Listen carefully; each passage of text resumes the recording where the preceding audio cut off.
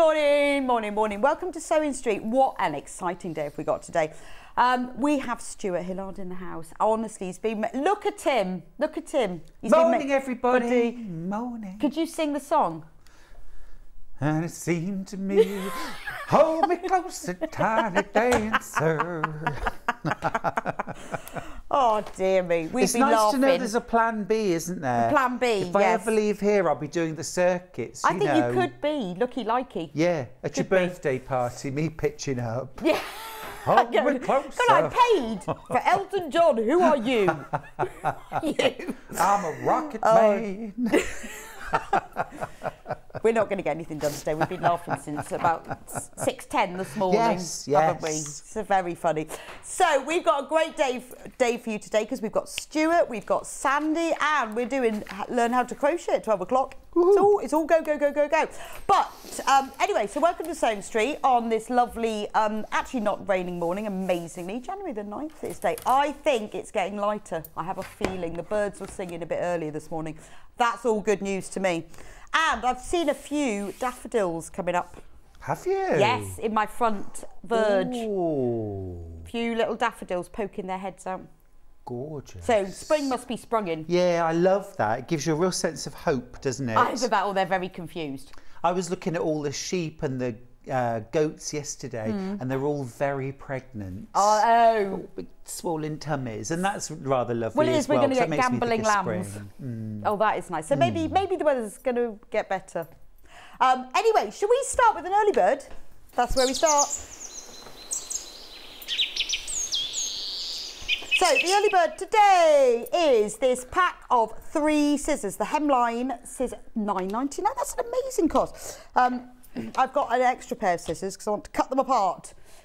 Are we having a special offer for this? We've got Benjamin is producing today. Ben is the house. He was a bit late this morning. He was a bit late. He forgot. He slept through his alarm. What a nightmare. What a nightmare. He's here at 6:15 instead of 6. Awful. But we coped. Stuart and I made it up for 15 minutes. And we've got Charlie directing today. Can we have a picture of the studio with a little wave from our boys? Don't eat the biscuits, Ben. Can we have a little wave from the studio, please? No. No, we've just got pink screen. Why? Oh. They're just in the pink today. Dear me. So we are going to reduce the price today to £4.99. That's amazing. So let me show you them. 3 pairs of scissors. 3 pairs of scissors. You have to use an extra pair to cut them apart. So first of all, we have the dressmaking. Oh, are we on the overhead? There we go. We have the dressmaking shears, which are 25 centimetres, 9 3/4 inches, stainless steel blades, ergonomic plastic handles. They're shears. You always know they're shears because they've got one big handle, one small handle, in case you ever wondered. They'll cut nice and flat. Well, I didn't know that. Did you not? That's how you know. I wrote a thing once for the magazine on what are shears. Anyway, one big, so ergonomic. Fascinating article that must have been. I know. Honestly, what are scissors? It would have gone viral if it had been the thing in those days. Then we have a pair of sewing scissors. So these have got 14 centimetre blades. Again, you've got the nice ergonomic handles. Really nice and sharp stainless steel. And then we've got your baby, well, they're a little bit bigger than embroidery scissors, but really good for sort of snipping ends. Good if you're doing knitting or crochet for yarn. Good for cutting like little buttonholes. So look at that, £4.99. Now I'm thinking this is a great gift, isn't it? Buy a pack for yourself, because you're saving a £5, and buy a pack for a friend. It's like buy one, get one free. It's a bog off. So £4.99, pack of 3. Now, if we've got any left, which I doubt because this is an amazing price, they're flying out, that price will go back up again at midnight. And remember that the P&P for the whole day is £3.95. So if you buy a pack of these, you've saved £1.05 above your P&P. So then that's done. You can check out as many times as you want. It doesn't matter whether you buy just this one pack of scissors or 395 things. Check out, go back in. Anytime, however many times you check out between now and midnight, then you will only be charged the £395, and you're saving more than that on these scissors. This is a fantastic pack. So I have a massive collection of scissors and I still don't have enough. I've got one of those scissor spinny storage things. I can't remember what they're called. Oh, Carousel. Yeah. Carousel. You know, the wooden ones that we sell. And it's full. I thought, I'll never fill that. It's got holes for about 20 pairs of scissors, but it's full. But you can never have enough scissors. You could have one pair for your dressmaking. You could keep this one for the kitchen. Perfect for cutting up pizzas or chopping bacon. That's what I use mine for. Cutting a pizza with a pair of scissors. So much better. And more accurate.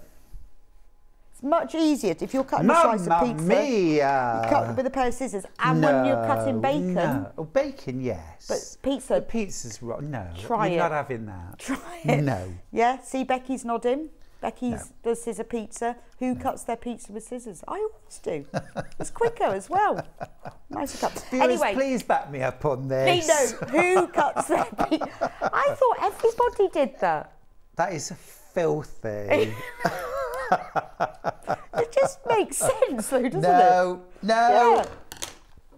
Yeah, actually, do you know what? I'll tell you what. I've cut sandwiches with scissors, and that as well. Why aren't I surprised? More accurate because it squishes the sandwich together at the same time and holds it together. Yeah, good. Anyway, so 3 pairs of scissors. That's your early bird. $4.99 instead of $9.99. What a fantastic value. So you've got a 25 centimetre pair, 21.5 centimetre, and 14. Right. So I will leave that with you. Is it time for the menu? Yes, it's time for the menu. So would you like to see what's coming up on today's show? 8 o'clock, that's now. We've got Stuart with his maze quilt. This is a beautiful design. Stuart's made it in lots of different fabrics and colourways and sizes so we can see. Now, the fab thing about this, we've got instructions only and we've got kits as well, all using Stuart's fabric, is he has designed it so it can be made in a variety of sizes, which is great because quite often you'll see a kit and you think, oh, I love that, but I'd love to make one for my super king bed. Oh, Hayley's just messaged to say she uses scissors for everything. Pizza, sandwiches and meat. It's like meat, see? Pepperami, yeah, see? I think it's great. Chicken nuggets, quite good for fish fingers. Yeah, sausages. How would you get fish fingers in the gaps for your scissors? And sausages. Right. You know. Sausages. You know, if you make like a sausage rigatoni and you want little pieces. Scissors. So the kit comes in all different sizes, which is great. So whether you want a baby version, like here, or whether you want the big double bed size one that's behind Stuart, the instruction have all of the sizes. And we have got, where's Stuart? Can't see him. It's like a camouflage. Yeah. So, and we've got all the fabrics for it as well in Stuart's Indigo range and the Kyoto. So that's going to be great. We'll be getting on with that one in a minute. Then at 9 o'clock, we've got Sandi with us today, who is got another brand new design. Lewis and Irene have launched a brand new fabric collection called Folk Floral, the first collection they've ever done with this new designer.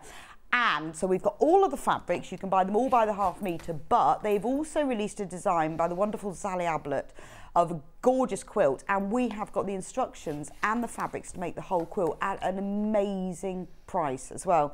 Sandi will be demonstrating that for us at 9 o'clock. You're going to love that. It's a beautiful collection.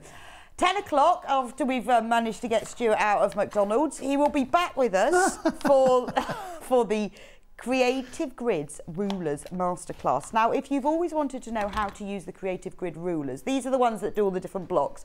We've got a selection here. Stuart's going to show you how to use them. So save up your questions, because he is the master of the Creative Grid, and it is his specialist subject. Creative Grids from the 1800s. There's not many questions, luckily. So What do you think they'd say if I applied to Mastermind Specialist Subject Creative Grids Rulers?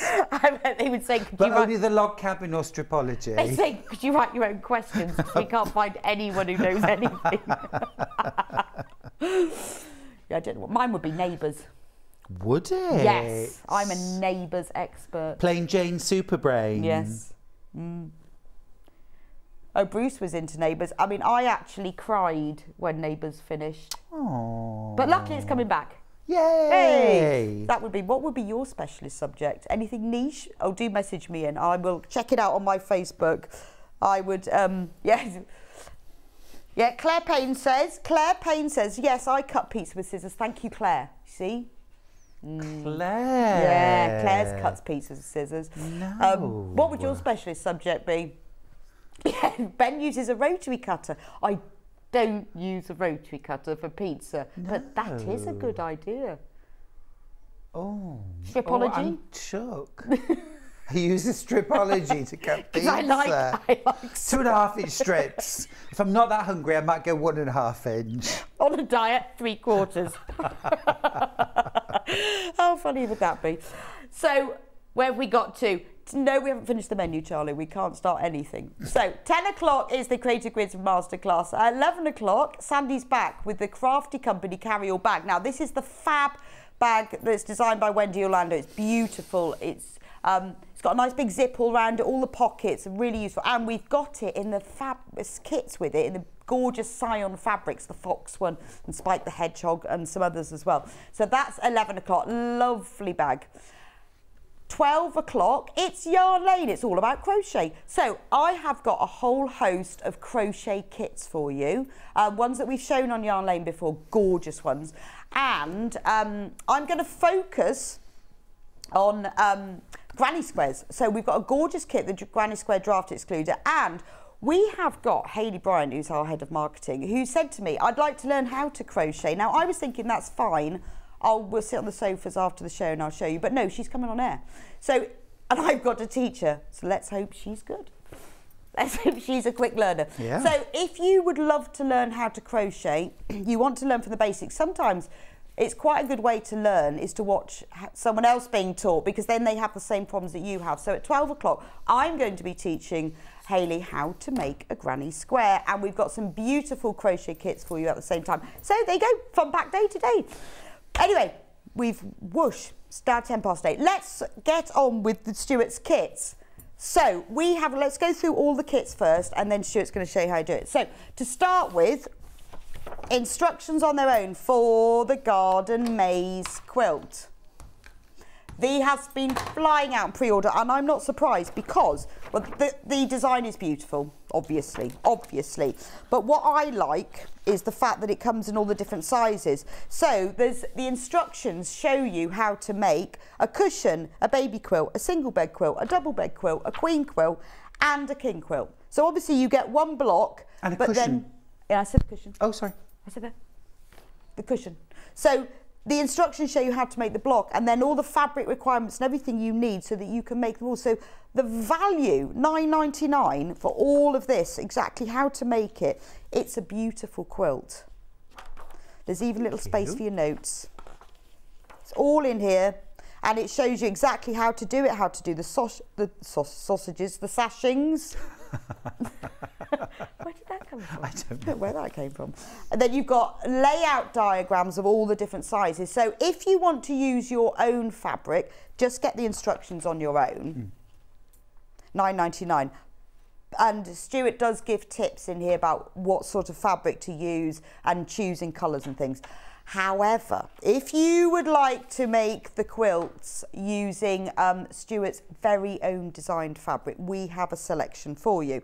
So we'll start off with the baby quilt. So the baby quilt could be a wall, this one, could be a wall hanging. Yeah, that's right. Yes, so you've got 4 blocks there, and I'm just going to grab the pattern so I can remind myself the finished size of that. I think it's 37 inches square. Okay. So it's a really nice size for a baby quilt. You could also do sort of, you could do 3 in a row and do a runner if you preferred. That would be nice. That would be quite nice. But yeah, as a baby quilt or a wall hanging, 4 blocks works. You'd actually have enough fabric out of your fat quarters to make 5 blocks. So you could actually do the 4 plus a cushion. Oh, okay. You'd need to add extra fabric for your backing, of course. But you could do a nice runner for a table or a bed with 5 blocks. Yeah, you could do 5 blocks in a row. Absolutely. And it's a very beginner-friendly block, and it's also a very versatile block. There's so many different ways that you could set it, and I've tried to include as many different setting suggestions in the pattern. So that's one way you can set 4 blocks. You could have them all going the same way. You could twist them all around so you ended up with almost like a square, big square, you know, with a cross through the middle. You can mix and match. It's brilliant. So the kit for the baby quilt, so the one not in this colourway, that's in a Tilda. The one that we've got is in the indigo fabric range. Yes, indigo elements. There's 2 different kits. You can go for the light blues or the dark blues. So which one have you got there? Right, so the dark blue ones, you get a metre of white fabric. Now that's used for the paths. And then you get this pack of fat quarters that are used for all the print sections. So you get 5 fat quarters in here. They're beautiful. They look tie-dyed. Yes. Like you've done it yourself at home. Yeah, well, it all came out of my lockdown in the barn with some indigo dye, you know, having a play one day. And I was doing some tie-dye, I was doing block printing, potato printing, bleach resist, you know, things like that. It was a creative day, you know, it was great fun. And then out of it came this range. I mean, it is beautiful. I love this. Now, the fabrics that I'm showing you from the Indigo collection, these are all available in packs of fat quarter packs and half-metre bundles as well. If you go onto sewingstreet.com, click on Watch Live and scroll down from there, they are all available on pre-order at the moment. So, if you see any of these and you think, well, I'd like to buy them separately, that's fine, just go onto the website. So you get a fat quarter of this gorgeous tie-dyed one. You get, these are all from the same collection. You get a fat quarter of the dots. Yep. I love them. Raindrops. And that was using different things to print on fabric with, you know, you know, like little caps off toothpaste tubes. And it's nice that there's sort of different levels of dye in them as well. Yes, sort of transparency, that kind of thing. There are a few web issues this morning, but if you just refresh your web, it should come back up again. But there's just if you're trying to buy it online at the moment, if you've got any problems, try refreshing, or if not, just call the number there, 0800 001 4433. They'll be able to help you. I can't accept those raindrops. Love the raindrops. Can't. Have I got them? Look, it's making me feel a bit ill. There we go. That's better. We had rain going upwards. That's Australian rain. Gotcha. Not British rain. Gotcha. Because it rains the other way up there, as we all know. And water then you've got goes down the plug hole the other way, doesn't it? Well, that is actually true. That is true. And then you've got the swirls. Yep. And then finally, I love this one. That's my favourite one. Thank you. Of all of them. So that's the collection. So obviously you get enough in here to make the baby quilt that's behind me, or it's a wall hanging as well. That's the darker version. And a cushion. If you do the baby quilt, you've got enough fabric for the binding as well. Oh, so you do the piecing and the binding. If you want to make a cushion as well, then you'll use your binding fabric for the little thin logs. Oh, okay. So you need a bit of extra white for the binding. Right. Or you could use up your scraps and do a pieced binding, that would be something nice. like that. So you could. So with this kit, you can make the baby quilt and a cushion. Yeah. Fantastic. It's great value. So that's the darker version. Now, right, the website's working out. This is flying out. I mean, I'm not surprised. $26.99, and you can make a baby quilt and a cushion, or a bed run, or a table runner, whichever you choose. Now, this is the same kit. You get the instructions, obviously. You get a metre of white, but this time it's from the Indigo collection again. But these are the lighter fabrics. Just make sure I've got. These are trees and leaves. Yep. We called that the art print because that was sort of, you know, using different elements of the whole range to sort of be a bit experimental, because it came out of an experimental sort of fun day. Oh, okay. Yeah, so, which normally I don't have time for. Thank goodness for Bex, lockdown. you know what I mean? Yeah, I know. It's just where you feel like, when you spend all day just trying things out. But thank goodness for lockdown. Yeah, yeah. I love this background colour. It's like chambray. Yes, yes. And then that's one with a leaf. And then we have These are like the big cheese plant leaves. Yeah, they are, absolutely. Beautiful. And again, you've got the deep indigo, you've got the lighter indigo, you've even got the leaves with a mixture of the two. Then we get a lovely, like a tie-dye stripe. Like that one. Because it's nice that it's not straight lines. Right. Slightly wiggly. Straight is very overrated in my opinion, Very overrated, I know. It's nice to have a bit of a bend in it, isn't it? Because it makes it a lot easier to cut. It really does. Doesn't it? Because you don't, you know, when you cut absolute straight gosh, lines. absolutely. Really hard, isn't it? You end up moving your rotary, your ruler all over the place. Yeah. And then you get, actually, I think this shibori stripes, that's the right way. It is it? Yeah. That's beautiful, shibori stripes. So that is the lighter version. So you just have to decide really whether you want the darker version or the lighter version. Well, the other thing, Bex, what you could do, if you get both kits, you can then mix and match your lights and darks blues. You've got 2 meters of white. Now that's actually enough to do a 9-block quilt. Right. Plus a cushion. Oh, okay. So that would be really stunning. So that's quite worth it, isn't it? Yeah, yeah, yeah. Okay, that's a good tip. Right, now we've also got 2 kits to make the double bed quilt, the one that's hung behind Stuart. So in this kit, you get loads of fabric, absolutely loads. So obviously, full instructions come with all of these kits. You get 4 meters, is it 3? No, 3. 3 meters of the white. 3 of white, that's used for all the paths. Yep.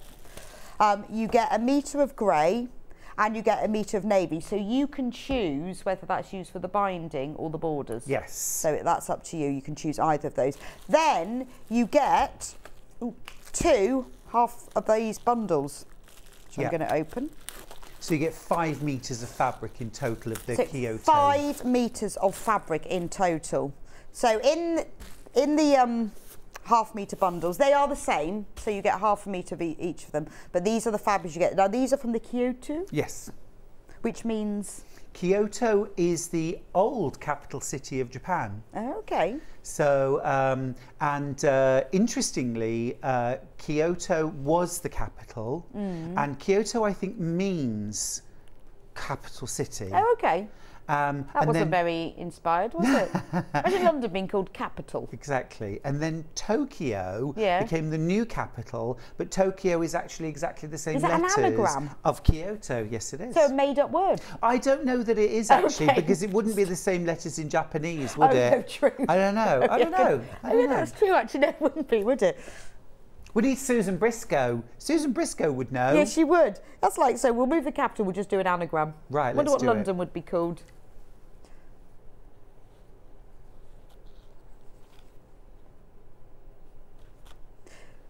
So you get the, you get this lovely, I like this really, really crisp white background, and you've got all of these Japanese flowers in navy and green, and I like the little coral pop. Yeah, it's a nice little pop of colour, isn't it? Gives it a real colour. I like this one. This is very shibori, isn't it?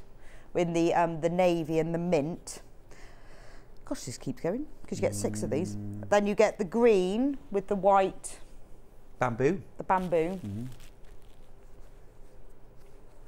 I'm just checking what that says about the fabric, whether you get 1 pack or 2 packs. You get 2. You do get 2? You get 2, oh, yeah. So in total you get 1 metre of each of 5 fabrics, but they're cut into half metres already. So those are all the print fabrics, but you will get another pack, so you will get 10 half metres. Yeah.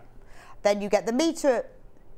My site's crashed again. So this is what I can't get with. So you get the instructions that are $9.99. You get 3 meters of white, 1 meter of grey, 1 meter of navy, and then you get 10 half meters of the print for $87.99. Yeah.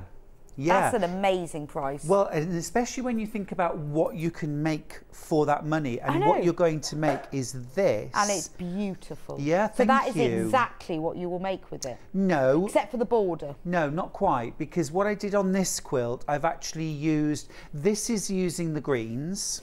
You put some and this is using the navies. So this is actually using the whole range, and then I've used the rice bowl design for this square. I'm going to show you a little hack actually for what to do in this square. You can use, so in this pattern you will use one of those half meters to create your squares.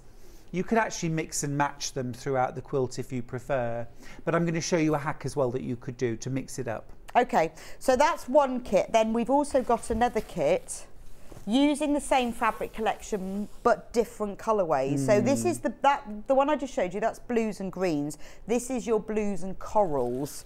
So again, you get full instructions. You get 3 meters of the white, you get a meter of this mid blue, you get a meter of the tomato red, which is the same colour as the red that's in here. And again, you will get 2 half-metre bundles, but the fabrics that are in the bundle, remember you get 2 of each of these pieces. So this will give you the sort of the more bluey red colourway. So you get the fish, the carp, with that little pop of red, but you can see how that matches it beautifully. So that's really going to pick out those colours. Yeah, the hot tomato solid is an absolute perfect match, isn't it? It is. Is this one bamboo? Yes. It's really fresh, isn't it? It's beautiful. I love the white against the navy. And then you'll get the 2 half meters of this. Again, you've got that tomato red with the navy and the white flowers. You get the one with cranes. And that's bamboo as well, isn't it? Yes, that's the bamboo stems, bamboo stripe. Stem. So those are the colours. So the quilt that's behind Stuart is using both of these colourways, so which is really lovely because you can see... Well, if you have a look at any of the individual blocks, you can see what the blossom colourway would look like using the greens with the white. And then right next to it, you can see how the blues and the white work together. So you could mix and match if you wanted. You could buy both. You can get both packs and mix and match. But because we've got the packs available to sell on their own, if you wanted to buy an extra pack because you wanted to use some other colours in it as well to add to your kit, you could do that. Yeah. But this kit will make that size quilt. Yes, it will. Yes, it will. Yeah. Fab. Yeah. Right, so those are all the kits. There are 2 of the baby kits in the dark and the light. There are 2 of the double bed in the green blue or the red blue. And then all of the fabric is available to buy in fat quarter packs or half-metre packs. So if you've bought one of the kits and you want to add to it because you want some other of the prints, then just pop another bundle in your basket and you will be able to make it a bit bigger. So where do we start then? You can. Well, so I'm going to start by cutting a bit of the solid up. Right. So just a quick 101 on when you're cutting your fabrics. So I've got my fabric ironed first of all. Really important to iron your fabric. Get rid of any creases first of all. And then I like to iron where the fabric's folded in half. I just like to give that a little press. And then I've laid that down onto my cutting board and I've lined up that fold with a printed line across the bottom. Okay. What I'm going to do now is fold the fabric down. And I just want to make sure that the top fold is also on a line on the mat. And this is particularly important if you're having to fold your fabric in both directions. So now I'm just going to line up my ruler and make sure the lines correspond top and bottom. And then I'm going to cut through to clean up one edge. And then going to spin the mat around. And then I can cut my subsequent strips from there. Now all of your logs are 2.5 inches wide, which makes the pattern entirely strip roll or jelly roll friendly. Oh yeah, that's true. But if you're, and also if you've got a stripology ruler, then you can use that to cut both the wide and the narrow logs. I'm just going to cut some narrow logs now. The website is back up and running, just to let you know. They have sorted it out. Wonderful. The IT experts have got into work. Oh, phew. Phew. So we're all fine now. Sorry for the issues and the slowness of it, but it's all fine now. And then I'm just going to cut a few of the inner logs, the narrow, I liked what you called them, the pathways. I thought they were, because it's a, it's a garden. maze, I feel like it's paths. I think that's exactly right. That's exactly right. And topiary borders. Yeah, yeah, absolutely. So what I recommend, if you're making the larger quilt, well, even the smaller quilt, I would recommend that you cut out just one block to start with, and piece one block in its entirety before you start cutting any extra pieces. Makes sense. Now I'm going to show you 2 different options for the centre of the block. Here I've cut out a square of fabric for the centre, so a plain square. I've used one of the prints that from Indigo Elements. But I'm going to show you an extra idea. So if you were using a jelly roll, only, this is what you could do, or if you want to mix and match your fabrics. So I've cut some solid, I've used a navy solid here actually, and I've cut some squares of one of the prints. And this is quite a good idea as well if you're using your scraps up. Okay. So you could do a pieced block for the centre. Well, also, once you've got the kit of the instruction, you can make it using the fabrics. Then you've still got the instructions to make more quilts. You absolutely do. You absolutely do. And it's a nice, easy, quick block to make too. So here I'm going to do a pieced centre for this one. So I've got my 9 patch all set up. Now, I've got my machine set to 1/4 inch seam allowance. I've used my Elna 680 Plus, which has 1/4 inch stitch on it. I lay out my block next to me. I'm sewing my first 2 patches together, so I flip right over left. Okay, so I'm going to keep going down the line, right over left, right over left, and keep everything lined up. So I'm chain piecing my first row. Once I've done that, I'm going to leave all the pieces attached to each other and just clip the thread. Okay, so I've got everything cut out. So what I'm going to do now is I'm going to add my last patch, okay, to the other side. Leave them attached, don't start snipping them apart. Like, this is okay. much easier then, because you can see which one you're joining to which one. Yeah, you absolutely can. And also it will really come into its own when I want to put the whole block together. So let's add my navy. Because we're busy people, right? All of us sewers, none of us have enough time to sew. If only we did. If only we didn't have to go to sleep. Just think how much more we could do. I get asked that question all the time. Do you actually ever sleep, Stuart? I wish you didn't have to. It's such a waste of time, isn't it? Oh, and I love sleep. I know, but only because you need it. If you didn't need it, wouldn't it be great? Think all those hours you'd get back. I guess, but I just like, you know, I like lying I'd in like bed to just as well. go to bed for a couple of hours, read a book and get up again. That would do me. Cup of tea. So what I'm going to do here, I'm just finger pressing now all of my seam allowances towards the dark fabric. Okay. And nice and neat. So now, look, my block's all together. It's all joined together. So literally all I've got to do is flip that over and sew it. That's magic. Don't need any pins. That's my magic. points are all matched up. See, whenever I chain pieces like that, I cut them all apart. Yeah. I'm doing that again. A lot of the time you would need to. But for a 9 patch or a 16 or a 4. Yeah. And the same could be true if you were sewing half square triangles or flying geese or things like that together. It works for that too. All you've got to do is make sure that you set your block up next to you and just check that everything's... Right, so if you've got, like you're doing, you've got the block and you're just taking it from one to the other. Yeah, yeah. And then you see, this is using 2.5 inch squares. So my finished centre block will be 6.5 inches. So I've replaced my plain block with a pieced block. Fantastic. So that's a little So you could do a bit of both, couldn't you? You absolutely could have some plain, could. some pieced. Yeah, wouldn't that be fun? I like that. I like that. So now I'm going to grab my pressing surface and now I'll give everything a press. So I'm only pressing actually at the ends. Okay. Okay, so we'll give that a quick press. That is the very, very quick 9 patch. It's easy, isn't it? I like that. And everything's all lined up and matched up nicely. So just press that flat. Okay, right. So there is my centre of my block, all pieced together. Perfect. Like I say, you could use a plain block, but hey, we like patchwork. Let's do it. Okay, right then. So now I'm going to start the piecing of the actual block.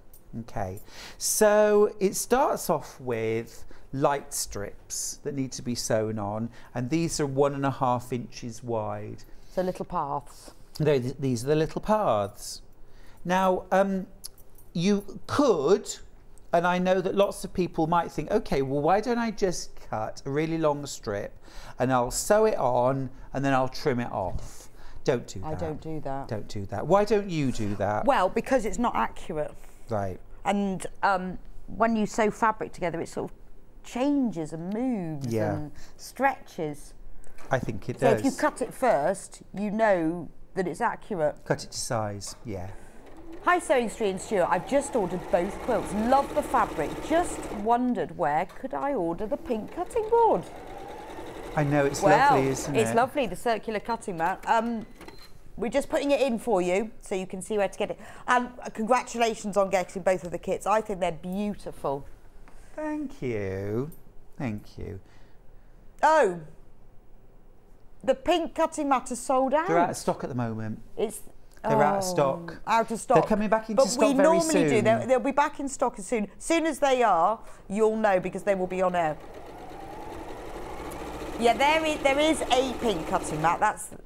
But it doesn't rotate, that one. So if you want a pink cutting mat, there is the bigger size, but it's obviously not a rotating one. Right. So I've sewn on my narrow blocks. So it's a bit log cabin-y, isn't it? It is, absolutely, yeah. It's just a kind of a different half log cabin. Half a log cabin. Yeah, yeah. So I've sewn those on first of all. I think I'm going to really like this with the pieced centre. I do as well. So you think, well, I'll only do a few, and then you'll do one and go, oh, actually. Yeah. Well, you can make one to make, look at this. You can make one to make a cushion, you see. Make a cushion first of all. Now, when you've sewn on your narrow logs, when you put on your wide log, what you're looking for is a perfect fit. Right. So it just fits. If it doesn't, don't carry on. Don't carry on. You've cut it wrong or something. Yeah, you might have cut slightly off. You might be piecing slightly off. Now is the time to just make the tiniest change. And when I talk about a tiny change, what I'm talking about is move your needle over to the left or the right. If it's a sewing issue, just move your needle. Don't try and retrain yourself to sew with the fabric in a different place or move the fabric over. Just move your needle and then you can carry on what you do. Right, without having to constantly remember. You'll forget, you'll forget. So I'm just finger creasing these back. And then again, my next piece should just fit. And remember, if it's ever so slightly short, have it on top. If it's ever so slightly long, have it on the bottom. Because you should always sew with a baggy bottom. Always? Not a soggy bottom? No, not a soggy bottom. Now the other thing is, of course, you can mix and match these if you're buying your own fabrics. I've used one colour throughout for the narrow logs, but you could use a contrast. You could alternate. Oh, that's so for true. example, I'll just show you here. If we wanted to, I could make the next round of narrow logs like that. Navy. Oh. Shall I do that? Yeah, do it. Should we do it? Let's do it. Let's do it. Well, it's just plain navy fabric, so it's the sort of thing, although that's not going to come in your kit. If you've got some, and if you haven't, we do sell it by the half metre.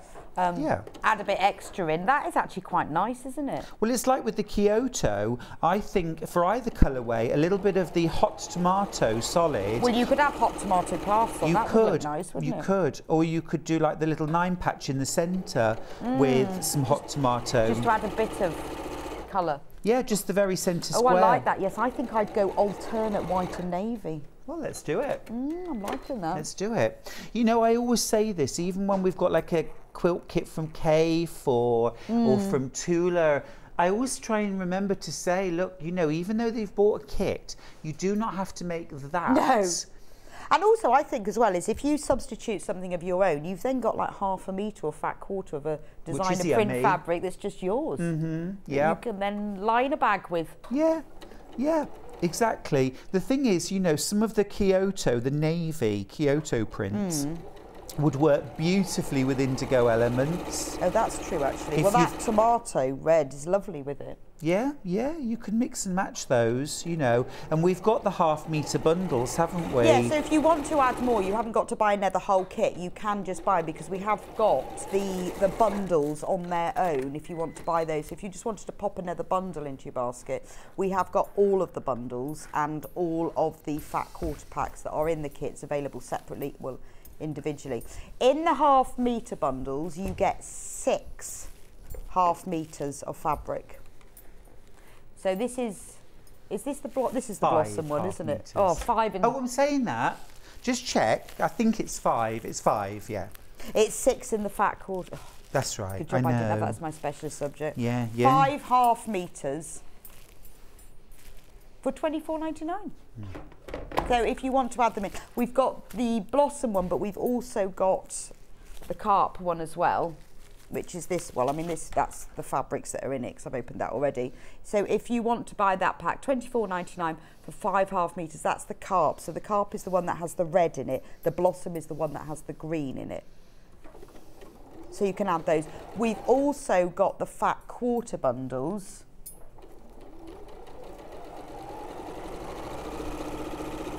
We've got the navy one, £9.99, and you get 5 fat quarters in there. And that's all the navy one is this one here with all of those colours. If you want the lighter one, that's that one, that's the fat quarter bundle, £9.99, and these are the colours that you will get in it. And then we also have the same fabrics but in half-metre bundles. This is the navy one. Now, in this navy one, you get 6. There are 6.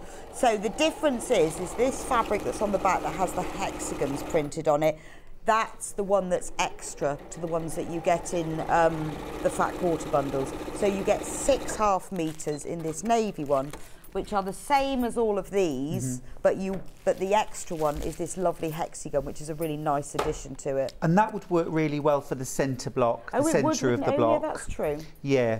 So if you want to add to it, then you can. Or if you want to just get the instructions and you want some of them, and then you want to use your own plain, you can do that as well. We've also got the light blue version, which are these fabrics in the half-metre bundles. You get 6 half-metres with the addition of this one that isn't in the fat quarters, if that makes sense.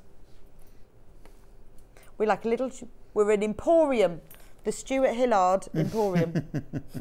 Now that's the name for your new shop. Yeah, definitely, definitely. I like that. So there we go.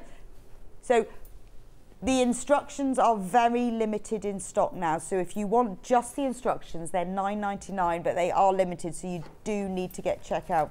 I know there were a few of you right at the beginning were having issues checking out when the website was been a little bit slow. It's back on now, and these are flying out. So if you do want the instructions on their own, you need to get check out with those. And obviously you can buy the kit with all the fabric, or you can just buy some of this fabric. It's entirely up to you. Well, you might be going for the kit, but also then getting some extra fabric to supplement it. I think I would do that and make it even bigger.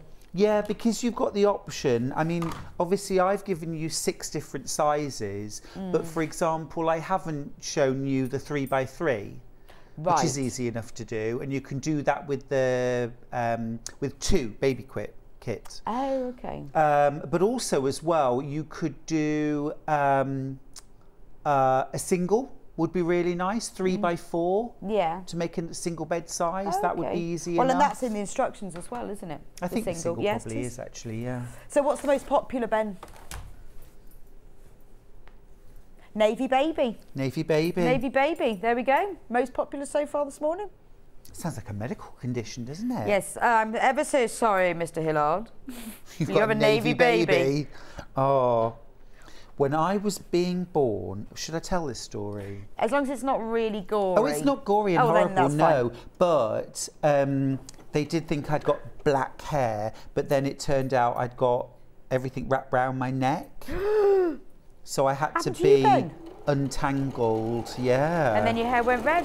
But apparently it's very sort of lucky and auspicious. Is it? But To have the cord wrapped around your neck? yes. That but sounds like also, marketing spin. Well, possibly, I'm ever yes. so sorry, Mrs. Hillard. But it's very lucky that your baby got the cord wrapped right round its neck. Don't panic. Don't panic, it's luck. But my mum was actually born with what they call a caul on her face, which I think is part of I don't know if it's the afterbirth, on her face. And it was always a thing amongst sailors that if you owned a caul from a baby, that you couldn't drown. So a sailor actually bought it from my grandmother. No way. Honestly, because it was that long ago. Idiot. Honestly. And he believed that. And sailors would take them on ships with them. Because then you couldn't drown. You couldn't drown. It's ridiculous. If you had it? one in your possession. I love all that folklore. That's great, though. isn't it? And I bet if it ever happened, they went, no, he'd forgotten he'd left it at home that morning. Yeah, yeah. Now, let me just check. Money, keys, passport. I've got everything I've got suntan lotion. Yeah. I've got my sunglasses. I'm all good. Is there anything? I've forgotten my call. Forgotten my forgot. call. Anyway, Turn her out. Go back. maybe we can get it sent by every DPD. Can we DPD that to my galleon? Yeah. So I'm just going to keep going. Oh, everything's rosy coloured now. It's lovely. I know, I'm surprised you can sew with those I'm on. literally looking at the world through rose-tinted glasses. That's what it's like being on Sewing Street, Stuart, you see. It's just a world of rose-tinted glasses, It's a much nicer place, believe me. They're extremely large, oversized glasses. Yeah, no, they're lovely though. Where did they even come from? Well, Elton left them when he was here doing a show. Yeah, I forgot that. I believe. Wasn't he booked Was for he last doing a year's cave birthday? quilt? I think he was demonstrating a cave quilt that day, wasn't he? I'm a rocket man. No. So just I can't keep believe they going didn't now. cast you for the movie, actually. I was robbed, really, Robbed, wasn't I? Well, I yeah. was the body double Well, because Body double for Elton John. yeah. The chap that they'd got to play him was too fit. Yeah. So, you know, for when Elton let himself go, I stepped in and I was the body double. Can you imagine that as the job description? We're looking for an Elton John who's let himself go. Yeah. Thin people. That's right. Well, you get people who do like Elvis impersonations, and you get people that do like young Elvis or Elvis in the army, and then you get people that do Vegas Elvis, which I'd want to be Elvis in the army, wouldn't you? I think I'd find it easier to maintain myself if I was Vegas Elvis. Well, you could just eat. That would fit my lifestyle better. I need another peanut butter sandwich. Oh, it's coming together. What do you think? It's lovely. Are we liking? I'm like him. Yeah? We like Pretty. Yeah, that is really nice. And it's also, like I say, it's a great scrap buster as well. So if you've got... You could just keep going, couldn't you? You could. It's a bit like a crochet granny square in that sense. The other thing which I think would be really fun to do, let me just show you, I can't take these glasses off now, would be to actually piece these strips. Piece them with little scraps. You could, yes. Pieced together. That Just would be occasionally, not all of them, it would be too much. But because you've got this solid fabric that separates out, it brings order to the chaos. Yeah, and also you wouldn't have to do any seam matching if you only did a few. Oh, exactly. Well, that's a win. A few topiary beds. Yeah, that's right. That's right. So it's all good fun. It's all there for you to play with and adapt and make your own. You could add some hot tomato. Add some hot tomato. I think you have to say hot tomato. I say tomato. I think it's potato. You say potato. Who says potato? Well, nobody says that. That's ridiculous. Can you imagine going on a date with somebody and the waiter coming round and them said, oh, could I have some potato? I'd be like, taxi. Yeah. Why didn't they have... The song would have been better if it'd been you say scone, I say scone. Yes. And then that's kind of more relevant, isn't it? Yeah. You'll be from Cornwall and I'll be from Devon. And never the twain shall meet. I put the cream on first and you put the jam. I think there's a reason why they didn't choose those lyrics. But better than potato or potato. But then some people say weird stuff. My husband says plastic. Plastic. That's weird, God, isn't it? It is a bit. Yes. Are you Bath, grass? Oh, definitely Bath. Bath. If you live in Bath, you call it Bath. It's only people who live up north who don't live in Bath who call it Bath. There'll be emails. Yeah. But you live in Bath, it's called Bath. Oh, I'm sure it is. Sure it is. And grass, but... Yes. I'm sure if you say? live in Bath, you say, get off my grass, don't Would you? you say, I'm sorry, you're not allowed in? Could you show me your passport, please? Ah, there we go. Yes. So I'm almost there. In fact, I think I am there. But what I'm going to do, actually, just to finish this off, I'm going to add a little bit of navy right round the edge. So if you're making the cushion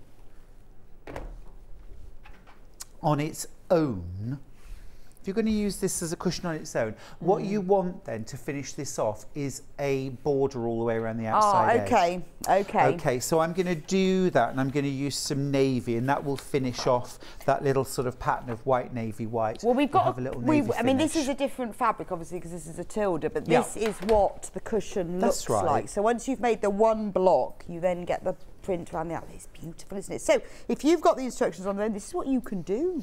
Yeah. But get the kit, and then you've got the instructions. Exactly, yeah.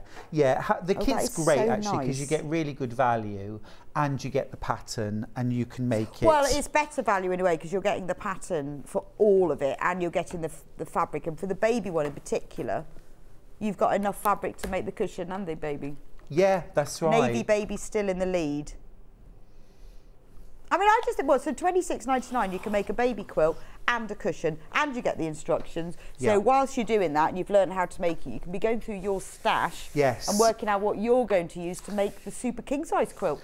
Yeah, that's right. It would be really lovely to do that, actually, scrappy style.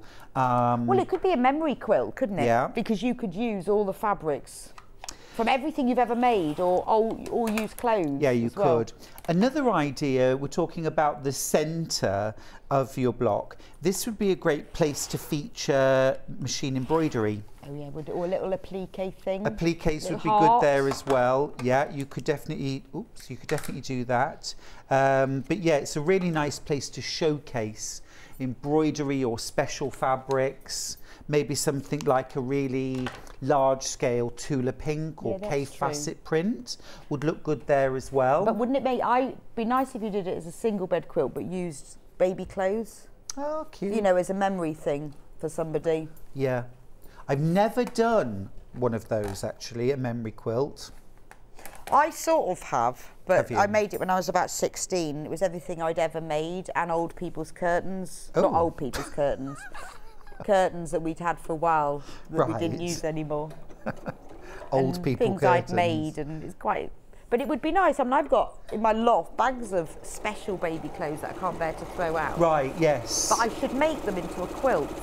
Well, you should talk to Sandi, who's on next, because she does memory bears, doesn't she? Yes, she's memory bear. That's true. I don't want to do bears. I think they're quite hard. You need, if you do memory bear, you need to do what you're doing. Yeah. I do love a bear, though, don't you? Yeah, they're just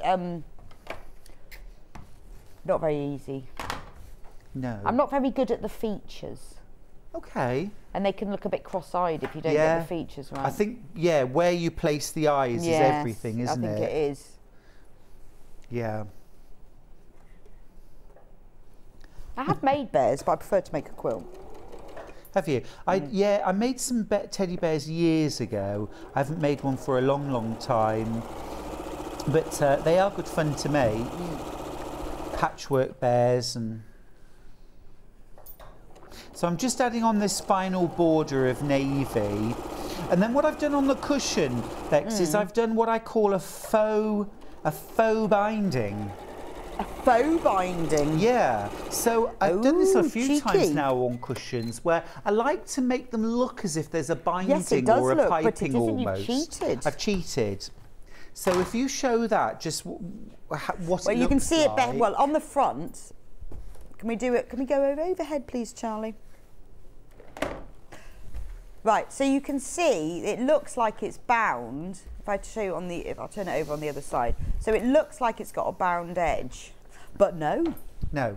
No. So all I did, together. yeah. So all I did was made the outer cushion front, made the envelope back, sewed everything together, you know, right sides together, sewed it all together, turned it through to the right side and pressed it. And then I just used my walking foot and I went in about 3/8 of an inch from the edge of the 3/8 to half an inch in.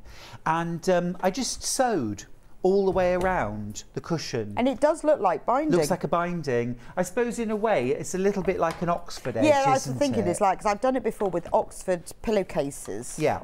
That's very nice, I like that.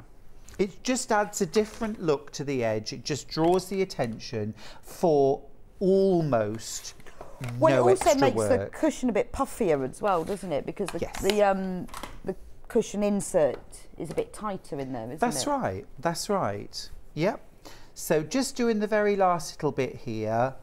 I would normally cut these to length, but I'm just sewing them on and trimming them, which is exactly what I said. Don't ever do. Don't do that. You just say, don't do that. Don't do it. Don't do it. But sometimes you can do it. Oh, Well, look, it especially when depends you've what only you're got 5 making, minutes doesn't left. it? Yeah. I wouldn't do it on a quilt. I love this blue and white. Yeah, it's cute, isn't it? And, you know, lots of different shades of blue. Really nice for boys or girls if you're making a baby quilt. So we've got more of the navy babies in baskets than we actually have in stock. So if you've got it in your basket and you want it, you do need to get checked out, because it'll be fastest finger on the buzzer. There's no need to wait to check out, because it's not like you think, well, I've got to wait and see what I'm going to buy later. You can check out now and you can still check out later, and you'll still only be charged the 1 P&P. So if you do want the navy baby quilt, you need to get that checked out now. But we do have the lighter one. But that one is also more in baskets than we've got. So just choose which one you want. Or if you love this fabric and you could get both of them, then you can make a bigger quilt then, because you've got enough to make 10 blocks for the two together. Yeah, you would. And what you do when you actually get your fabrics, you want to choose one fabric which is going to be for the centre of the block, and then you're going to pick 3 more fabrics for the outsides. Right. Okay. So actually, you can make these units with 4 fat quarters. Okay. Then your 5th one you're going to use for the border. Right. Now, when you're picking the fabric that you're going to use for the border, just be aware you're going to have to piece the fabric together. Okay. I did on this one, on the Tilda one, the outer border's pieced. Okay. So Can't just tell. pick a print that won't show. Right. You know, if you think if I'd picked the ladies, that would have been hard. There's no way, and especially with a fat quarter, you've got to. No, that's true. So do pick your fabric, but if you pick a fabric which is fairly busy that you won't notice, then you're away. So before you put it all together, once you get your kit, decide what you're going to do. Yes. Or pick use a what's gonna plain go for where. the border and keep that one for your stash. Yeah, absolutely. Right, so I'll just trim my corners and then I will show you what we've ended up with. So this is a little bit of a hack of the block. That's great. So, I mean, you've managed to make the whole of that block. Yes. In about 30 minutes. Yes, and that includes piecing the centre as well. So nice and quick. If you were going to make the 12 or the 20 block quilt, you know, it's not going to take you forever. It's the kind of thing that you can make in a weekend. There we go. And it looks, I love the multicolour parts. Yeah, that's fun. I like that. I'm going to do that again. And the piecing of the corner. It's really, really effective. It's a whole new quilt block, isn't it? Fantastic. Enjoy. Well, thank you very much, Stuart. We'll see you back here in another hour. Yes, for the Creative Grids Masterclass. So you've got an hour to become a master. Oh my goodness me, it's not enough, it's not enough. Good I'll job you know how to do it already. Just a very quick recap, please do keep checking out on all the kits. We are very limited on them. There are a few that we've got more people who've got them in baskets than we've actually got in stock. So the navy baby one, there are less than 10, and there are loads more than that in baskets, and also the double bed ones as well. Keep checking out. If you go onto the website, if you can't remember all the different colourways and all the different bundles, it's all on the website and it's all working properly now. Just go onto sewingstreet.com, click on watch live, you will see all of it there.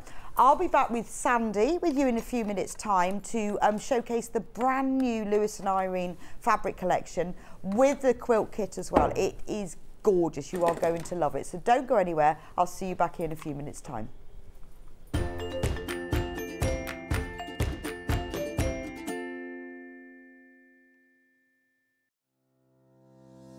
Hello, my name's Rebecca Harrison. My background is in theatre costume, so I've made costumes for film, TV and theatre. I began to sew when I was at school, in primary school, and I also did a lot of sewing with my mum at home.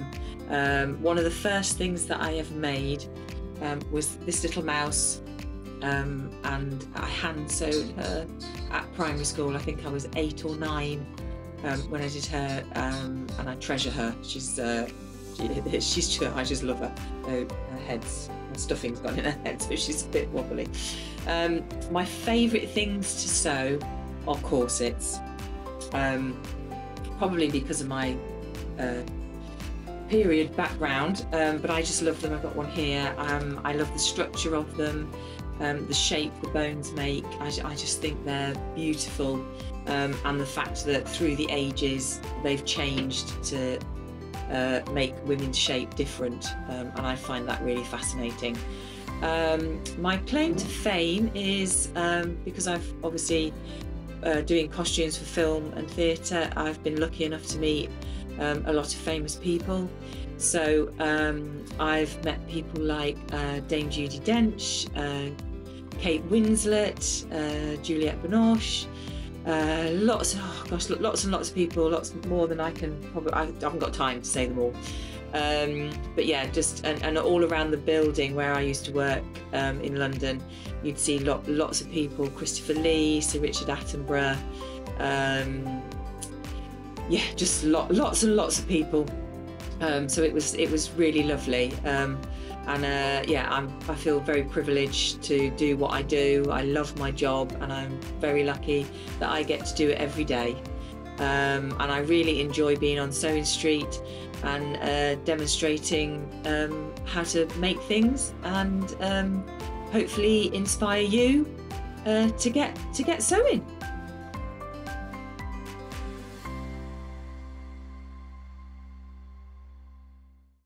Keep up to date with what's on Sewing Street, as well as all the latest news and special offers by signing up to our email newsletters.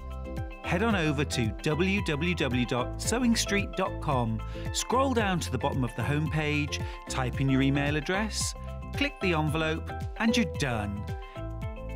Never miss out on the latest news and special offers ever again. It's a new year, so that can only mean one thing. It's time for those New Year resolutions. And it's the perfect time to start a new hobby. Jewellery Maker, Sewing Street and Hobby Maker are here whether you're starting something new or advancing your skills on a current hobby. With all the tools you need to start, as well as expert demonstrations from our great guests. Are you starting a new hobby this January? Share your new makes with us by tagging Jewellery Maker, Hobby Maker or Sewing Street using the hashtag #NewYearNewHobby. And watch us every day from 8 AM to 1 PM on Jewellery Maker. On Hobby Maker, 6 to 8 AM and 1 to 6 PM. And 8 AM till 1 PM on Sewing Street.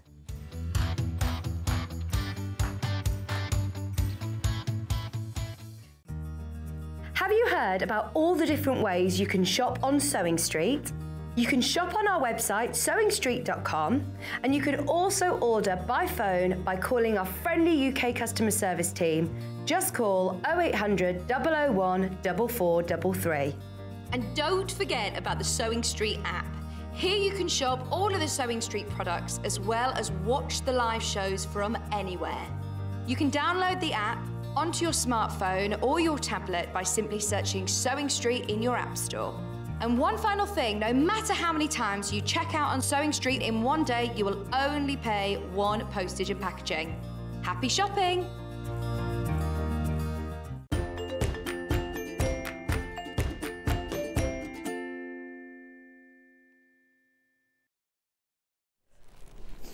Welcome back to Sewing Street. We have got a brand new fabric collection from Lewis and Irene called the Folk Floral. It's gorgeous, absolutely gorgeous. It features shades of teal and coral and navy and a lovely sort of burnt orange, not a bright orange. It's really lovely. Now there's a lot of designs in it that are featuring cross stitch as well, so it's perfect for the sewer, as well as some really lovely florals. Now we have got the whole fabric collection available by the half metre, and then we have selected some of them to put together into a quilt kit, which has been designed by Sally Ablett for Lewis and Irene, and she has designed the quilt based on the fabric itself. So it's not just a quilt design that's been then using a fabric that she has been inspired by the fabric to make it, which is, I always like that, because it means that the quilt is designed with the shapes and the patterns and the colours to enhance them. So I'm going to go through the fabrics first.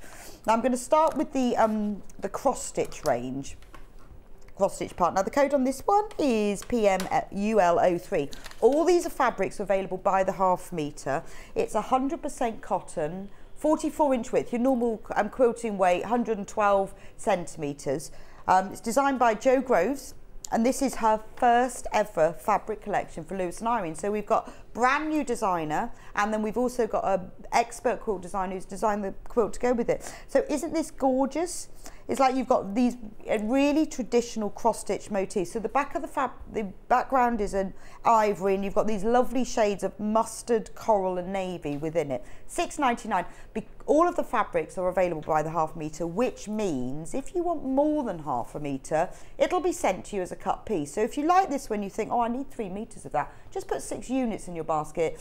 And everything is cut as you order. We don't have it all pre-cut at all, so you'll have exactly what you want. So that's the Floral Cross Stitch Hearts Autumn. Then the next one is LOUL38, same one, but in a navy background. Isn't that beautiful? So again, you've got the navy background, and then you've got this cross stitch pattern. So if you love stitching, which obviously you do because you're watching Sewing Street, this is a real nod to your hobby as well. So, you know, you don't have to use it in a quilt. It's lovely you could use it for smaller things as well. Really good for sewing accessories for your sewing room. The next one, KRUL42. I'm going to go through these quite quickly so we can get on with our demo. This one has the lovely coral. It's like a raspberry coral rather than an orangey coral, with the motifs in ivory, navy and mustard. So that's that fabric range. Now this part of the collection again features the cross stitch motifs. Oh, sorry, I need to give you the code, GHUL63. This one you've got the sort of the burnt orange background with just the ivory cross stitch motifs on them. So all of the fabrics in this collection, obviously the colours and the prints all blend together because they're using the same palette, which means any of the fabrics that you choose and buy, you know will go together. The next one, same print, WZUL23, features, we've brought the teal in now, features in a lot of the fabrics, first time we've seen it.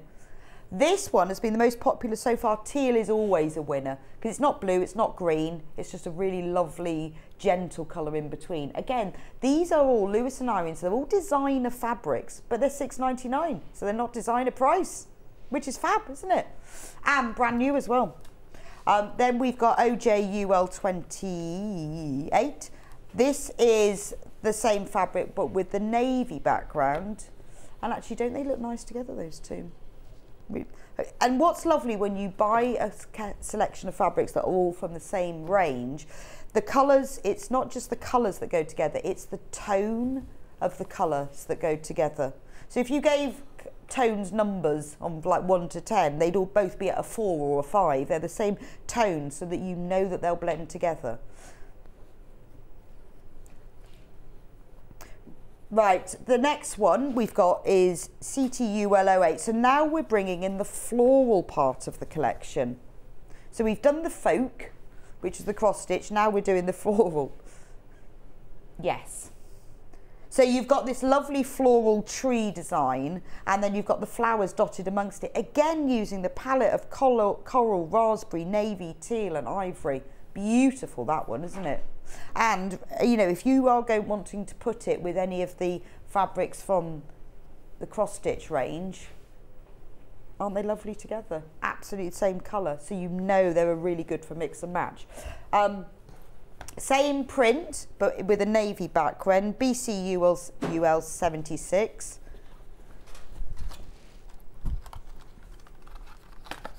It's funny, now you've got the tree leafy design in teal rather than ivory, and it really stands out. It looks completely different, doesn't it?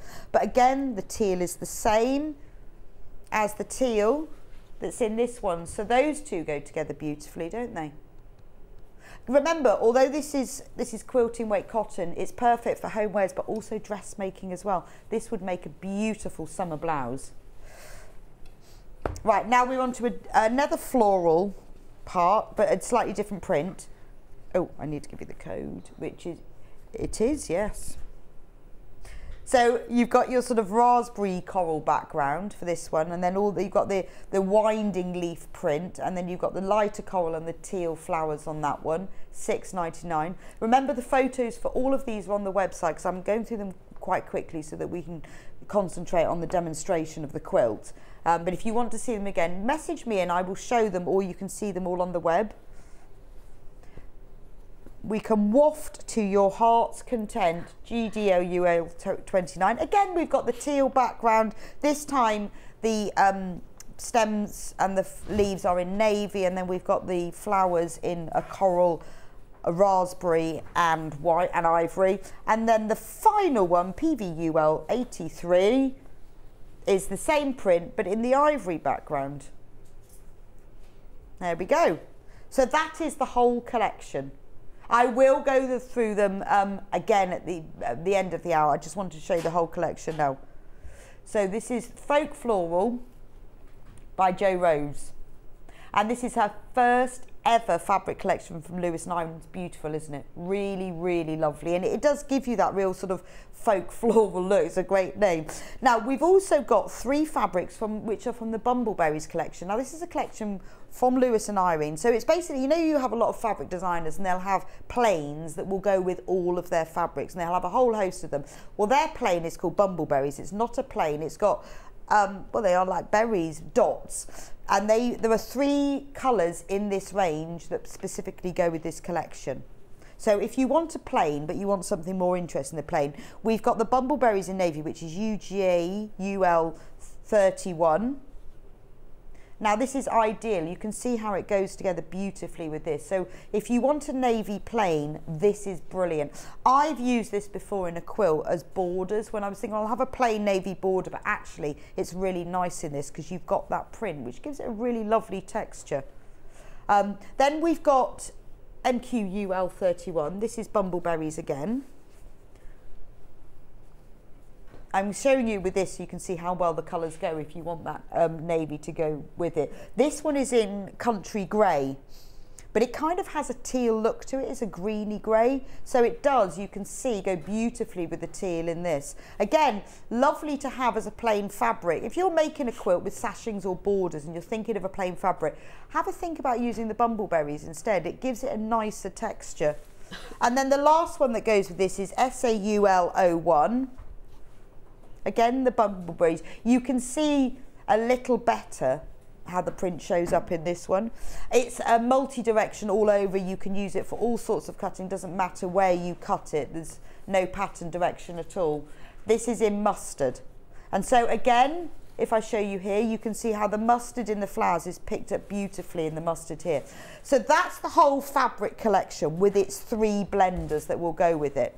Now, the quilts. Now, we have part of the quilt hanging behind Sandi. Morning, Sandi, with part of the quilt. How are you? It's beautiful, isn't it? It's lovely. It really is a beautiful quilt. I love the colours together, and we've used the plain borders as well on it, and it looks really nice. Well, it's nicer than a plain fabric, I think, isn't it? It just adds that sort of texture to the border as well, doesn't it? And I love the pop of mustard in it. Yes. Makes the squares stand out. Very on trend as well, isn't it? Having some mustard in it as well at the moment. Well, all of those colours, navy, coral and mustard, they're in. They really are, and they go so well together, don't they?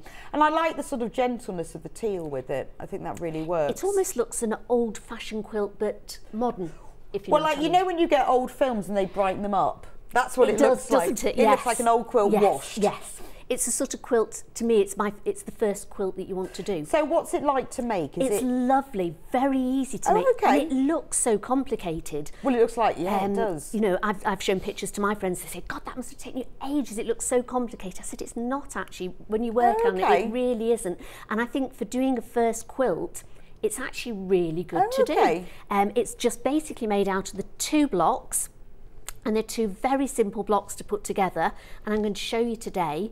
And I thought if you really wanted, you know, so like new hobby, new year, you wanted a new quilt to start with, this is an ideal one because it looks really intricate, but it actually isn't too hard at all. Well, I'm just going to run through the fabrics in it so that we give you time to show us how to make it. So in the kit, you get full instructions. There we go, full instructions. Folk Floral Quilt. It's called Folk Floral Quilt 1. Does that mean there's going to be 2? There is a couple. Designs, so this has been designed by Sally Ablett, who's a really well-known expert quilt designer, and she has designed it with this fabric in mind. The size of the finished quilt is a big quilt. 66 by 66 inches. Yes. Nice size quilt, and you get, so this is what, I mean, the price, $92.97, amazing. So in here, you are going to get, there's no, it's different quantity, I can feel there are different quantities of this. I think they are, yes. There are some different quantities in it. Right, so I think, I can feel, 6.5 metres in total of the fabric. So you get this lovely ivory one that's got the little rosebuds on it. I'll put them all together for you. Then you get the one, this is one of the last ones I showed you, the floral one with the teal and the mustard and the coral. You get, so you're getting a little bit of all of the fabrics from the collection. You get the larger floral print design, so you've got all the leaves and the flowers and that has the teal background. You get the coral, which has the cross-stitch elements on it. And then you get the navy, which has the simpler cross-stitch elements. So you are going through the whole fabric collection here. Then, for the borders, you get 1.5 metres of the beautiful bumbleberries in navy, and you get 1 metre of the bumbleberries in grey. So that's the whole collection to make the quilt. I think we're missing one, though, You're missing the yellow, the mustard bumbleberry. Yeah, we're missing the mustard. I knew we were missing I didn't have the grey, I had the mustard instead. Oh, I see. Oh, okay. So there's no grey in it, it was just the mustard You one had the mustard instead. Yes, yeah. So we'll just check that out to see which ones we've got. I'll let you know whether we've mixed them up or not. But let's go on with the quilt. Right. So where do we start then? Right, we start off... If you've not done it before. Right, so I'm going to do today as if you've never ever done a quilt before. And it's a lovely hobby to do. It's really relaxing. You can hand sew it, you can machine sew it. So it really depends upon you what you want to do. And it's not very expensive to start the hobby either. So if you are a sewist, obviously you'll have a sewing machine. So that's really important to have. And then I like my wool ironing mat. They're great. Do you use the wool ironing mat? Always brilliant, use my wool aren't they? mat. A cutting mat, so as big a cutting mat as you can get. Then as you go on, maybe get a rotary cutting mat, which I find great. I love my rotary cutting mat. A good rotary cutter, pair of scissors, and a couple of selection of rulers. Okay. And really, that's all you need to get going. So once you've got those, so it's not some hobbies you have to sort of get so much stuff together, don't you, before you can actually start quilting. Yeah, it's just like kind of the rotary cutting equipment's important. Really important. To get that accuracy. Yes. But other than that, you know. And a good ruler as well, because if you have one that slips a bit, especially if you're doing the long lens for sort of like the borders, as you put your pressure down on it and you're sort of rotary cutting up, you'll find sometimes it can slip at the top. So if your rotary cutter doesn't have an on grip on the back, I think you can buy a spray to put on it that we sell here as well to just sort of make it a bit so stickier as well. Before you use your cutter and your rotary mat and rulers. So what I did was I got my pattern, read it through first, then on the fabric cutting, to make it easy, because they don't sort of join up with each other, I sort of gave each of my patterns a colour. Can you see if I bring this down a little bit? Yeah, no. So I gave each of my patterns a colour, and then I marked across so that you knew exactly which you were cutting out on. And I then sort of got lots of little bags, and I cut out also. I started off with the first piece of material. Now when I got the material home as well, always iron it first, and then also I used a spray. You can use spray check, spray press, is it? Best press. Best press. Or I've used the starch savvy as well. I never used to put starch on it when I did it, but I find now that it well, really I think these sprays, they're help. not actually starch. They're not, are they? They're like a starch alternative, so it just it's not like the old-fashioned starch that you'd use to use your linen napkins with. But it just gives the material, I think, a little bit of stability. I always do, just out of habit now, and it makes cutting and sewing easier. So much easier. So literally just get your material, give a fine mist of this over, then iron it with your iron. Just leave it, I leave it over a chair to just let it sort of dry off, because it feels a little bit damp sometimes when you've done it. And then I set to my cutting. So I get different bags out, quite organised. It's quite easy to start with. You need to be organised. And I put little labels in each of the bag for what I'm going to cut out. Right, okay. Then once you've done all the cutting, there's 2 blocks. So I put the bags together in block 1 and block 2. Yeah, I think that really helps. I think it makes you feel a bit more in control as well of what you're doing. Otherwise, you've got lots of bits of material. Yes. Some of them are quite close in sort of size to each other as well. So you're thinking, is this the one I need to use? So, I mean, the diagrams are really good to get your blocks together anyway. But just have a go at it. So then with your cutting mat, I'm going to do block 2 first. So we have 1 large square, which we'll put in the middle. Now, the fabric to me isn't particularly directional. Nice, which is nice, because you have leaves going up and you've got some leaves coming down. But I think when you lay it out, you can have a good look at it and think, yes, I think it looks better that way than the other way. So you put your square in the middle, then you've got your half square triangles, and you put 1 at either side of your square. So if you lay it all out, then you can see exactly where you're going. Then we've got the 4 squares. We put these in the corners, and again, the material isn't really directional, but when you look at it, I think sometimes you have a feeling for which way you'd like to have it laying, really. Yeah. So have a little play with the fabrics and lay them out. So I'm quite happy with those. Then you've got your triangles that go so these triangles are all cut in advance? These are all cut in advance. Okay. So when I'm cutting it out, it does tell you on your cutting, it's quite good, the instructions. It tells you exactly what you need to cut out, and that's why I went through each piece of fabric individually, cutting out the squares, the half square triangles, the quarter square triangles, and then putting them in the bags. So if we lay these up, can you remember the very first quilt you did, Becky? Well, yes, I made this quilt that was just squares. Really? Just squares, and it was cut from all bits of fabric that I had when I was telling Stuart earlier when I was 16. And it was like bits of old curtains and things that I'd made, things that my mum's made. I mean, I think I even had a bit of curtains that she'd made for her school office. Really? I've still got it. And it's got my name across the middle. I embroidered each letter of my name in, and it's really, really amateur. But it doesn't I love matter it. though, does it? I know, it's such a memory. It really doesn't. Yeah, I think it's lovely. My first proper quilt was I made a quilt for my sister's wedding, and it was a log cabin quilt. That was my first ever real. How lovely. And she's still got it, amazingly. Hasn't got the husband anymore, but she's got the quilt. See, quilts outlast everything, don't they? I'm glad you got the quilt. Of course, I got the quilt.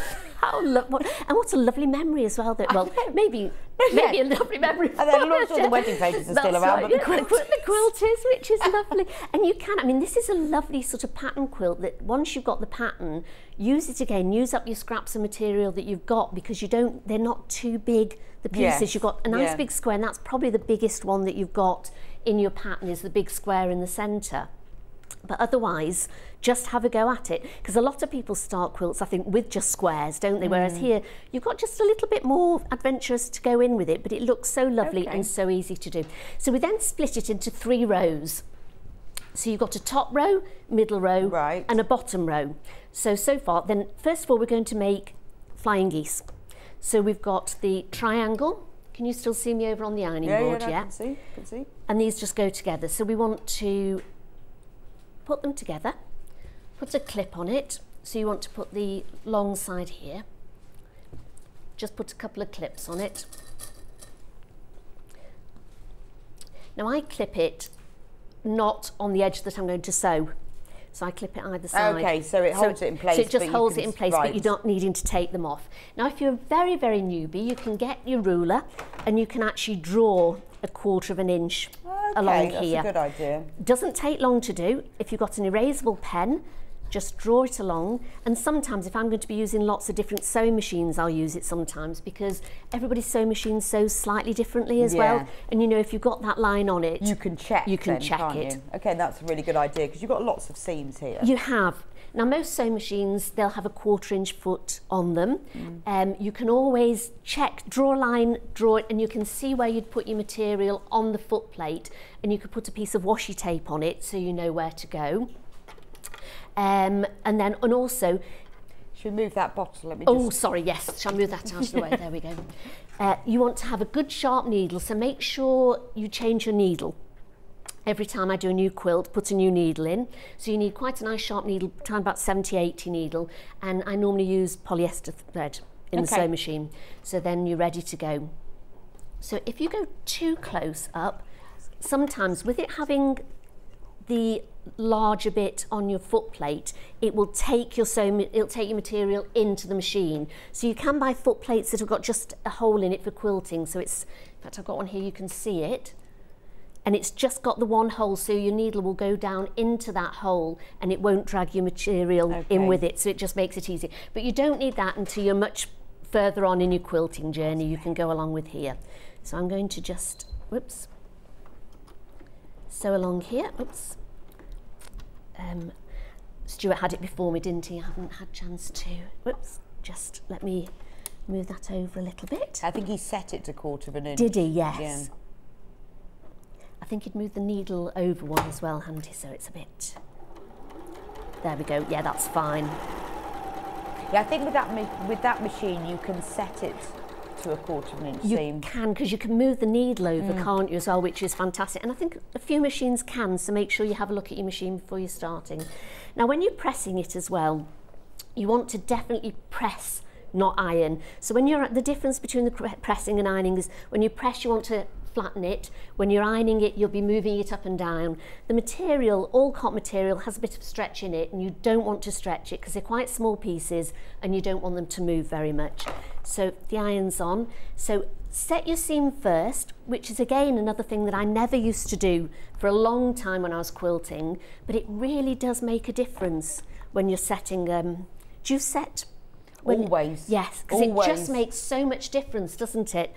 I sort of thought it was a bit you could miss out on, but well, I did, and now it does actually make a huge difference because it just sort of settles the fabric, doesn't it? Because you can see when you've sewn it, you've got sort of that little bit of a whittle in your material. And even if you press the seam open, it's not as neat as if you just do a quick set and press. No, don't know why. I don't know if it's controversial, but I do tend to I fold my seams out on a lot of them. So if it's a smaller one, it isn't. I think it's a real personal thing whether you press them open or to one side. Yes. I mean, some people say if you press them open, the seam is weaker because it's open, but it's flatter sometimes. It's flatter. As well. Yes. So you can't have it both ways. You can't. So you have to choose. It's flatter if it's open, but then I always think with quilts, you quilt it anyway. And it makes it strong anyway, doesn't it? So even if the seam is weaker because you pressed it open, depends what you're going to be doing with it anyway. Yes. So when it's a small seam like this, I will tend to press it open. Right. And then when you start getting bigger seams, so you can probably see on the back here, I did them to the side. When it's the longer I just seams. do whatever I feel like that particular day because I can't decide. I know. It's your quilt at the end of the day, and just enjoy doing quilting. So I saw a lovely quote the other day, and it said, "Perfectionism is the death of creativity." It is, yes. So there you go. So it's your quilt. And if it's your first quilt, you'll love it because you'll always remember the first quilt that you made. Well, yes, my first one is, you know, if you looked at it now, it's rubbish, but I love it. It doesn't matter, does it? Well, who cares anyway? Unless you've decided you want to enter quilt competitions, which I would never do. No. Oh, because you have to really, really concentrate. No. I always admire anyone who enters quilt competitions. They're amazing. Because they are amazing. They But, really are. no. So if you don't get all your points to match exactly, don't worry. Normally when you've quilted it at the end anyway, and with the batting sometimes it will shrink a bit in the wash, won't it? So it's sort of, your quilt will sort of go in a little bit anyway. So if you're looking at it now and you don't think, oh, that point doesn't quite match, you'll find that after you've washed it, it will fold in anyway. So don't sort of get too hung up. Just enjoy making the quilt. And just while you enjoy sew those making together, I'm just going to run through the quilt again. So in our quilt kit, we've got all the fabrics that Sandi has used, but instead of the mustard, we have got the grey in ours, just so you know. However, if you do, that's what's in our kit, but if you do want the mustard, you can buy it by the ½ metre as well, and you will need a metre of it. But we've got the grey in, which does blend beautifully with it. It's one of the fabrics that are one of the blender ones in this collection. So then we have got the grey one in ours. Right, so I've finished the... Oh, and also, sorry, Ben just told me he's decided he's going to crash the price. No. Yeah, so £84.99, which is amazing. £84.99. You get so much material. 6.5 metres of Lewis and Irene fabric, 6.5 metres, and the instructions. It's £84.99, and it is beautiful, isn't it? Remember, this is a 66 by 66 inch quilt. Lovely size, that's perfect. You can use that for a single or a double. It's a really nice size. And you get all of this fabric. What I like about the kit is there are 5 different prints within the collection. You get one of each. So you get the small bud in the ivory, you get the smaller floral, you get the larger floral, you get the cross-stitch print in coral, you get the cross-stitch print in navy, but the 2 different ones, and then you get the lovely, the bumbleberries in navy that goes round the border, but is also used for the the flying geese, and you get the grey that's used for that Sandi's used in mustard in her quilt, but in this quilt you get the grey, which blends beautifully because it's really nice when you see these fabrics together. It really picks out the colours, because although I know it's called grey, I mean I said this earlier, it's a greeny grey. It is. It's a beautiful rich grey, isn't it? But how lovely is that with those fabrics? Right. So we've got to the point now, if everyone who's got it in their basket checks out, we've sold out. So if you've got it in your basket, then we've sold out. If you have already bought it at the high price, don't worry, you will be charged our drop price of £84.99. But if everyone in their basket checks out, we have sold out. And remember, this is brand new fabric collection from Lewis and Irene. It's designer qualities fabric. So to get the instructions and all of the fabric, and it's not that we've just used some plain fabrics, we've used the Lewis and Irene fabrics that go exactly with the collection. £84.99 is an amazing price. Don't forget, when you get your kit home, write down today's date so that you can go back and watch Sandi's demonstration, because she's doing it from the point of view of complete beginning, which is great. Anyway, congratulations to those of you who've got the kits. We are very, very limited in stock now. And the material's absolutely beautiful. It's and nice to sew with, isn't it? It's lovely to sew. Some of them you find that they'll sort of catch a bit. It's just a beautiful material to sew with. So we've got all the four flying geese done. Now. I can see it coming together. Then you want to start with your blocks at the bottom. So these are very easy. So literally just pop a square in at either side, and then you sew those up with a 1/4 inch. So I'll just sew these 2 up.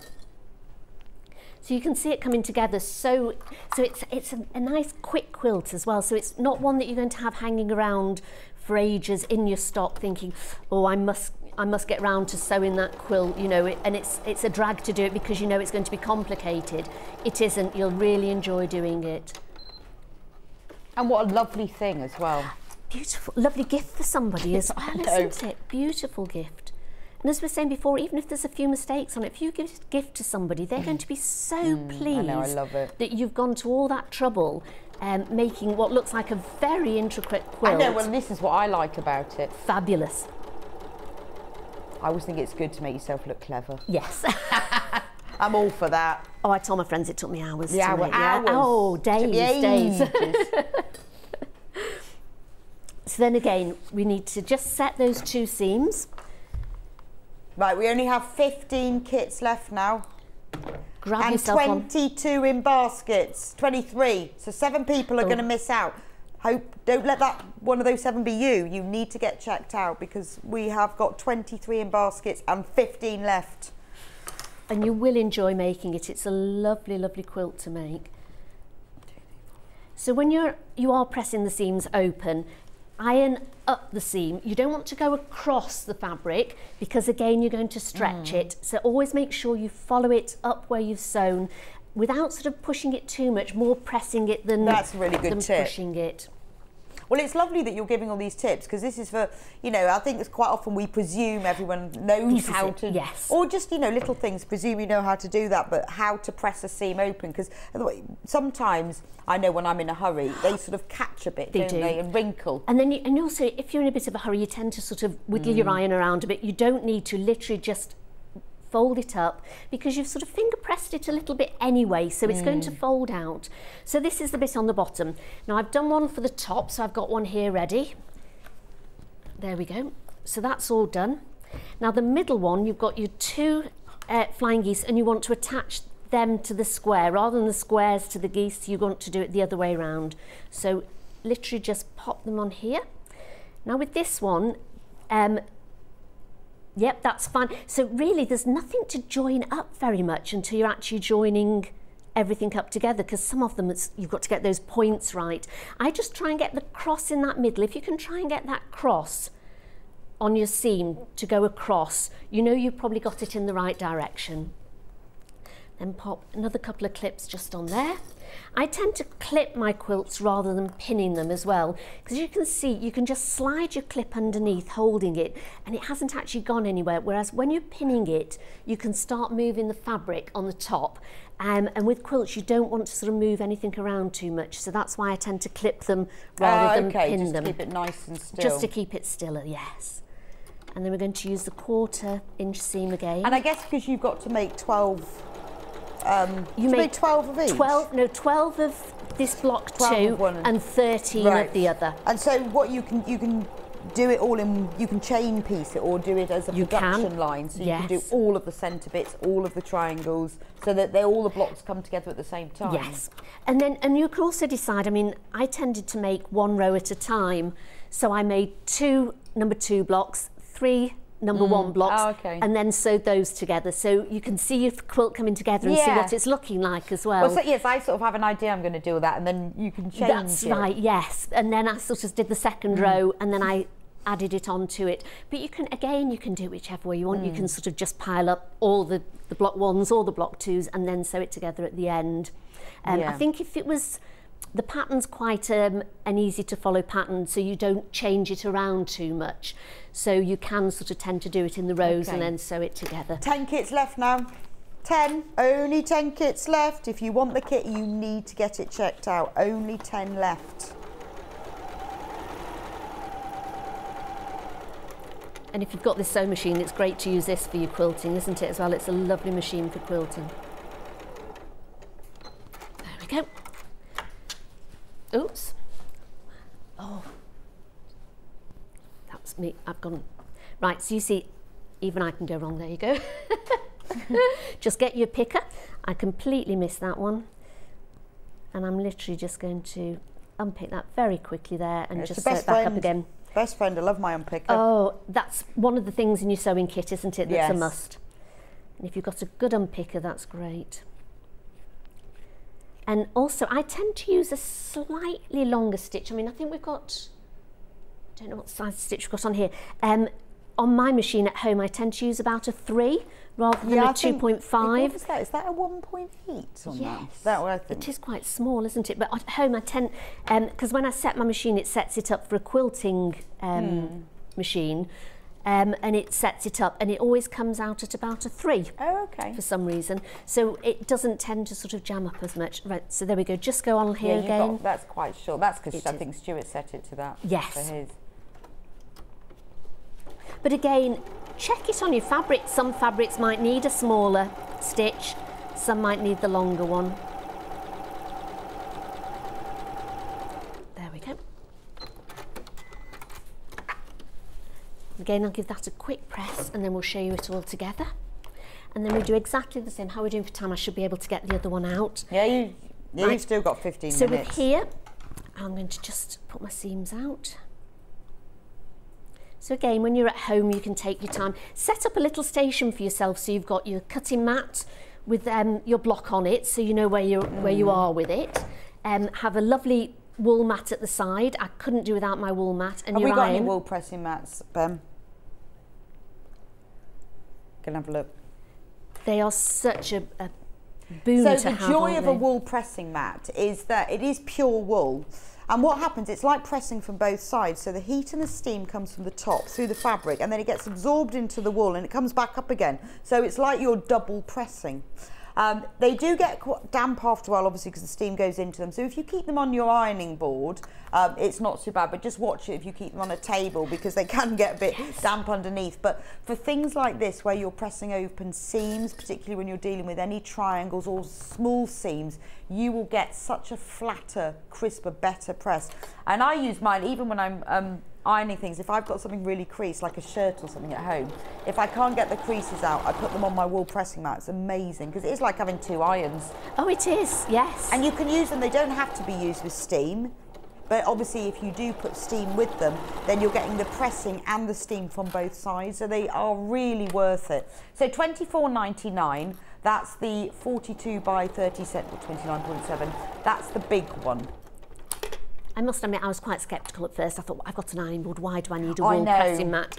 And then I treated myself, because obviously doing a lot of quilting and stuff, I thought, I'll see what all the fuss is about, and bought one, and absolutely wouldn't go back. I know, it's brilliant, isn't it? And sometimes I forget, because I keep it sort of on the floor and think, oh, yes, my pressing mat. Right, oh, that's what I need to do. Right. And also, you can use them as well for pinning things out. So if you've made a block and it's not completely, it's gone a bit skew, just because of the seams, you can pin into the mat. Yes, so you can pin, you can steam them, pull it back into shape and let them dry.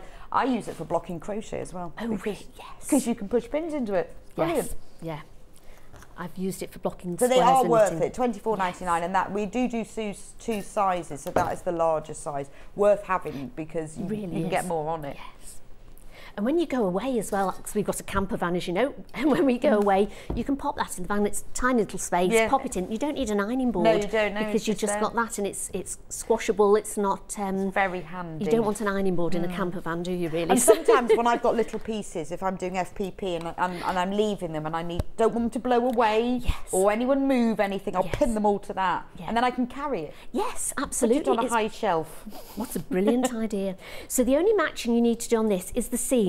So literally you'll match your seam up on either side first, put a pin on it, match it on the other side, pop a pin on it, so you can take it back to just have a look and see. Oh, no, you see that's a little bit further over, so I'm going to just move that a bit. So that's the beauty of just sort of clipping it. You can just move it and check that you have got it to where you want it to be. There we go, that's much better on that side. And I'll just move that bit in a little bit on this side. So take your time, just clip it, and that really is the only bit on this side that you need to sort of go across with to make sure you've got it all lined up. Then when we've done this, that's the end of block 2. Wow. So it's worth doing a block in its entirety first, so that you know how it works. Yes. And then you can make them, production line them. I often do them in production line. This one I didn't actually. I did just do a block at a time. So I literally had these two at the side of my sewing machine, had my little bags, put another block out, sewed it up, and... So we've got 9 kits left, quits, 9, and 27 in baskets. Oh. Don't wait, get your kit. So we can give this little set on the side.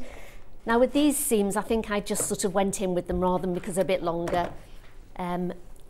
People say press to the dark side, but there's not really a particular dark side to it. To the dark side. To the dark side. Always makes me laugh. I love that. I know. Bang, bang. So I just tended to just press it. You can sometimes feel which side they need to go well, to, I think when I can't you? decide, sometimes the fabric tells me where it wants to go. I'm glad I'm not the only one, because I was thinking if I say that I'm going to sound a bit silly, but so I'm glad you said that one first. Which is quite annoying if that's not where it should go. Yes, yeah. I mean, I think it tells you in which ways to put it, but it doesn't really matter. And because there's not an awful lot of joining up to do with them at the end, it doesn't. As long as you don't twist them, which I do regularly, but you shouldn't do. I think some quilt patterns, they need to nest better, don't they? And when you've got sort of it lots that depends meet how in the middle with strongly you feel about such things. But again, don't let it bother break you. them. Just There's no go rules. and Anyway, enjoy yourself. Just break the rules. Or no rules. So do what you there's like. block one. Block one Finished. done. I like that one. I like that one as well. Now then, I have got block 2 here. Somewhere. Oops, I did have. Here it is. Who's stolen block 2? Who's stolen block 2? Here we go with all my bags again. I think I keep the bags coming in, going here. Right, so with this one, and again, I cut a few extra ones out because there's plenty of material left over. There's lots of material left over. So you could make some matching cushions. You probably could. I mean, you could make lovely big ones. If you did 4, yeah, that would be because the actual blocks, I think, about 10.5 inches. So if you put those together, you can make a 20-inch cushion, which would be lovely to go on a sofa really with nice, wouldn't it? 2 big cushions, yeah. So I think you would have enough to make at least one, and then maybe with the bumblebee fabric on the reverse of it, just for a plain one at the back, and maybe even a border around it or piping round it. Well, and also you get the instructions in the kit, so you can use your own fabric as well. Yes, yes, you could. Which is joyous. Absolutely. Right, now then, so the second one, now this one's just slightly harder, which is why I did the first one first for you, but again, don't let it worry you. The reason I was saying I cut a few extra ones out as well, sometimes when you're first doing quilts and you do one and maybe you get it wrong, you think, oh, I've sewn the wrong edge to the wrong edge, and you keep unpicking it, and it's fine to unpick it once, but sometimes you can do it 2 or 3 times. And I always think if I've got a spare couple, rather than unpick it, get a fresh piece of material and do it again. So I've got the extra ones there. Now again with these, they're, I would say, non-directional as well, because you've got leaves going up and down. So put it in how you feel. Again, I think you feel it and you think, yeah, that feels good. Then I've got the mustard for this one in here. So if the kit comes with the grey, this is where you'll probably be putting the grey one. So we've got, got lots of different squares here. Let's have a look. So you want 1 in each corner, then you want 3 down the middle,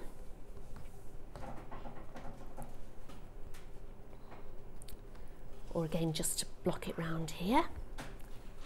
I put all of them together in one so I knew what we had. Then you've got the one sort of cross stitch one in the middle, which is lovely. Now this one I didn't do in the 3 rows, I did it just slightly different. I found it easier to do. And I'll show you the way that I did it now. Are we all right for time? Yeah, you're fine, you've got 10 minutes. Right, lovely. So just follow your pattern and you can see which way they go. And you can see how it makes it up. So you've got a square in the middle and you've got 4 corners. So they're not flying geese. What are they called when they're on the corner? Do they have a name for the sort of corner pieces like this? I can never remember all the names of all the quilts. I don't, not that I know of. I know you've got the flying geese. Yeah, I haven't ever heard of a name for them. No. There may be, but not one that I've heard of. We could make one up today if you felt like it, yeah. It's a corner triangle square. There we go. A CTS. And then we've got one at the side here, and then I should have another large one to just go in here. There we go. So that's how we lay this one up. I'll just pop my little bags to the side so you can see it. So that's your second quilt. Now with this one, how I did this, I sewed up the corner squares first. So very similar to the flying geese that you did, but you do it on the long side. So we'll sew that one to that one, and then this one to here, and I did those first. Then I sort of split this into 3 lengthways. So just ignore the 2 little triangles at the side first. Okay. And do 1 on this side, so those 2 together. Then the 3 squares, I've got a little triangle missing somewhere. Oops, I have that little triangle here. And this makes another square in the centre, but on a diagonal. Right. So we make the corners, then the 3 strips, then sew the 2 on to make that into the square, and then sew your corners on at the end. Yeah, no, that makes sense. So I'll just do one of these corners for you here to show you how this one works. So, yep.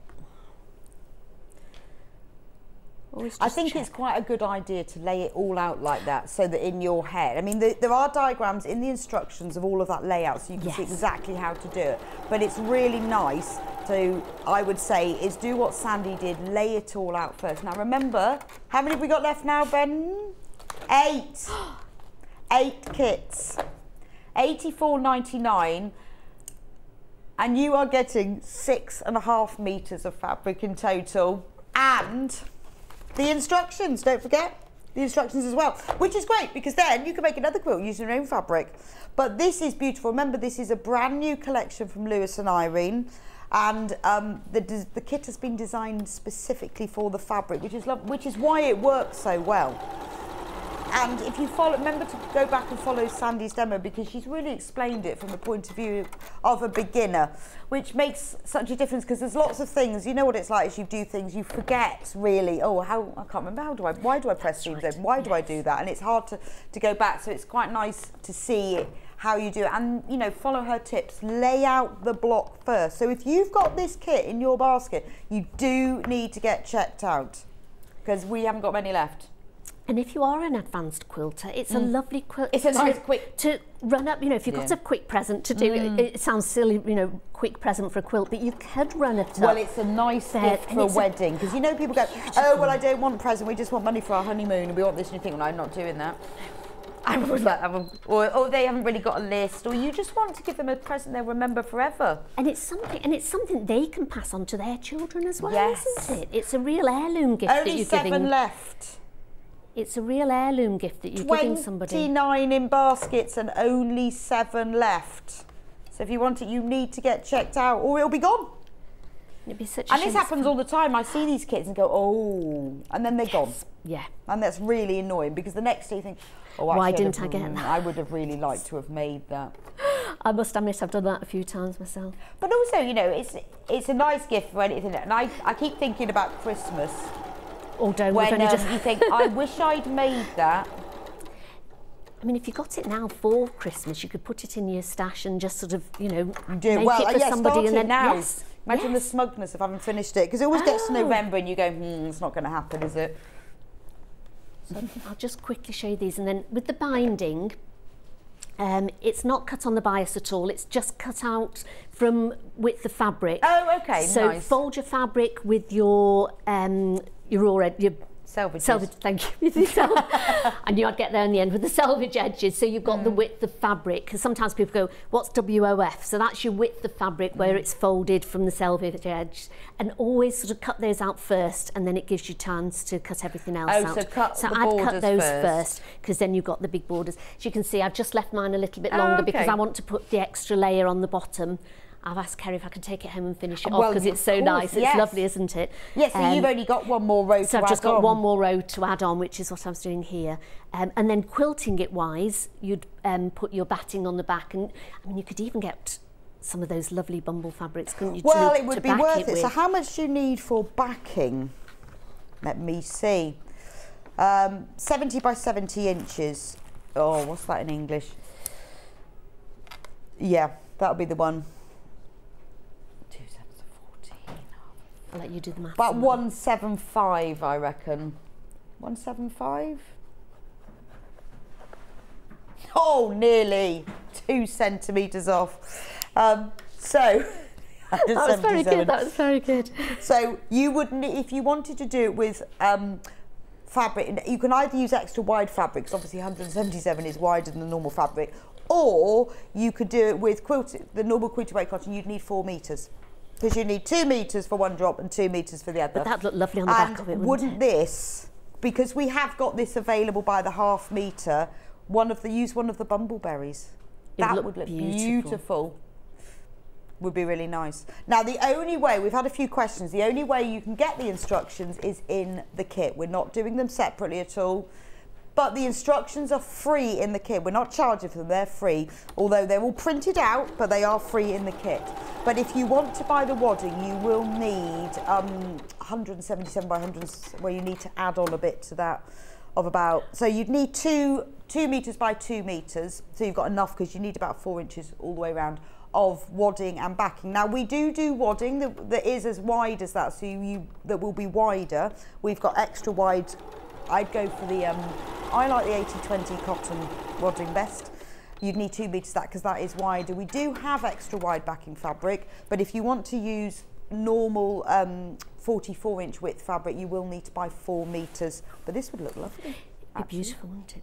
I was just going to show you a little tip. Okay. When you're putting the triangle onto the middle section, yes. Again, this is just for beginners tips, really. I draw the 1/4 inch line on it for your seam, and then where it sort of is the end, where the line comes down, that's where your square needs to be. Right, if you can see. okay. So that's what, because you're thinking, so you will have why ears. is that triangle a bit too long? So where you've drawn the line will be the same width as your square. So if you line that line up with your square, you'll know you've got it in the right place for it. Okay. And then afterwards, you'll just cut those little ears off. Oh, okay. Okay. So it's worth doing that. So it's worth doing that just to sort of find out where that goes if you want it to go in the right place.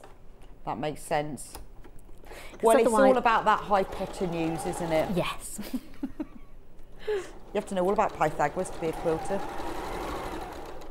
Yeah, you see, you sat there in maths lessons and we're never going to use this. Well, until you started quilting. And then you realise triangles, circumferences. Yeah. So you can see when that's been sewn on and ironed back, you'll just have these extra little ears at the side, which once you've sewn all this layer up, just cut those little ears off. Oh, okay. Okay. So the fabric that we've got on at the moment. Oh, so have you got any navy bumbleberries fabric for sale? I can't find it on the website from Carol. Oh, there you go. That is it. It's called indigo, not navy. I think that might be my fault. I think I called it navy. It almost looks like ink splodges, doesn't it, on it? Yes, indigo.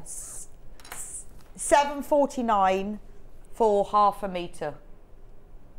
Oh, it's sold out now. So you can't have that one. Oh. But you could have one of the others. Have we got the mustard? I was just going to say the mustard would look lovely on that as well. How nice would the mustard look? Half of the stock of the mustard has gone. This one is $6.99. Why is this one a different price? Anyway, this one is cheaper. $6.99 for ½ metre. That's the mustard. How lovely would that be? If you want to do your quilt, if you've bought the kit but you want to use mustard in yours, you need 1 metre of it. And if you want to use it for the backing, you will need 4 metres. It's beautiful colour, isn't it?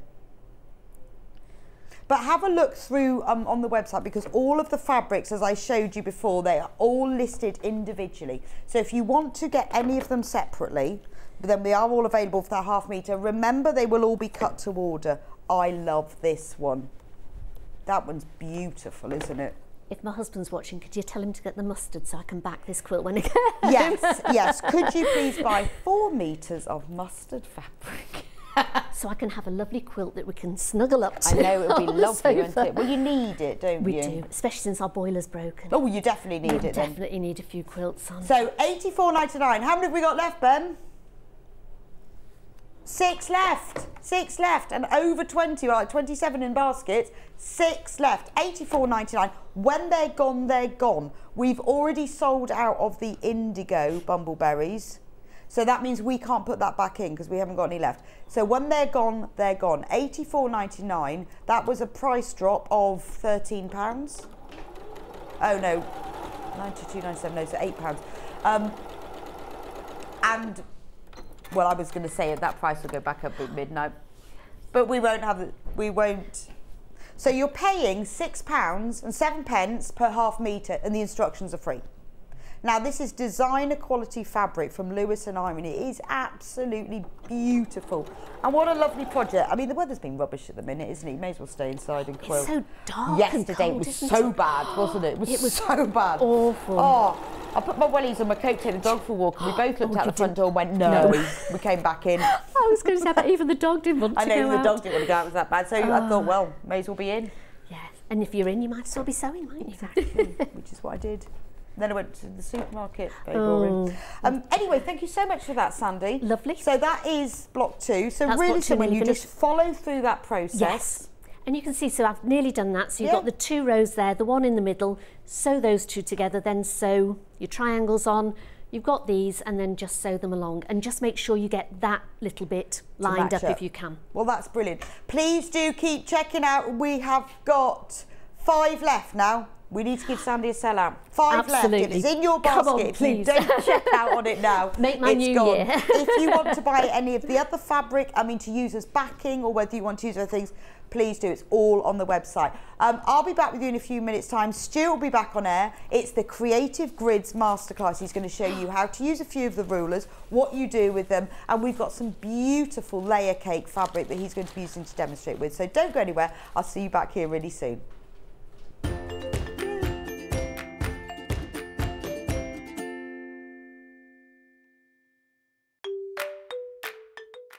Hello, I'm Jane Greenoff and I'm stood in the barn here at Pink's Barn in Gloucestershire, England, which is where I live with my husband, and I stitch. I think I stitch in my sleep. I've certainly been stitching for over 30 years now, and by stitching I'm talking about counted cross stitch or counted embroidery in general terms. I also collect old samplers, and I've got one to show you here. Now, this smashing, it was actually stitched in 1796 by a little girl of 8 or 9, and it's absolutely charming. So I collect antiques, I love to draw and create antiques for the future, and look forward to seeing you all on Sewing Street sometime in the future. Missed the live show? Don't worry, we recorded it for you. Never miss out on your favourite presenters, guests and makes ever again. Head on over to our YouTube pages to watch back the day's live show and enjoy your favourite demos over and over again. Subscribe and turn on the bell notification so you never miss a show or video ever again.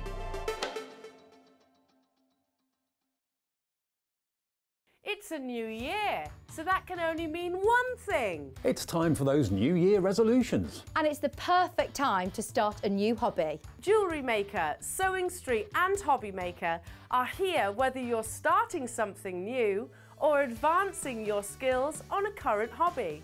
With all the tools you need to start, as well as expert demonstrations from our great guests. Are you starting a new hobby this January? Share your new makes with us by tagging Jewellery Maker, Hobby Maker or Sewing Street using the hashtag New Year New Hobby. And watch us every day from 8 AM to 1 PM on Jewellery Maker. On Hobby Maker, 6 to 8 AM and 1 to 6 PM. And 8 AM till 1 PM on Sewing Street.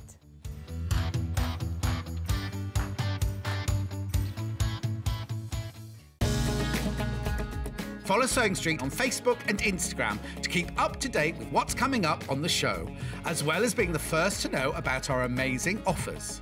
Get involved with our competitions that are exclusive to social media. And pick up some top tips from us too.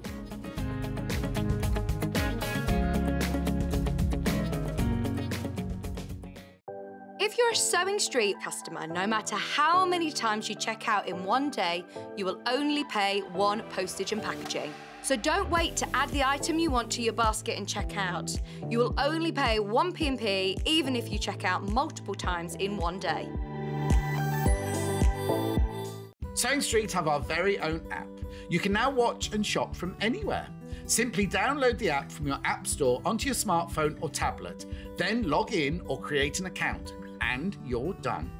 You can watch us live from anywhere, browse all our recently played items and pre-orders so you never miss out on any show deals, and message the studio to say hello at any time. And remember, you can check out as many times as you want and only pay 1 P&P all day.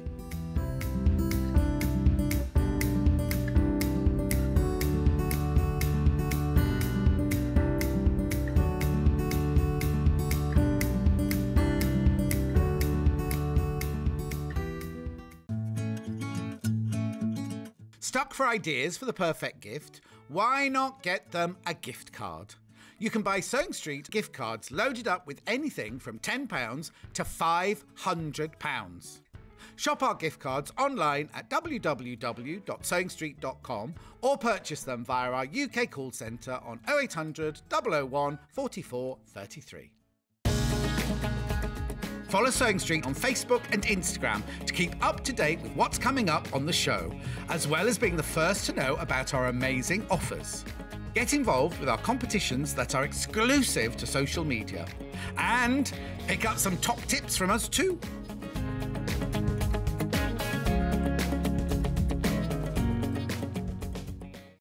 Keep up to date with what's on Sewing Street, as well as all the latest news and special offers by signing up to our email newsletters. Head on over to www.sewingstreet.com, scroll down to the bottom of the homepage, type in your email address, click the envelope, and you're done. Never miss out on the latest news and special offers ever again. Are you a fan of Sewing Street? Why not join our growing Facebook fans pages? Just search Sewing Street Fans on Facebook and click Join Group. Never miss out on the latest news and updates from our presenters and guest designers, special offers and plenty of chat with your fellow fans. Share photos of your makes, ask for advice, interact with your favourite guests and presenters and be a part of the ever-growing sewing community. See you there!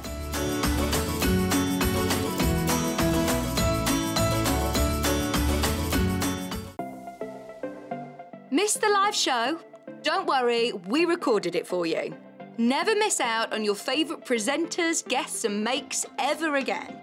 Head on over to our YouTube pages to watch back the day's live show and enjoy your favourite demos over and over again. Subscribe and turn on the bell notification so you never miss a show or video ever again.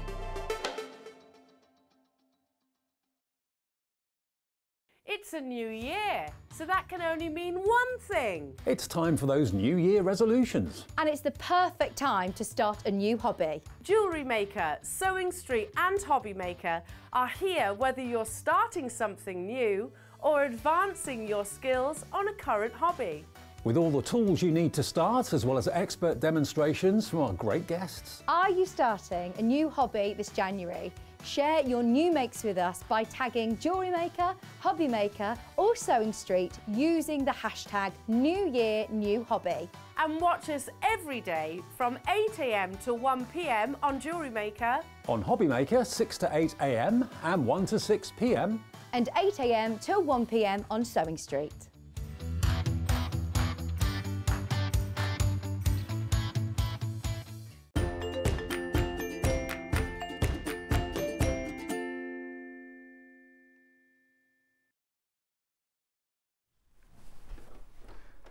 Welcome back to Sewing Street. It's all about the Stuart Hillard Creative Grids Masterclass.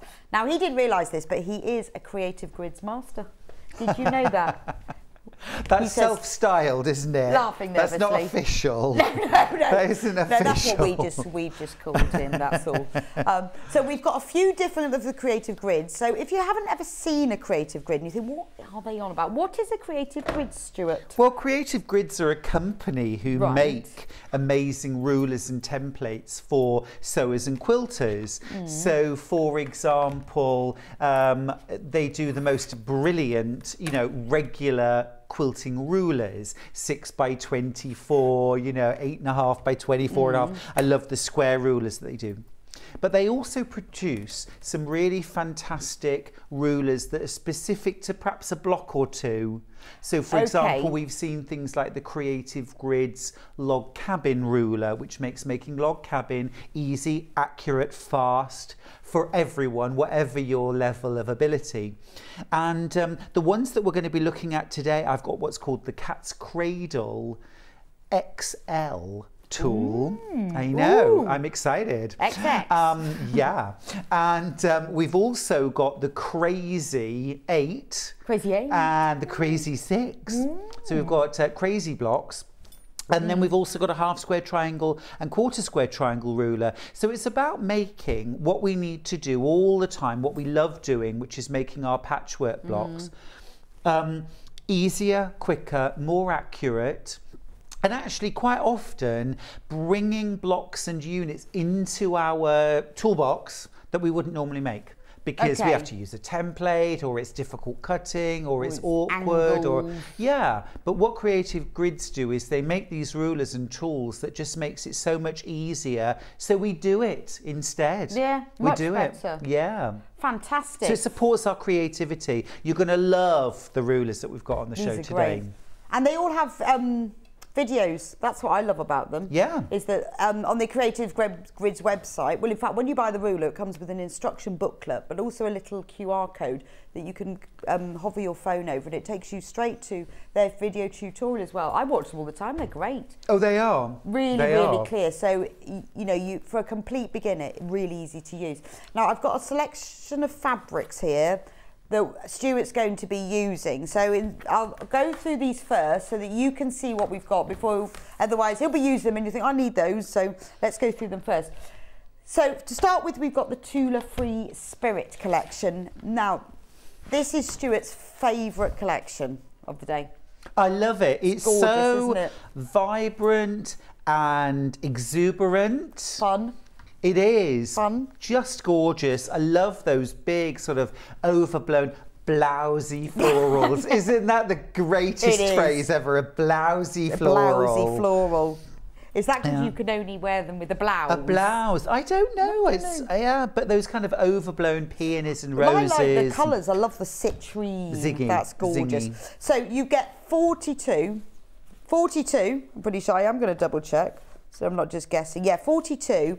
10 inches. Each one of these is 10 squares. Now, this is a really cost-efficient way of buying fabric, because we do the 5-inch charm packs, but if you work out, you get 4 5-inches in a 10. Yes. Really good value. Great value. Can I borrow your pack? No. Or was yours already opened? I've cut most of mine up. I won't borrow yours then. I'll open my own.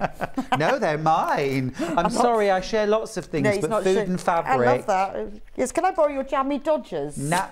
No. We were talking pizza and sausages around now on jammy Dodgers. No. So $47.99, you get 42 10-inch squares in here. So you've got, I mean, it's Tula pink. The colours are beautiful, they're bright, they're bold. Look at that one. It's got a little, is that a bee or a wasp? I don't know. Anyway, you've got all of these fabrics. Some of them are big florals, some of them are more geometric, but all the colours, it's a bright, bold, fun colour palette. Perfect for using for any of the creative grid rulers that Stuart's going to be showing us, but all for your own makes as well. Look, that one's got an owl. Absolutely gorgeous. If you feel sometimes like, well, I'm a bit afraid of mixing colours together and choosing prints that go, don't worry about it, just go Tula, because she's done the hard work for you. What's great as well, if you want to make this go further, there are so many colours in here. Take one of them and match them to the planes that you've got. You're bound to have one of them, and then that makes your prints go even further, because she is a genius at putting together super bright colours. I mean, look at that. Yeah, she's really good. And I've done exactly that, Bex. I've used the batik 10-inch layer cake that we've got on the show as well, and I've mixed and matched them, and there was a colour for everything. It made it so easy. Well, there's so many colours in here. Beautiful. And you know they look gorgeous together. So that's the Tula one. Oh, I love the one with the black background. I like that one. So that's the Tula charm pack, 10 inches. You get 42 of them, so it's amazing value for money, that one. Then we've got batiks. Now, these are nice. I actually quite like the way they've been packaged. Oh, yeah. Look at that. I like that, because you can see them all, can't you? Otherwise, normally you just get them. So these are Hoffman, and they're all batiks. These are actually proper batiks, like made in the batik way. Yes. Because some batiks you buy are just printed as if they were, but these are properly made They're barley hand paints, and they have that gorgeous watercolour look, don't they? I mean, look at that. It's gorgeous. It's like, it reminds me of, you know, when you used to do that printed on paper and you'd put oil and dye in paper, and you put your paper on the top. It looks like that. But look at the colours you're getting. You're getting lime and citrine and jade, and every single one is different. But this pack is all of the colours of the rainbow. These are stunning, aren't they? So these are great for quilting, or they're great to just have in your stash. So when you're making a little purse and you want to line it and you want something a bit different on it, or maybe you're doing a plique or FPP and you're doing pictorial work and you need to do some C. You know, you've got 1, 2, 3, 4, 5, 6. You've got 7 blues to start with. And then you've got all the purples and the reds and the pinks and the yellows and the oranges. So these are beautiful, traditionally created batik fabrics, but in all the colours of the rainbow. So that's that pack. Then we have got, this dark is and moody. Nice, isn't it? This is lovely, this one, isn't it? That's me. That's very me. Is it? Well, the rainbow's very me. Rainbow sweets are very me, but that's also very me. Is that your colour? So I'm not going to open the whole of this one because you can actually see it here. But these are beautiful colours, aren't they? Quite sort of deep and earthy browns. And then you move into these gorgeous mustards. I mean, look at that one. Almost like tea dye, that sort of effect, isn't it? And browns and greens. So again, beautiful for a plique pictorial work because you've got lots of natural nature colours, all the greens, and then look at the blues. So again, $44.99. If you love batik, and we do a lot of batik jelly rolls, but if you want a bigger piece, this is a really good way of getting them. So you've got 40 10-inch squares, and these are the barley watercolours. I love these. I mean, look at all of those shades of blue. Really stunning. And it's lovely to have such close shades because when you're like, well, I want a navy, or not quite as dark as that, you know, they graduate in shade. That's right. That's right. Yeah. And absolutely, where you're making something like if I just step back for a second, this is the cat's cradle ruler that I'm going to use, and I've used some of the Tula and some of the batiks. And you can just go wild with colour and just get all that beautiful, juicy colour all into one project. And it's all there. Isn't that fun? It is beautiful. Absolutely gorgeous. And then, like you say, you can pick up the colours because Tula's chosen those colours. Yeah. And the thing to do as well, when you're trying to sort of bring in colours or match colours, actually is don't match. Don't try and match it too closely. You're much better off say for example there was a blue in a print that you're much better off getting 3 or 4 different blues, none of which is quite that colour. Because unless you go to the same manufacturer and the same range, you won't get it. So you're much better at picking 4 or 5 different blues that are in or around the same ballpark. That will work so much better than trying to match one fabric and not quite doing it. But it's lovely because you can pick out the tones that they've used in both of these. And because these are hand paints as well, none of them are one colour. No, and that's lovely though, They're isn't all it? Because you're getting 6. several colours within one. So that's the watercolours. And the final one we've got is called Ambrosia, which looks nothing like rice pudding at all. I don't know why they called it that. I know. Ridiculous. I know. Have you ever seen rice pudding this colour? I really haven't, no. It reminds me of Lucky Charms. Yes, it is. Yeah, just like that. I wouldn't want to eat rice pudding this colour. So again, these are all rainbow colours, but more pastel-y. Don't you think these are like the rainbow unicorn poop? Unicorn poop. You know the Tula Pink solids are called unicorn poop and dragon's breath, and the rainbow jelly beans or whatever it's called, rainbow sweets, is like dragon's breath, and this is like unicorn poop. So it goes really well with Tula. But it's lovely because it's they're more pastel shades of rainbow, but again you've got 40 of these squares. Look at the colours. You know, you've got like 7 shades of green there, and then all the yellows are mustards and ochres and peach and orange and coral. And then you move into, I mean, this would be, if you're doing a rainbow, you've got such graduating tones. It's just gorgeous. So there's your choice. You either have ambrosia. It's actually worth, because they are so beautiful, once you've got the whole collection, they go together so well, it's worth getting the 3 of them, because then you've got such an amazing selection of fabrics. Incredible, incredible. The ultimate palette, isn't it? It is, and I love the texture of the batik fabrics, because with the movement of the colour, it feels like you've got texture even though you haven't. You've got loads of texture. Right, so those are all the fabrics. Now, which one would you like to start with? Well, let's start with Cat's Cradle. The jumper's coming off. He's taking his clothes off. In the zone. So the Cat's Cradle XL. Yeah. Here's the big boy. Cat's Cradle XL. £26.49. Okay, so let me show you what the Cat's Cradle block is. I will do. Right, so if you have a little look over here at this block here, this is your Cat's Cradle block, okay? So you've got this large half square triangle, and then you've got 2 smaller half square triangles and a square. Now, what's really fantastic about this block is that it can be set in so many different ways. I've put them together to create this kind of, you can see this square going around a centre of squares on point, and there's loads of different ways you can set this block. So it's just, so it's one block which is 3 triangles and a square over here that's repeated throughout. Now your Cat's Cradle XL tool will allow you to cut 4.5 inch finished, 5 inch, 5.5, 6, 6.5, 7, 7.5 and 8. Oh, so it's not just one block then? No. So these are all the finished sizes. Quite good, isn't it? So you get 2, 3, 4, 5, 6, 7, 8 different sizes. Okay, but they're all made in exactly the same way. So I'm going to make the largest size. So here we go. So you're going to cut a couple of squares, a couple of fat rectangles, and then one large fat rectangle. This is going to be the large triangle.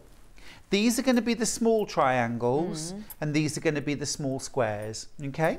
So I've got my fabrics out, and this was, I could have just grabbed 3 fabrics in the dark and they'd have still gone together. Looks really good. Leave this one to one side for now. Job number 1 is to sew the square to the rectangle, okay? You're going to use a 1/4 inch seam allowance, and we can chain piece these. Now I recommend that you make one block at a time, certainly to begin with while you're learning the method. It's so clever. The method is so clever. It's a lot of fun to make this block, and it's a quick one too. So I've sewn both of those squares to both of the rectangles. And what I'm going to do next is press seam allowances towards the rectangles. You get all your instructions. And it all says this in, and there's a video. Yeah, there's a video too, but really important that you follow the pressing instructions as well. Right. Okay, so I've done that. What I'm going to do now is switch around one of the units so that it looks like a mismatched 4-patch. Yeah? Looks like not quite matched up in the centre. Lay them right sides together. And then we're going to sew that seam allowance again using a 1/4 inch seam. And you don't have to match the seam? No, you positively don't. If you can match that centre seam, trust me, you've done something very wrong. True. All right, so that's done. Right, this next bit I just think is crazy and I love it. So what you're going to do now is, I haven't opened this out yet, I'm going to fold this in half. And then this end here, where I've got the seam allowance, I'm actually going to cut through that and through my stitching, just past my stitching. So if I just open this out for a second, can you see? I've actually cut that. And here's why. When I open this out, my seam allowances will push this way towards the rectangle and this way towards the rectangle. Clever. Yes, you have got a little tiny snip, but we are going to trim, so you are not going to see that. So don't worry about that. Okay, so I'm going to press my seam allowances again towards the rectangle. I do like to do this bit with my fingers first, and then I'm going to use the iron. And the reason why I do it with my fingers first, Bex, is because I don't want to get that little fold of fabric. Oh, okay, so you have to sort of manipulate that first. Yeah, just I manipulate it with my thumbnail and just press it where it should go. Now that is beautifully flat and spot on. Okay, let me grab the ruler. Now, what you'll see on your ruler is a right angle line here, and it says on both sides, place on seam line, place on seam line. Okay, so what I'm going to do is, here is my seam line that I joined the square with, and this is why you have to press towards the rectangles, because we actually line our ruler up with those seam lines. You need to see that. Yeah, so I'm going to line up this black line that says place on seam line on one of those seams. And you want it basically right on top of that seam. Then grab a pencil, or I'm using a friction pen here, and you're going to mark the diagonal. There we go. Then turn your unit around, repeat the process. So line up with your other square, and then draw that same line in.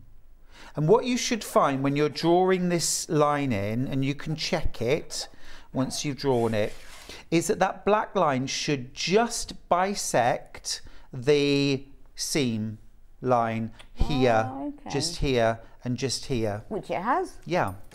On a good day, absolutely. Well, I know, but these creative grid rulers, they're magic. You have to kind of trust the process, don't you? Think, how is this going to work? But it does. Do you remember your feature fabric? You're going to grab that, and it should match up with what you've just pieced. Huzzah! It matches. That's amazing. I'll take it. All right, I'm going to pop a few pins in to hold everything together. With the smaller units, remember you can make as small as a 4.5 inch unit. I probably wouldn't pin, but on larger units I would. Now, I need to reset my sewing machine, because this drawn line, the black line, that's actually my sewing line. I'm going to sew on the line itself. So I'm going to set my machine to a straight stitch center needle position, and then I'm going to sew on the line. Right. Stitch length of 2. Keep it lined up, nice and straight. This is one time when straight is not overrated. Straight is good.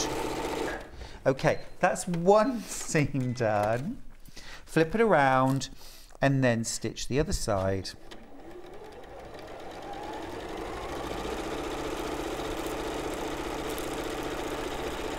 I had so much fun, you know, making the units. It was, for the little wall hanging that's hanging behind me, that's 16 units. There's only 8 of these, because each one makes 2 blocks. Oh, I see. It's a 2-for-1 offer. Fantastic. Yeah. Okay, so I've done that now, and I'm going to give it a press. What that does mean is my lines will disappear, but that's okay, they've done their job. Okay, but I'm just going to set my seams. I do like to do that. It is quite important to set your seams. Why do you do that then, Stuart? It just helps the stitches to bed down into the fabric, tightens everything up, helps the, you know, when you sew sometimes you can get a bit of puckering as well as you're sewing. It'll just flatten everything down. Okay, so now what I'm going to do is use this straight edge to trim, and I'm just going to trim directly in between the 2 sewing lines. So it's a bit like half square triangles. Yeah. Okay, open it up. Oh. Ooh. So it's like making a half square triangle, get two at once. Yeah, but you've got squares and small triangles in there as well. That's very clever. Isn't it lovely? Yeah. Those fabrics look gorgeous together, don't they? Aren't they stunning? They do, they do. And I think it's great because you've got so many colours there. It doesn't matter, just go with the colour. Just go with it. If you're going to do it, you've got to fully commit. This is like, wouldn't it make a great piece of wall art? You know, you can have it on your bed, but It's also a great scrappy block. It's a real classic scrappy block as well. So you can use your scraps for this. I picked the 8.5 inch, 8-inch finished because it fits really well with a 10-inch square. Oh, okay. You know. But because there are 8 different sizes, you could just make the blocks. Oh, absolutely. So there's one step left to do, which is to trim these units down, and you're going to use your Creative Grids Cat's Cradle tool again for that. There, then. Yep. So we've used the markings over here and this here. We're now going to use this part of the ruler, which has lots of different sizes of square on it, and then a straight edge. So what we're going to do is put the unit with the square, the small square in the top right corner. We're going to lay the ruler on top, and you're going to line up the black line or the white line, depending on the size that you've picked. But you're going to line up the size of unit you're making. I'm making the 8-inch finished, so I've lined up the 8-inch square with the seam lines on that square. And the diagonal line should also line up with your diagonal piece line. There'll be a little bit of fabric hanging off the edge, and that's what we're going to trim. So trim those. Then you want to spin your block around. If you've got a rotating cutting mat, so much the better. So then to trim the other side, you're going to line up your diagonal line straight through the middle, and also please make sure that this dotted line here runs through the center of your square and just goes through the point. Okay. And that will mean that your block is perfect. Your half square triangle is perfect and runs corner to corner. And mine does. Because I can't imagine trying to do that without this ruler to get that accuracy. It's lots of cutting of little bits. It's lots of bias edges to try and keep straight. And then at the end of it, is your unit going to be perfect? And I guess the only way that you get the pattern when you join the blocks together is by having perfect units. Yes, that's certainly what we're aiming for in life, isn't it? I'm just going to quickly trim the other one to just show you one more time. So line up the finished size that you have made with the corner square, line up the diagonal at the same time, trim the top right side, spin your block around, and then same again, you're lining up the diagonal. You're making sure that the little dotted line runs through the center of your square, and trim the last 2 sides. And there are our 2 units. Easy, quick, super accurate and great fun. I'm amazed how that's worked. It's really fun, isn't it? You haven't actually cut any triangles. No, no, just cut squares and rectangles, so easy peasy. So do they give you ideas of how you can put them together, patterns? There's a couple of ideas. What you really want to do is go online and do a Pinterest search. Oh, okay. That's the real way to do it. Yeah. And then you'll get so many, and then you go down a rabbit hole. And then you wish you'd, Or just make loads of blocks. I mean, another fun thing to do is actually that smaller rectangle that makes the 2 small triangles. Yes. That is really nice done in a neutral. So you could use a white, a cream, a tan, black, navy, any of those colours, and then your triangle in your square will really pop. Okay. And there will be background. So that also works. This is a design actually that will work with traditional fabrics, modern fabrics, batiks, solids, you name it. You could even have the big triangles in a plane. Yep. Because like on yours, it's like a pathway. Yep. Or a diamond. And that would really stand out then. Yes, it would. And it would be a great place to do quilting or put some applique. But yeah, I mean, there's so much that you can do with this unit. It is very, very versatile. I only sewed those together this morning. Yeah, I know. And that was because I was going to play around with the blocks and show you lots of different ways to set them. But a Pinterest search is just as good. And you don't have to listen to my whiny voice. Oh, we love your whiny voice. Thank you. That's really kind. So £26.49 for the ruler. It's money and well don't forget spent. that you get the full instructions, this is what they look like. This one I opened earlier. You get the full instructions of how it all works. That comes in the pack. Shows you all the different sizes of the blocks, how to use it, so it really holds your hand as you go through, and then how to put the whole thing together. And also on the front of here, the QR code, that takes you straight through to a video demonstration which shows you how to do it. I mean, this is like quick quilting, accurate quilting, and it makes you look great. Yeah, I agree. It's accurate. It's very no triangles accurate. Were hurt in the process. No, it's true. And actually, I could have pointed it out, but I didn't. But when I'd sewn everything together but hadn't trimmed, the corners of the triangles were off. Right. They weren't quite joined up very nicely, but the point is you're going to trim it. And they've taken that into account as well. They've taken it all into account. Do check out on that. It is a fantastic ruler, as you can see. So what are we going to do next then? Let's do the Scrap Crazy 8-inch. Okay, Scrap Crazy 8-inch. So if you previously bought the Crazy 8, this is not it. This is different. Scrap Crazy 8-inch. Yes. Now, I put this on my Instagram and Facebook, and it's been really popular. I made this cushion. Now, I made this cushion completely. It took about an hour and a half. Really? That was piecing everything, quilting everything. Can you see the stitching? I do like the quilting. Isn't that fun? Have you got nice stitches on your machine? Yeah. Elna 680.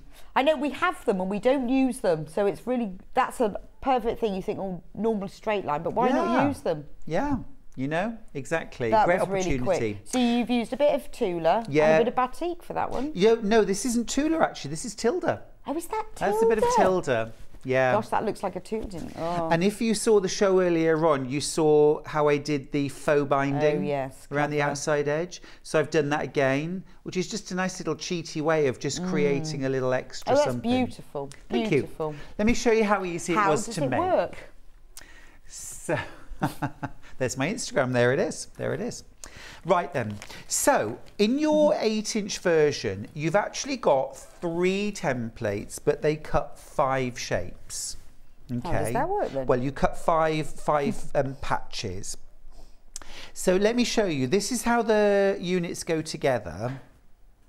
Okay. But you just use 3 templates to do it, because this one and this one are the same template, and this one are the same. This one is just shorter. Okay. And I'll show you how you do that, and then I'll show you how you sew them together.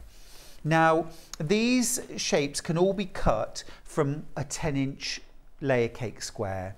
Okay, so I'm just going to grab a batik. Now, I literally pulled 5 squares out that were on top of each other, and you could make a whole quilt like that transitioned from reds and pinks through oranges and yellows and greens and blues and purples, which would be lovely. Or you could mix and match your plains, your scraps, your prints. I see what you mean. So you, because you cut them all out together, then you can cut like several squares at a time, and then have all different colour blocks. I just put all 5 squares together. Now, you don't have to do what you're comfortable with. Yeah. But you can get through 5. You can.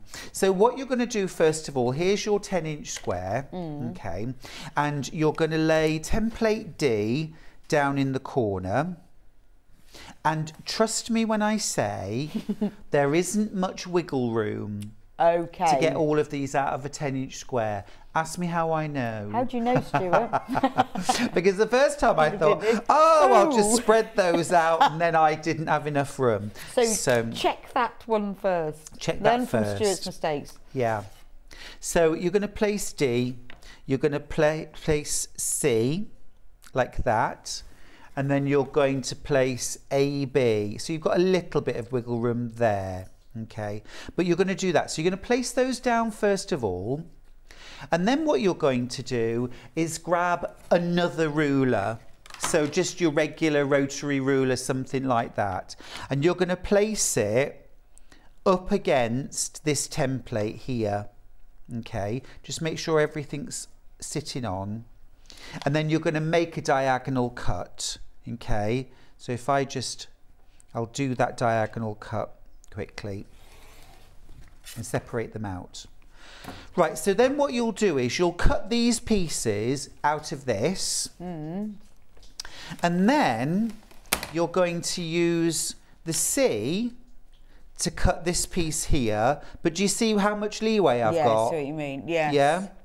And then this piece here, we're going to cut, but we're going to cut a shorter template, and we're going to cut that.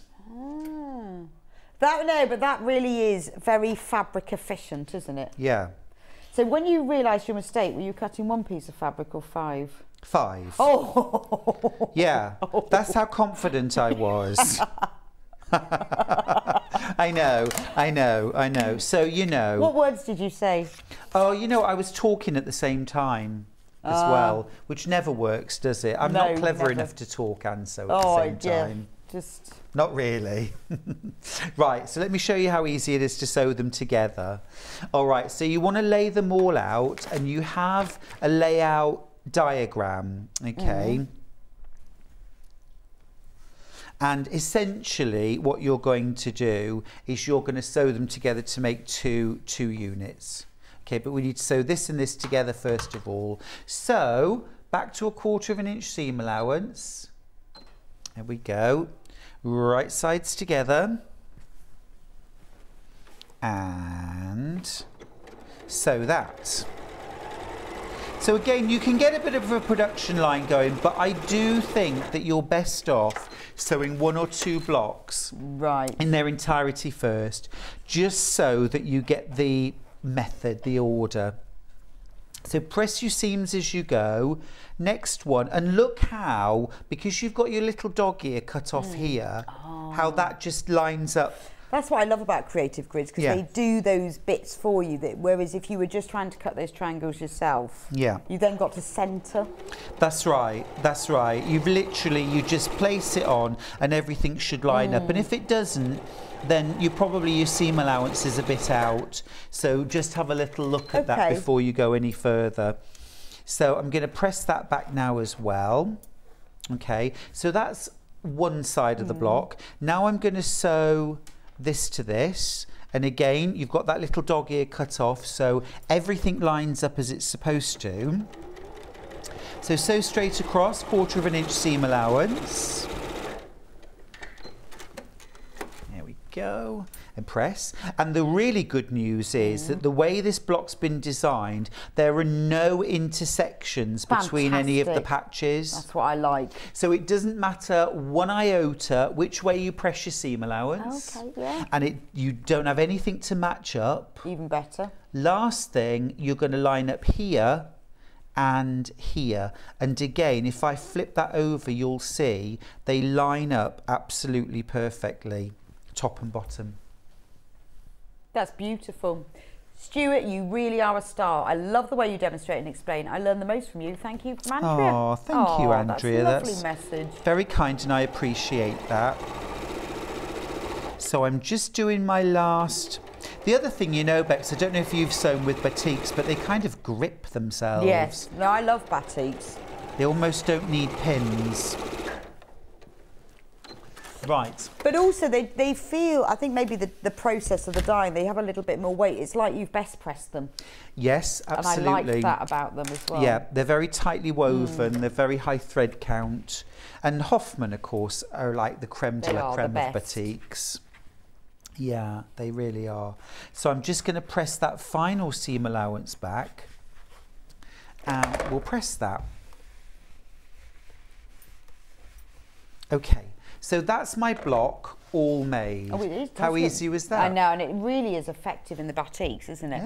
Because the colours are so close. It's like underwater. Yes, yes, they are. They're lovely. So I thought it would be nice to actually use that to make something. Oh, go on then. Should we do that? What are we going to make? Well, let me grab some. I've got a little bit of H640 here. Have we got H640 on the show? Have we got H640 on the show, Ben? Otherwise known as fusible wadding. So I'm just going to iron that on. This is what I love about it. For small things, it's a fusible batting. Yeah, it's just easier, isn't it? It's so easy. It's so easy to use and quick. And it gives you the right amount of puff. So let's just... There we go. So it's £5.99 for half a metre. That's a pre-cut piece. It's perfect for cushions, bags. I mean, you can use it for quilts. Wall hangings. It's fusible. It's just easy. And what I love about it is it doesn't pucker, because some iron-on fusible items, if you press them for too long, it all starts puckering up, and that doesn't. Yeah. No, it doesn't. It's really cool. So what I'm going to do is I've got it attached to some H640, and what I'm going to do now is add some decorative stitching. Okay. Because traditionally, crazy patchwork, the seam lines were embellished with stitching. True. But yes. I haven't got time to do it by hand. But you could. Did it use, I suppose it was traditional, wasn't it? I always picture it in velvet. Oh, absolutely. Brocade and silks. I know. Fancy silks. And of course it was created at a time when the middle classes were expanding massively, and the number of sort of wealthier families had really increased, and this was a display of wealth. Look at all these fancy fabrics that I've got. Okay. Look at all the leisure time I've got in order to embellish all of this by hand. You know, I'm the lady of the house. I don't have to do any domestic work. Yeah, it was all about that display. So what I'm going to do is add some stitching. Now, I found the easiest way to stitch this was to do these uprights first of all. So do 1, 2, 3, and then do the diagonal. And that diagonal and this one will cover the ends of your stitching. Yeah, no, that makes sense. So is there anything you need to think about when you choose the stitch you're going to do? You just want, we got the walking foot actually for this machine, please. I would use the walking foot out of preference. Well, you've got things like a traditional feather stitch or a herringbone stitch, which is really nice. So do you need to have the screwdriver as well, please? Thank you. Does the width of the stitch make a difference, or well, you just want a wide? Or is it just play with it to cover the? Yeah, play with it. Okay. Basically, I mean, I'm going to use that stitch for all of them. But, you know, there we go. But you could actually kind of mix and match, and all I would say is, if you're going to use your walking foot like I am, just experiment and make sure that you're not picking a stitch which is too wide. Oh, I see what you mean. Yeah, because of what the walking foot will allow you to do. Yeah. Okay. Yeah. Exactly right. Lovely. Thank you. And you'll know when you can't because your needle will break. Well, don't get to that stage. Yeah, I've done that before. Forgotten. Yeah. That's the wrong walking foot. Sorry. That's not the right walking foot. Thank you. It's quick and easy to change your walking foot. That's the right one. Lovely. Thank you. Perfect. Look how quick that is. Awesome. Yeah. Oh, it's ever so easy. Ever so easy. Right. So I've got my walking foot on. So let's embellish some seam allowances. So all you need to do when you're doing this is to make sure that you keep the centre line of your walking foot lined up with your seam. Okay. Now I'm just using white thread here. It's nothing fancy. I'm not even sure how it's going to look, but we'll soon find out. So do you tend to choose something that contrasts highly with it, or something that matches? I mean, again, play around, you know? Play around. Ooh, look at that. Oh, that's lovely. That's nice. Oh, no, that is very nice. That's pretty. So you've kind of you've chosen a blending colour. Yeah, but I mean, you could use variegated. Oh yeah, that's true. You could use a variegated thread. So let's just whiz along these seams really quickly. Well, it's nice also to use those stitches, isn't it? Because we all have them on our machines and then forget about them. Yeah, that's right. Often the decorative stitches are the thing that attract us to a machine, the number of decorative stitches, and then we don't end up using them. Well, it also means you don't need to think about quilting patterns. You haven't got to mark it. Should you quilt in the ditch? Should you not? You know, you just go through the centre. Yeah, that's right. That's right. So, you know, you can embellish as many, all, some. It's entirely up to you. So the ruler that Stuart's using is the Crazy 8. No, that's the one yes. that's on screen at the moment, $26.99. Oh no, it's not called the Crazy 8. The Crazy 8 is different. Oh no, this is called Scrap Crazy. It is the one, sorry. It is the one that's on screen is the one. It's called the Scrap Crazy 8-inch, but this is the one that on screen, the one that Stuart's using, the Scrap Crazy 8-inch. I only say that bits because I know that there is a Crazy 8, yeah, absolutely. There is, right, and if you've already got that, then this would mix and match really well, because the thing is, you can then use the two different. Oh, I guess because the block's the same size. Yeah. So look, I've done 3 and I've only got 1 seam left, which is that centre one. And doesn't that just make it look more really special? It does. And it's all my quilting as well. I'm quilting as I go. So if you were going to make a big quilt out of this, you could use exactly this method and then do sashing in between your blocks and do quilt as you go. And then you don't have to do the whole quilt. No, exactly. And you're embellishing your seams and doing your quilting all in one step. The only difference to the method that I'm using is you would have put a backing fabric on as well. Yeah. And to attach that to your H640, you just want to use 505 quilt basting spray. Okay. Now what I'll show you next, Bex, is the 6-inch version, because it's not just the same pieces but smaller. Ah, okay. They are actually different. Yeah, so it's still called Scrap Crazy. Yeah. So you get a 6-inch block, but the pieces are different. Yes. And there we go. So just very quickly, just to finish what I was going to say with this, what I would do with a little more time, I've got some backing fabric, which I would cut in half and then piece back together, okay, but with a centre seam open, with an opening in the centre, okay, for turning. Then I would draw I wouldn't freehand draw it, but I just want to illustrate what I would do, is draw a heart. Yeah? So I would have a heart like this, cut that out. I've also made a little hanging strip. Yeah. Sew them together with your backing. I mean, obviously you've cut this out, and then stuff it with a bit of toy stuffing and some dried lavender. Ooh. And have a little hanging crazy patchwork heart that you could hang up in a wardrobe or something like that. You know, that would be so lovely. I'll just cut out the heart. Yeah, so you can use this as like a way of creating fabric. Yeah, exactly. Exactly right. I'm just going to cut this out so you could see it, and then it'll make me want to finish it off. I mean, I've only freehand drawn this heart, but there's nothing wrong with that. Not everything has to be symmetrical and perfect, thank goodness, eh?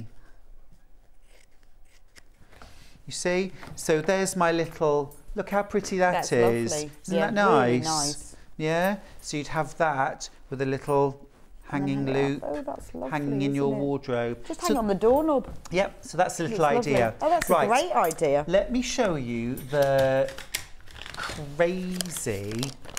So this is $25.99, the ruler. Remember, this is the 6-inch side. The pieces are different, obviously different sizes, but they're not the same shapes. So it's a completely different thing. Exactly right, exactly right. Now then, I want to show you this little block that I made. Oh, I like that one. It's fun, isn't it? A little triangle. But here is actually the shapes. There's 4 of them. Now you'll notice my patch has got 6. Yes. So I want to show you how I did that. It's a little hack. Oh, okay. Okay, because you've actually got all 4 shapes. You don't have to repeat any of these. So you've got A, B, C and D, and those together all make up your 6-inch block. Right. Okay. Now you've also got an equilateral triangle, which if you were to sew 6 of those together, you've got a hexagon. If you sew 3 of them in a shape that looks like a roof of a house, you've got a half hexagon, and that can make a hexagon quilt that's completely pieced. Imagine doing solid Tula, you know, beautiful. Sew those together. There's a lot of value for money in this. This is a brilliant one, actually. This is an absolutely brilliant little template set.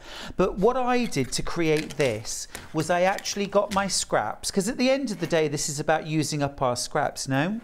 Yeah? So, absolutely. Well, that's why it's good. Use your scraps, buy a charm pack, mix it all together, and have a play. So what I do, I'm going to grab some smaller pieces of fabric, and I'm going to use, I've still got my walking foot on, so it's, oh, hang on. And your lovely decorative got my stitch. decorative stitch, which I do not want. Right, sorry, it's using the different modes, isn't it? I do that all the time. Right. Long stitches, gathering stitches when they shouldn't be. Let's try that again. Right, so I'm going to sew these 2 pieces of fabric together. And then I'll just snip off that end with the stitching. Right, and I'm going to press my seam open. Okay, so I've got my seam pressed open. Now I'm going to take, this is piece B. And now what I'm going to do, there are actually little white lines on your template. I don't know if they're there for this reason, but I've lined it up with my seam line. And what I'm going to do is cut out those pieces. And the only problem with using a rotating cutting mat is the temptation then to cover it with junk, which means then it's more difficult to turn around. But anyway. So I'm just going to trim that away. And so there's my piece now cut out, but rather than being solid fabric, I've used up bits of scrap. And of course then I can go on, I could, you know, add another piece. In fact, let's do that. I'm going to add another piece to this side. I remember years ago a lovely lady called Jean in my quilt group showing us how to make fabric which was called mile a minute, and you kind of did this exact thing. You sewed bits of fabric together to create a larger piece of fabric. Oh, wow. And then you can do it in any old random order as well. If you then use one of, you can be random and this can be accurate. You absolutely can. Now my piece of fabric there isn't quite big enough, so what I'm going to do is I'm just going to sew an extra bit on just here. That's great. Well, I mean, why not? Well, also because you've got the rulers that put it back to right, back to being accurate, you know it all joined together. That's right. I think this is great. And this is worked so well with these batiks because you're using similar shades, so it blends beautifully, doesn't it? That's right. So what I can do now is I can put my template on top of my piece of fabric, my scrap of fabric. I'm just going to move it over slightly so that I get enough of that pink in the corner. And then just cut around.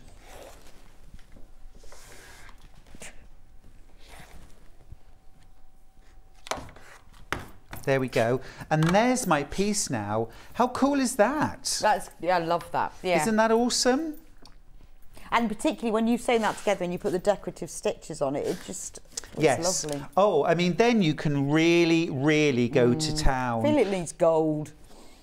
Gold. Need some gold? Yeah. Yeah? Okay. But no, I would do like gold metallic. You know, you could do. Oh, gold thread. With metallic would.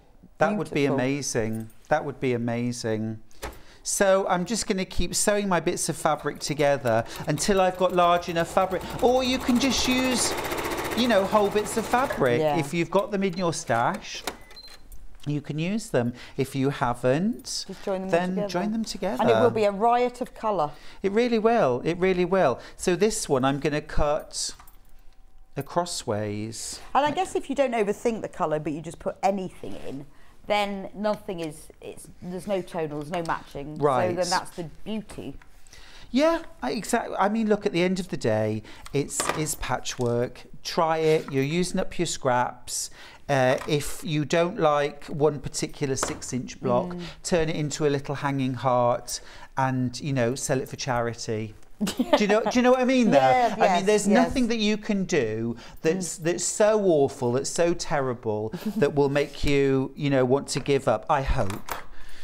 So I'll just finish off my little 6-inch block with this fabric right here, which is rather fun. And that's from the Tula one. That's from the Tula. These are just little bits that are left over. And there is my little scraptastic, truly crazy block using the same little templates. And then you just keep making more and more and more. It'd be amazing. Yeah. More, all that you could possibly want. I love that. And then you can just sew them together and have great fun with them. Well, it means you can be random, and then this gives you the accuracy. Yeah, absolutely, Brilliant. absolutely. They're great scrap busters. All three of those templates: the Cat's Cradle, the Crazy Scrap Crazy 8-inch, and the Scrap Crazy 6. Fabulous. That's great. Well, thank you so much, Stuart. So, been great with working with you today. Thank so tomorrow you, we're going to swap. We are. I'm presenting swap. your guesting. How funny. You can get your own back. I know. But that's have to be super nice to you today, because otherwise I've had it, haven't I, tomorrow? Oh, absolutely, absolutely. I'm not going to be in quite as early as you. You were actually in before 6 this morning. I was. That's just really me. keen. I'm just an early riser. You were keen. I can't wait to get here. It's so much fun. You know. Well, we have laughed since since you've come in this morning. So. Thank you, Stuart, for today. We will see him back here tomorrow when he will be taking the reins. Have a nice afternoon. Thank you. I'm going to go for a nice lunch now. Oh, lovely, lovely. It's only 11 o'clock, isn't it? I know, but you've been up so long, it's kind of tea time. It's dinner time. Please do check out on the rulers that we've got, and all the charm packs as well, because they're fantastic. As you can see, all the different colours and blends and tones on them, they're absolutely perfect, which is why we've selected them for this crazy patchwork. Mix and match them with your own fabrics too. I will be back with you in a couple of minutes time. Sandi will be back with a beautiful carry-all bag design. We've got patterns, we've got kits, we've got the Scion fabric featuring in them, and she's going to show you a step-by-step demo of exactly how to make this ever-popular bag. I'll see you back here in a few minutes' time.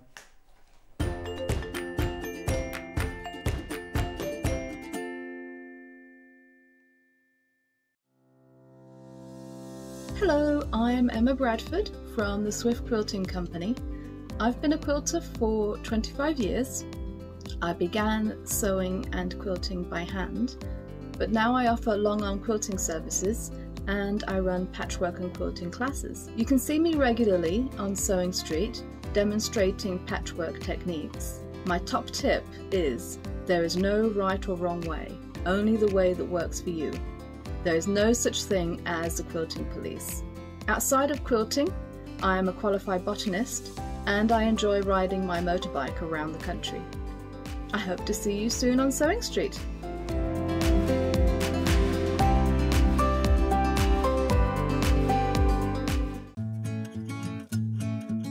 Stuck for ideas for the perfect gift? Why not get them a gift card? You can buy Sewing Street gift cards loaded up with anything from £10 to £500. Shop our gift cards online at www.sewingstreet.com or purchase them via our UK call centre on 0800 001 44 33. Keep up to date with what's on Sewing Street, as well as all the latest news and special offers by signing up to our email newsletters. Head on over to www.sewingstreet.com, scroll down to the bottom of the homepage, type in your email address, click the envelope, and you're done. Never miss out on the latest news and special offers ever again. Sewing Street have our very own app. You can now watch and shop from anywhere. Simply download the app from your app store onto your smartphone or tablet, then log in or create an account, and you're done. You can watch us live from anywhere, browse all our recently played items and pre-orders so you never miss out on any show deals, and message the studio to say hello at any time. And remember, you can check out as many times as you want and only pay 1 P&P all day.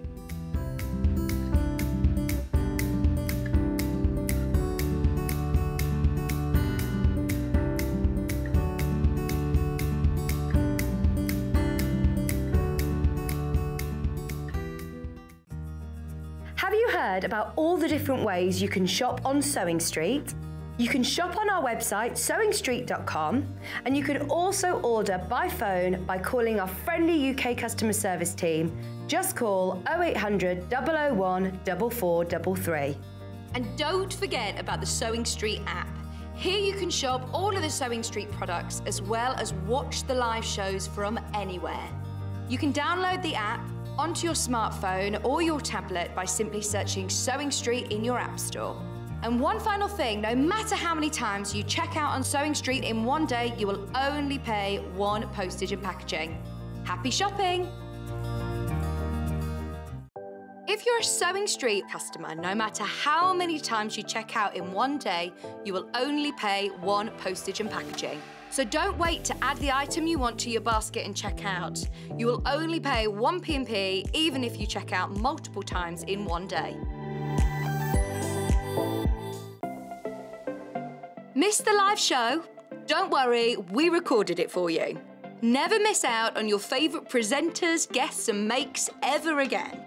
Head on over to our YouTube pages to watch back the day's live show and enjoy your favourite demos over and over again. Subscribe and turn on the bell notification so you never miss a show or video ever again.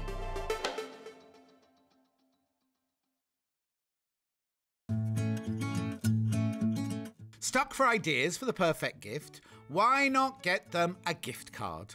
You can buy Sewing Street gift cards loaded up with anything from £10 to £500.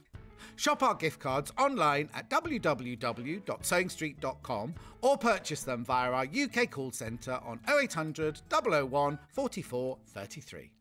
It's a new year, so that can only mean one thing. It's time for those New Year resolutions. And it's the perfect time to start a new hobby. Jewellery Maker, Sewing Street and Hobby Maker are here whether you're starting something new or advancing your skills on a current hobby.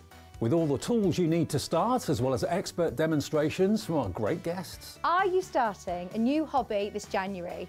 Share your new makes with us by tagging Jewellery Maker, Hobby Maker or Sewing Street using the hashtag New Year New Hobby. And watch us every day from 8 AM to 1 PM on Jewellery Maker. On Hobby Maker, 6 to 8 AM and 1 to 6 PM. And 8 AM till 1 PM on Sewing Street.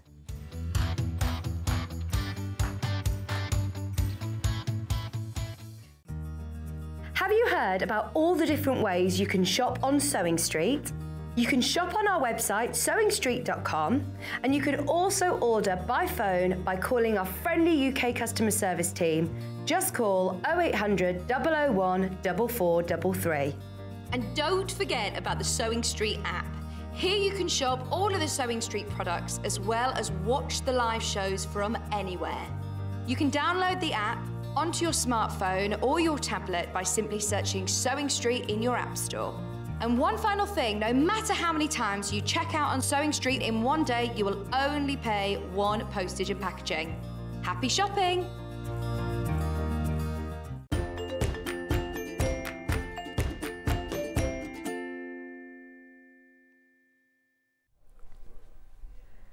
Welcome back to Sewing Street. So if you want to make a bag, this is the hour for you. This is the compact, these are the instructions, the compact carry-all bag. This handy little bag is great when you're out and about. With so many uses, you won't want to leave home without it. This is great. This is your overnight bag. This is put your latest project in it. If you're going in a workshop, put all your fabric in and all the pieces that you need. Great for going shopping. I'll show you this. Here's one that Sandi has made. It folds up flat, which is great. And then it has a really nice deep gusset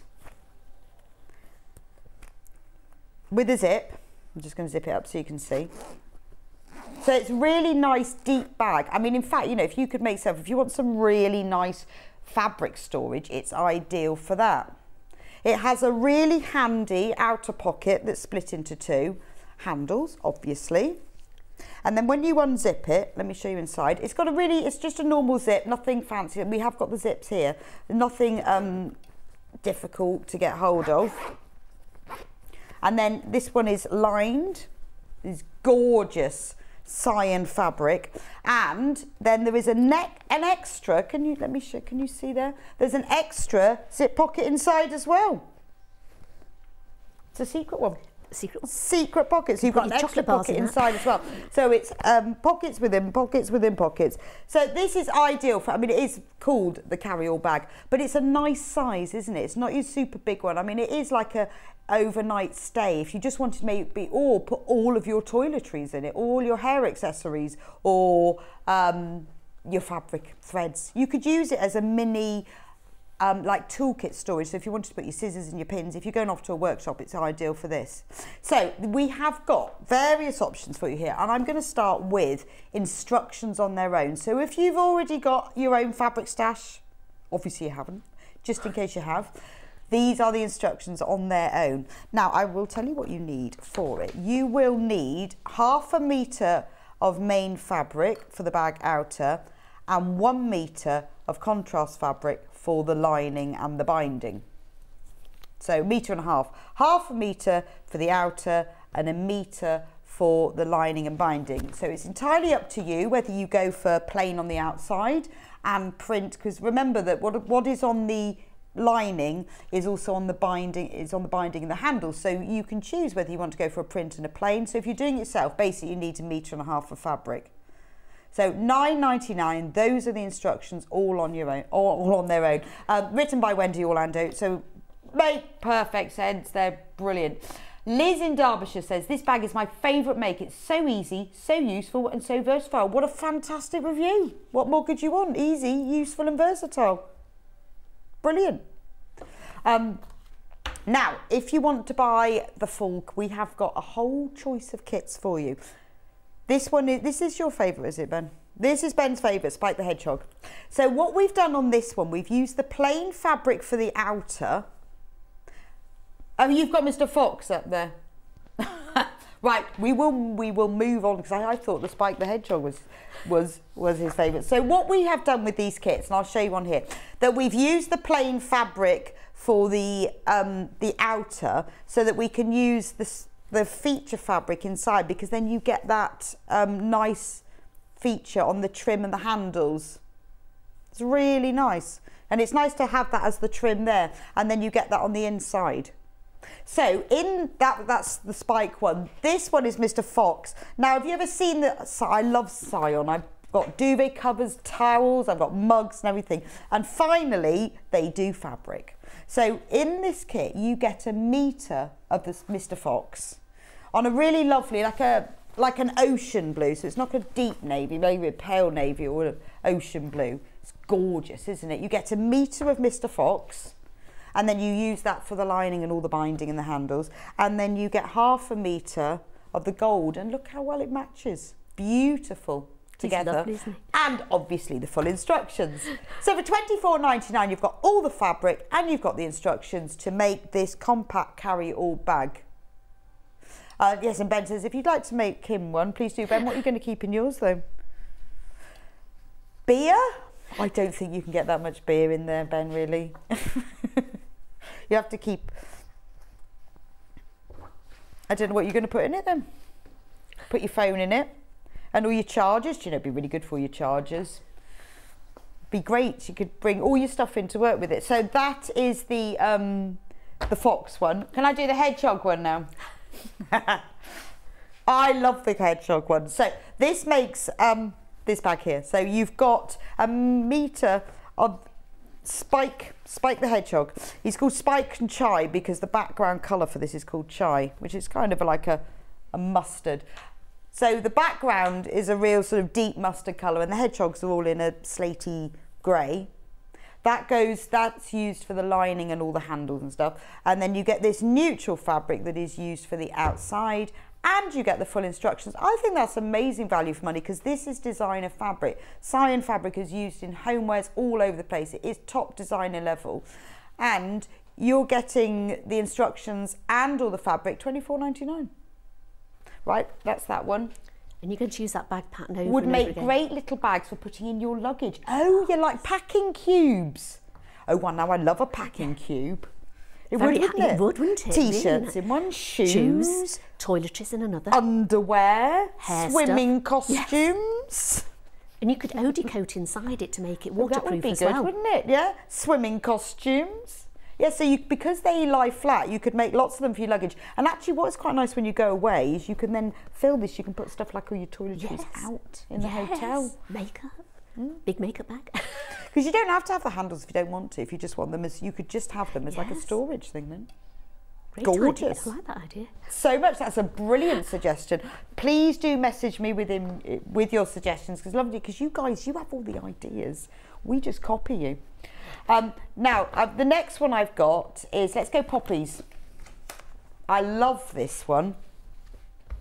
Again, this is the Scion fabric. This is lovely. So you've got these beautiful bright poppies, and then you've got grey leaves. So remember, you're getting a whole metre of this, and this is a lovely weight. It's got a little bit more weight to it than a quilting weight cotton. It's not a canvas, but it's got a little bit more weight to it. It's really nice to use for a bag. So you're getting a metre of the poppy, and then you get half a metre of the plain red. So that's lovely, isn't it? Really nice and bright and fresh. Oh, and obviously full instructions. So £24.99, you get a metre of designer fabric, half a metre of plain fabric, and the instructions to do for it, which is amazing value for money. The next one I've got is owls. Love the owls. So let me get the fabric. So again, you're getting a metre of the Scion fabric, which is the owls. It's called Barney. It's quite clever, really. I've got it upside down, haven't I? Because when you look at it from a distance, it just looks like sort of stripes and shapes. But when you look at it, there's the there we go. There's the owl's eyes and his wings and his body, and then the next one, but they're like tessellating owls. So it has a real geometric feel to it. But it is a nod to quite modern owls. So you get a metre of that, and then you get half a metre of the plain is in this really lovely powder blue that matches really well with the rest of the fabric. It really picks up those colours, and obviously you get full instructions. So that's the owl, called Barney Owl Denim. Denim referring to the colour of that fabric. And then the final one, and this is the one that Sandi is going to be demonstrating for us. This is again by Scion, but it's more of it's using all the colours that are in the rest of the prints, but it's more geometric. I love the colour palette. You've got navy and teal and sort of pinky red, mustard and white, but it's a really lovely palette. So this is quite a nice sort of modern geometry. This you could use for anything, and I think it's as well, you know, it could be used for men, women, teenagers, older people. It's very multi-use. So you get a metre of that one, and then you get a metre of pink, which is a lovely bright fabric that really picks up some of the other colours. It makes the red look warmer and just gives a really nice feel to the whole bag. And obviously you get full instructions as well. So there we go. But it's lovely. Anyway, Sandi. Hi. How did you get on with this? Because obviously first time you've done the bag. It was the first time I've done it, and it's a lovely pattern. Wendy's patterns are fantastic. They are. So she writes everything down, so it's really, really easy to understand. Okay. But I wouldn't say it was a beginner's pattern unless you were a confident beginner. Right, okay. But if you were a confident beginner, I'd definitely give it a go. And I think once you've done the pattern, I think you will do it again and again. Okay, yeah, and I love the idea of the cubes. That's fantastic. Yeah, I love that. So you could make them all and put them on. And there's so many things you can do with them. You know, you could put maybe thermolam inside it if Ben wants his beers in it. You know, you could keep his beers cold. Lunch bag. Yes, yes, true. You know, a lovely little bag for if you've got a little tot going to the grandparents. Yeah, you know, you could just pop the pyjamas and favourite cuddly toy in it or something like that. You could Odie coat inside it if you wanted to make Lego. it. Absolutely. Books. Yes. It'd be nice for, like you say, for a little one staying overnight. Yeah. And it's just sort of the right size for them as well, isn't it? You know, for a little one's maybe first little suitcase. Even if you're going away on holiday. Yes. You could put maybe their airport bag. Oh, that's gorgeous. You know, so if you wanted a few little coloured crayons and a book in there or something, they could take that on the plane with them, couldn't they, as their carry-on luggage. That's a lovely idea. So things like that. So when I was doing it, you were thinking of so many ideas that you could do with the pattern. It was lovely. So I sat down, and I would suggest you read through it. It's a long pattern, but it's very instructive, so it really does sort of tell you everything to do. So have a good read through it, and then again, being a bit organised, maybe a bit OCD here, I get little squares because all the pattern pieces, the only template is this corner template, which you can either print off or you can just draw around. I've done a couple. I've done one on a piece of card and I've done one on a piece of paper just to show you. To get that so curve. Literally, you can just put it on, and it's just to get the curve. Nice. So that's the only thing you need to do out, and all the other pieces are squares or rectangles. So, and she also calls them a number, or a letter rather. So you've got A as your handles, B as the main part. So on the little pieces of squares that I've done, I put what letter it is, so then you don't get confused with it. So if she says pick up bag lining D, you've got the D here. Because they're all squares, you sort of think which bit, because they're very, very similar rectangles sometimes, especially for like the gusset and the linings, you're thinking, oh, what one's that? But if you've got it all labelled, it may take you a little extra time to do it, but it's well worth it. Yeah, I see what you mean. Because you're not sort of going through everything afterwards trying to find it all. So that was sort of started off. And again, I actually starched the fabric because it's beautiful fabric, but lovely to cut out when it's had a bit of starch on it. Now I've done the back first. Now the back and the front are very similar. You've got a pocket on the front, and you've got a pocket on the inside of the back. So it will take you a little time to do. It's not a sort of a half-day project that you can do, but I would say a good day of sort of doing it, you'd be able to get the bag done and work through it gradually, bit by bit. Literally go through it stage by stage, and you won't go wrong with it. Okay. So this is leading myself up here now, aren't I? So you won't go wrong with it. So the first thing to do is, because there was so much to do, I've done lots of bits for you to just sort of show you, and then sort of picked out different bits to do. So as I said, the back is quilted. You can do any sort of quilting on it, which I'll come up to later. There's 2 parts and a handle. So I'm going to show you how to make the front, and then that will show you the back as well. So we start off with your front panel. Now there's 2 parts to your front, and then your handle. So you need to mark in.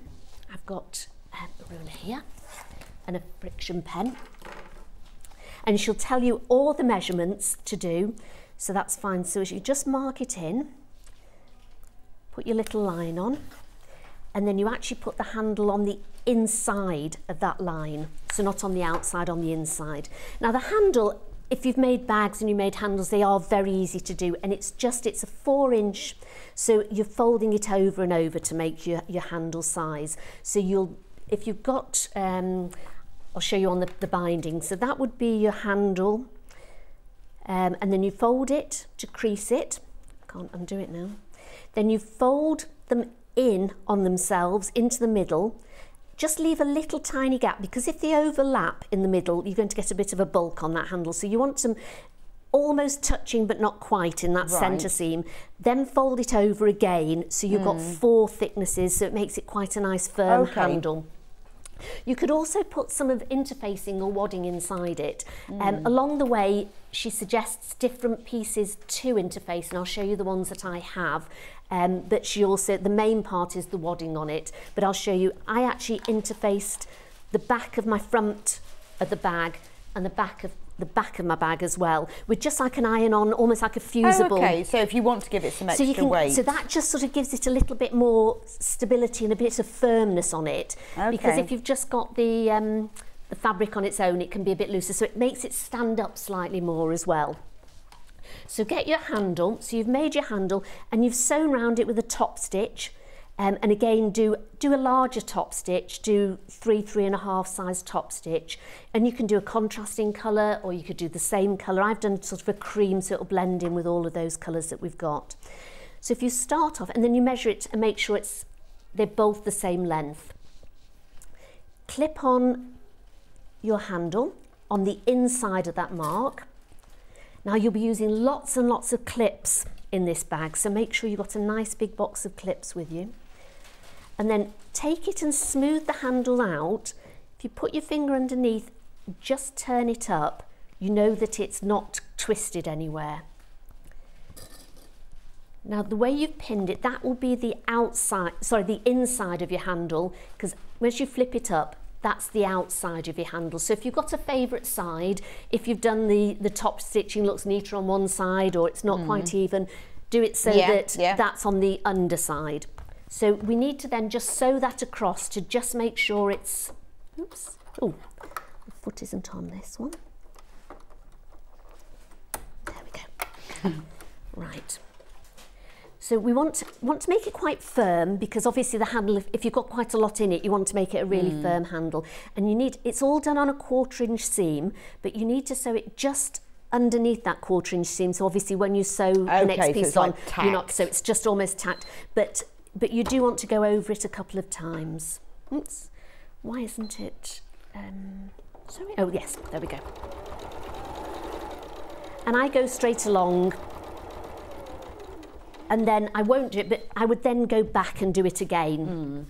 So do it a couple of times, but for here I've just done it the once, but you can go over and backwards. Then you get the smaller piece, which again I've put just like a fusible interfacing on that. You can use a light cotton one. You can use, as I said, like the thermolam you could put on it if you wanted to make it for a lunchbox. Then you put that right sides facing, put that together and clip that on. So I guess this gives it a lot of extra strength, doesn't it? Because your handle's in a seam rather than sewn on top. Much better, because if you've got the handle just on the top of the bag, it can pull, and you'll find that it will pull off, whereas if it's just down and it's been sewn on there, it does give it a lot more stability. And then we'll just sew along this one. Again, using your 1/4 inch seam, so you will actually catch the handle in again. So you've gone over it a couple of times and then you're going to be sewing over it as well.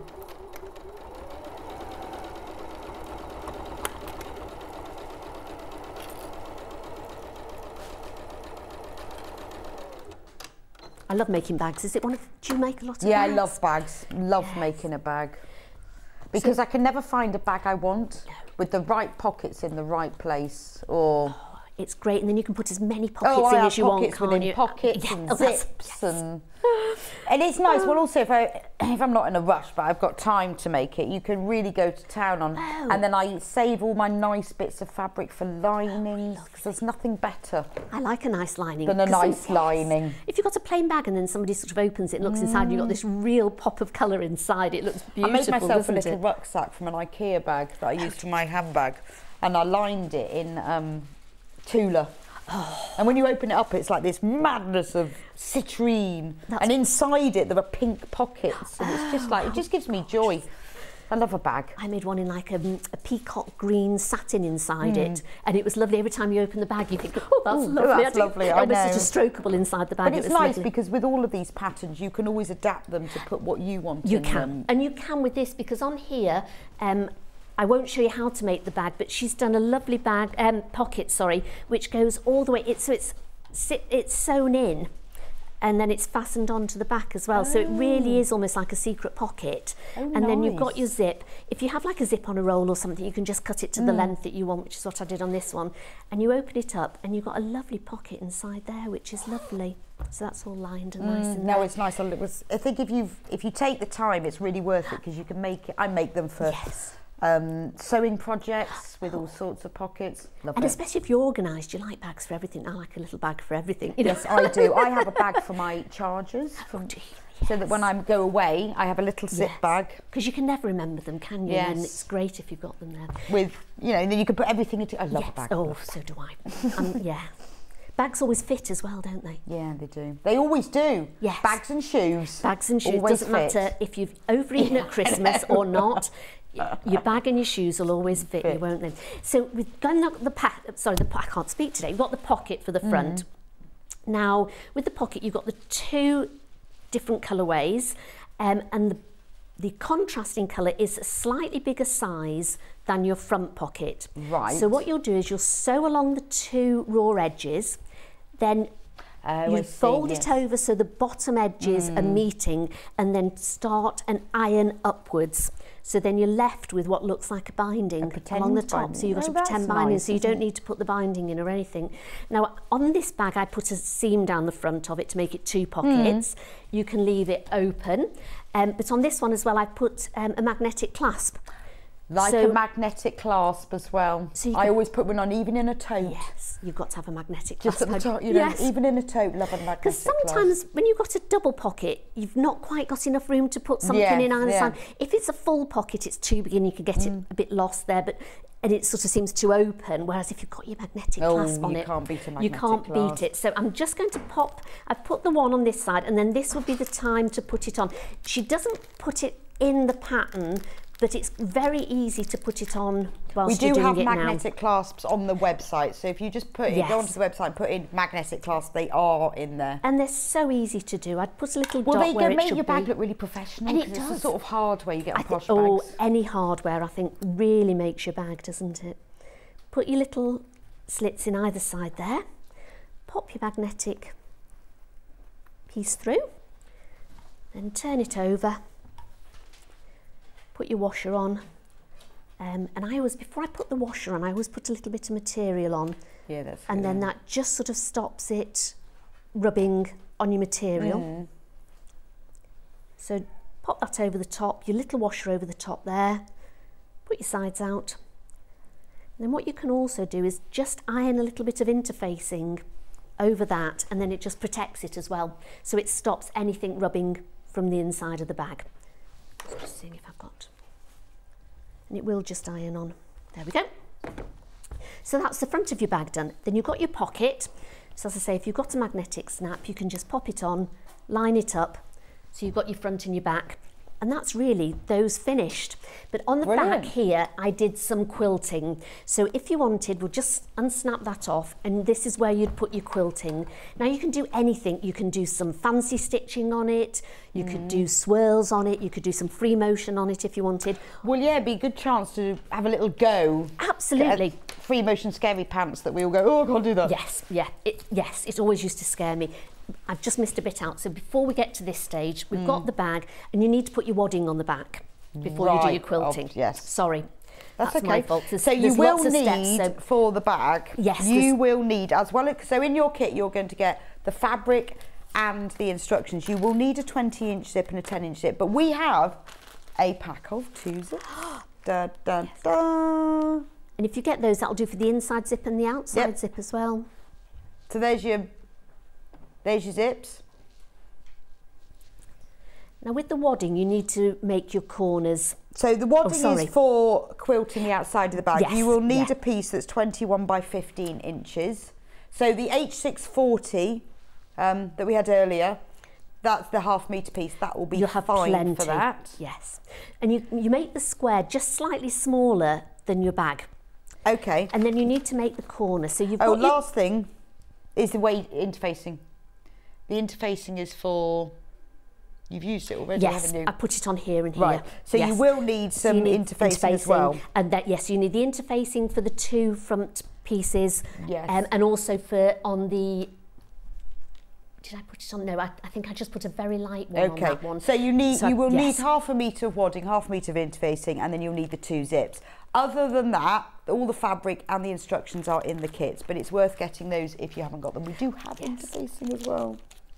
It's, yes, brilliant. Do have interfacing. Yeah, that's great. So just do it on, she said you don't have to do it. But if you want to give it a little bit more body. And if you're going to do it again, I mean, this material is a beautiful material. As you say, it's a little bit thicker, this material anyway. But if you're doing it and you're doing it on your own material and it's a bit thinner and you just want to add that bit of weight, you want that bag to stand up, it's worth putting a little bit more interfacing in. But those are the only other things. That's it, yes, yeah.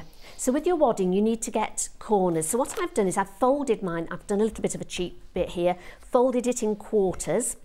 Then all you have to do with the template is make sure that this line lines up with the top bit, this lines up with the side. Then with your pen, you can either mark it or that won't mark very well. So I'm just going to clip this onto here. So you need fabric clips for this? Yes. There's so many fabric clips you need in this one, yes. Okay. So Ben, have we got the fabric clips? Especially when you're putting the gusset on, you need lots. So I'm just going to cut this here. Make that nice and rounded.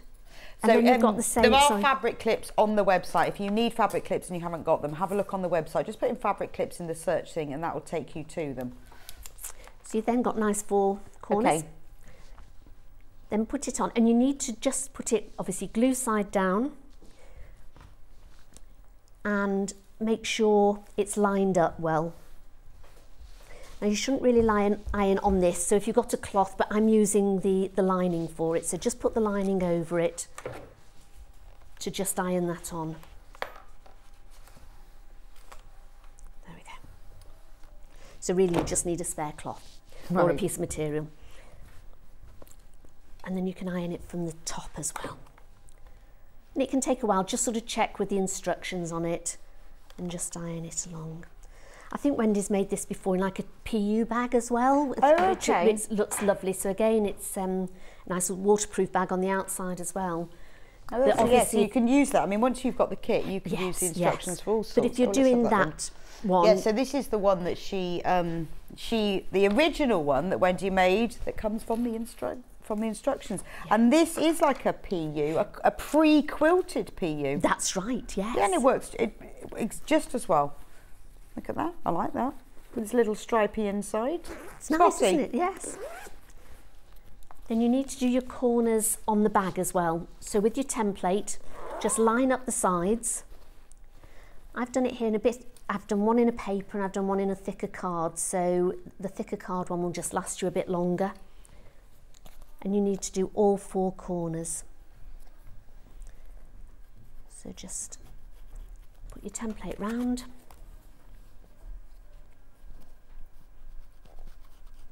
Just thinking of all the things you could use for this bag, couldn't you? There we go. Then we just need to cut those off. Well, it's nice to have a set of instructions that you can use time and time again. Yes. And like you say, you only need a metre of one fabric and half a metre of the other, so it's not loads. You could even make a patchwork one. Yeah, make a patchwork one. Yeah, so if you had some special material around, you could make up, is it like the scrappy patchwork that Stuart was doing there earlier on? So you could use a different fabric for each section, or just make fabric. Yes, it would look lovely. Good way of using all your bits and pieces up. Because you're always left with pieces of fabric, aren't you? You never know. Anything like me, you've got boxes and boxes of bits of fabric, and you never know what to do with them, because then you think, oh, 1.5 metres, and you buy a new 1.5 metres, but you could actually make it, once you made it with this, you could then make it with a patchwork one. Well, like if you've got a jelly roll, just join it all together and make a piece. It does look even more special then. So you don't cut the corners off yet on your lining fabric. Lay that face down, put your bag over the top of it. And this is one of the only parts that I actually pinned. And I just put pins round it just to hold it on. Or you could use 505 spray. I won't use it in the studio, but it's a good idea to use the 505 spray and then put it on. And again, make sure your bag's in the middle of that lining. So if you need some fabric clips, look at that, $14.99 for a pack of 100. Wow, that's amazing. Look, there's the pictures of them. We haven't got them in the studio, but we have got them in stock. $14.99 for 100. You can pay that much for about 10 or 12 sometimes, can't you? That's an amazing price. And I get through so many of them. So do I. Although I don't lose them like I do with pins. Well, I've got them all over my sewing room. I think everywhere I go, I see my cat playing with these. But that is a fantastic price. Now, those sell so quickly whenever we have them in stock. If you need some fabric clips, they're brilliant for clipping fabric that you can't pin, like PUs and vinyls, silks, satins. But they're also great for layers, so like Sandy's doing here, where you're doing lots of layers. And they clip as tight as a pin. Oh, they do. I've no idea how. No. They're really good for the top of coffee packets, sweetie packets. Those are all in my sewing room. When you open something like a packet of buttons, and you cut the top off. Yes. They're brilliant for that. They're brilliant for clipping. Do you have some left? I normally eat them all.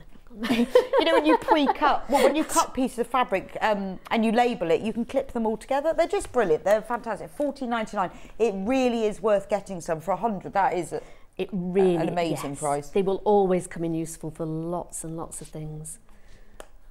Yeah. If Andrew's watching, you can put those in the basket as well. Yeah, very useful. So I won't go all over this because I was just showing you how I did it. So you draw the lines on? So I draw the lines on, or you can use freezer paper as well, can't you? So you can do a strip of freezer paper and iron that on and then sew the line and then just move it over. So I did stripes down, and just make sure you miss your magnetic strip if it's on there. Just sort of go round it with the machine, don't go over it, whatever you do. And then on the top bit, I decided to do it the other way. So you can sort of do the stripes all the way up, or I thought it'd be quite nice to then just do some lines. As you can see on this one, I did some lines just across the top. Tried to make it look a bit like a designer bag then, so it was... And then you would just quilt that with either a straight seam needle stitch, or you could do a fancy stitch, a blanket stitch. You know me with my stitches on the sewing machine. Love a fancy stitch. I know, it's encouraged me because I'm a bit rubbish at using them because I forget and then I go, oh. But I think everybody does though. I know, but why, isn't it? It was ridiculous. I mean, you buy this machine especially, I mean, it's got 300 stitches on it and we all use 3, maybe, I know. Don't we, if that. And so I love it, and especially if you've got an embroidery machine, you've got some lovely embroidery threads, you can pop those in your machine as well, and you can do some lovely... And this is where you can really go to town on it, isn't it? Yes, you really can. I mean, I was very subdued but also, on this I guess, one, so really. like your idea of doing it for, say, a grandchild or child who's... You could put their name on it at this stage, Yes, you could embroider their name across it with your brother On the embroidery little pocket. machine. Yes. Nice. Or hand sew it. You could do it with the hand sewing. So I'm just going to put a couple of stitches on just to hold the wadding and the liner. But make sure when you line, make sure your handle's up so you're not going to sew over your handles. So just lower your stitch, your needle a little bit onto the line so you've got it right there. And then I'm just doing a straight stitch just down those lines just to quilt that on a little bit.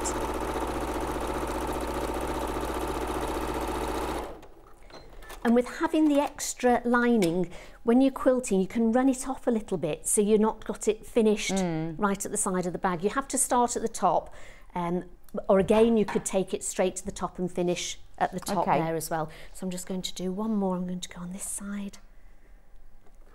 And when you've got the fusible pen, they're fantastic to have in your arsenal as well, aren't they? The erasable pens. Breaking news. What's that, Ben? Ben's got breaking news for us.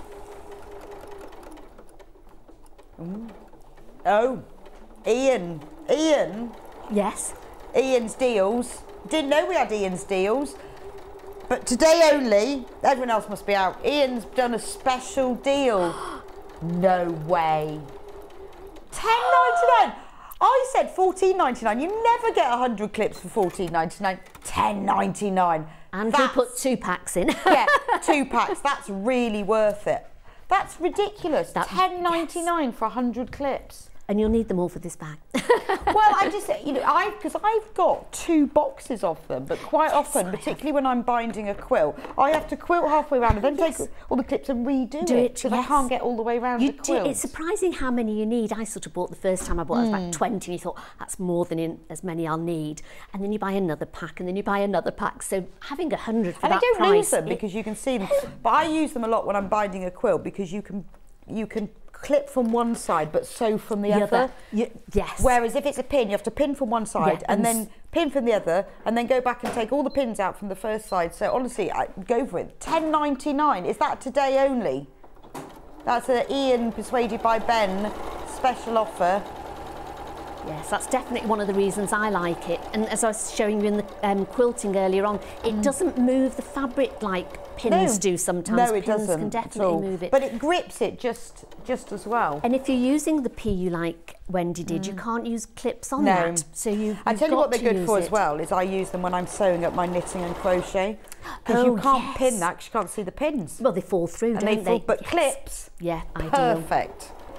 And in bag £10.99. That's ridiculous. They must have sold out by now, surely, because I should think some people have. Yeah, I'd have a couple of those packets. I would. In fact, I think I might do. Maybe there's some left when I come off. Because then I could actually clip the whole of my quilt in one go. You need to get 2 packets. Well, unlike pins, which I get through, is ridiculous because I lose them. But I don't lose the clips because you can see them on the floor. Yes. And your cat or dog can play with them as well. Yeah, they do. I know my dogs use them all the time, but they never break. It's really weird. Fantastic. Well, look, go with that today. £10.99. That's the fantastic deal. We never do deals like that on good things either. Oh, Ian, thank you very much. You must be in a good mood today. Ian's deals. We're all right. So normally I would do lots of lines on that. And then I've just sewn again within that 1/4 inch seam allowance around so it holds it all together. Okay. Then you need to trim this off. So you can then trim it all back.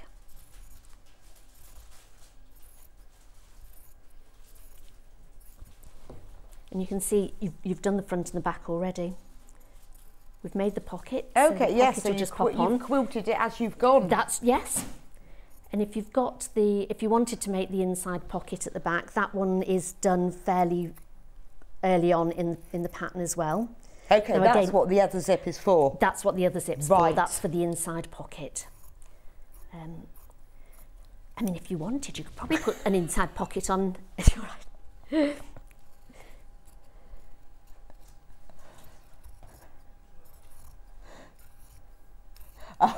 I'm laughing because I said, isn't that kind of Ian? He goes, yeah, it's only because it's you, Max, wouldn't do it for John. Oh, he's so wood, poor he's so John. wood. Poor John. Thank you, Ian, I appreciate that. Right, so what else can we have a deal on then? Yes. Right, let's go with it. Everything. The whole Ian's lot. deals, especially for me. So you've done the front and you've done the back. How much now. can we take off? We'll get him down here. Ian's deals. Well, yes, we could get lots of them, couldn't we? So you've got your back and your front now. Then you want to do the gusset. So it's really easy to do because it looks quite hard putting a bag and a gusset round it. Yes. But it is simple to do. Not when you've got 100 clips, it's I not. know, it's absolutely simple. So the bottom part of the gusset is just the lining piece and a contrast piece, and it's got some wadding inside it. Right. So again, you would iron that on, and then you could spray some 505 spray to get the other one. And again, she says just put a line across, but I put some You can go with it or not. Absolutely go with the flow with it and put as much quilting or as little quilting as you want. And that's the bottom part of the gusset done. Now the top part of the gusset, you put your zip in. So it tells you really well how to put your zip in. So you've got, and it's all lined on both sides, so it's all folded in, so it's beautiful. Oh yes, really so neat. From front and back, you've got all that in. I tend to just put, especially if you've got a roll, I put a little stitch just in the top. Yes, so that when you're doing it and you're pulling your zip backwards and forwards, you're not likely to pull the zipper because they are awful to put off. Yes, so have I. I have done that, and it's really annoying. You pull it, so it's just nice. And also when you're putting the next part on, it just keeps that together because you need to have this back and then that sort of opens a little bit. So if you've got a little stitch just there, it helps it. So what we're doing is we're actually making, it's like a little chunnel, I suppose, like a little pair of flaps at this side that you will put your 2 pieces of gusset. So this is the top bit of the gusset and that's the bottom part. Right, like a spine. Yes. So you've got 2 of your bag gussets, which is P. Now you need to do 1 right side up. If I can remember how to do this, I might have to look at the pattern on this one. So in here, she'll tell you, right, so you've got 1 is, I think, trying to work, no, I was right side up. And the other one facing here. So you've got your 2 pieces joining up with your raw edge. As I say, once you've done it and you know how to do it, it's very easy. But looking at it, you're thinking, how am I doing that? So just follow them. Just follow the pattern. Sometimes you have to trust in the process. Yes, because you're thinking that's not going to work. Why have I got that facing up? But it will. So you have the bottom piece facing up, and then you have the top piece facing down. And they're all lined up with that raw edge. So pull your zip down, but you've got the little catch there just to hold it. And just clip along here, and we're going to sew that on. So again with your 1/4 inch seam. And this is the clever bit after this. When I was doing it, I was thinking, I really don't know how this is going to work. And you saw it and you think, that's absolutely genius. So you then fold the front piece up to raw edges. Turn it over and fold this piece up to the raw edges. Then clip all these together and sew along here. Okay. You see where we're going with it? Yes. But like you say, just trust with it. The instructions are right. It's just a clever thing. Now again, don't ever put a metal zip in it because you're sewing over it, and just make sure that when you do go over that, if you have got the zip bit underneath, just make sure you're going over it slowly. So then you've got the two pieces that come up, you've got them together here. I already have this kit in the pink, which Wendy launched a while ago. I can't wait to get started on it. Sandi talks so calmly and explains it so well from Susan. You're right, she does. Thank you. Yeah, it's really, really good. I've ordered a bag kit, not a bag maker, but I love this one. Would it suit with shoulder straps, and would there be enough fabric from Polly? Yes, it would suit shoulder straps. It would, absolutely. And if you join some of the pieces together, I think you would have enough for a shoulder strap, yes. Yeah, you could easily. There's not an awful lot of material left over. Well, instead of so you could sort of, you know, and you don't have to do anything on the bias either because there's a bit of stretch. And do you know what? If there's not, just use some fabric from your stash, and just make them bigger. And just make them shoulder straps. Yes. Or you could even, could just borrow that back. Yeah, sorry. There you go. The poppy one is sold out. Just to let you know. You could, instead of doing the full strap like that, so if you'd cut that in half, and then you had, say, your own material, or you got the plain material, make another piece of handle to make it bigger for your shoulder strap, and then put a nice bit of hardware in there to link the two together. So you've still got this as your handle, but then you've got a bit bigger handle with some nice little bits of hardware in it. But it would be absolutely fine to make your handle in a plain fabric or a piece of webbing. So if there isn't enough, then just choose one of the colours that contrasts that goes with it and make a shoulder strap. You can do all sorts. So now you've got the two little bits. So this is where we now attach the bottom part of it. Now, with this is where you can actually alter it if it's the wrong size, because we're going to attach the front and the back pieces together with this gusset here. So sometimes with your sewing machine, or you might have quilted it a bit tighter, so it might have made your bag a bit smaller. You might have just made those corners a little bit bigger. You never know, but it's great. You can actually alter it with this. Right. So this is fit your gusset. Absolutely. So what we do is you put it right sides together. So you pop this one in up to the seam, fold it over. Oh, so that's why you end up with this bit. Yeah, it's so neat. Isn't it so very neat? And you clip that, and I'm just going to put one pin across there as well. And then I'm going to sew that on. Well, congratulations to everyone who's got their kit so far. Poppy one is sold out. I like the poppy one, it's nice. I like the foxes as well. My favourite is the fox. I love the fox. Because I love the fox. I've got fox duvet cover and fox towels. Love them.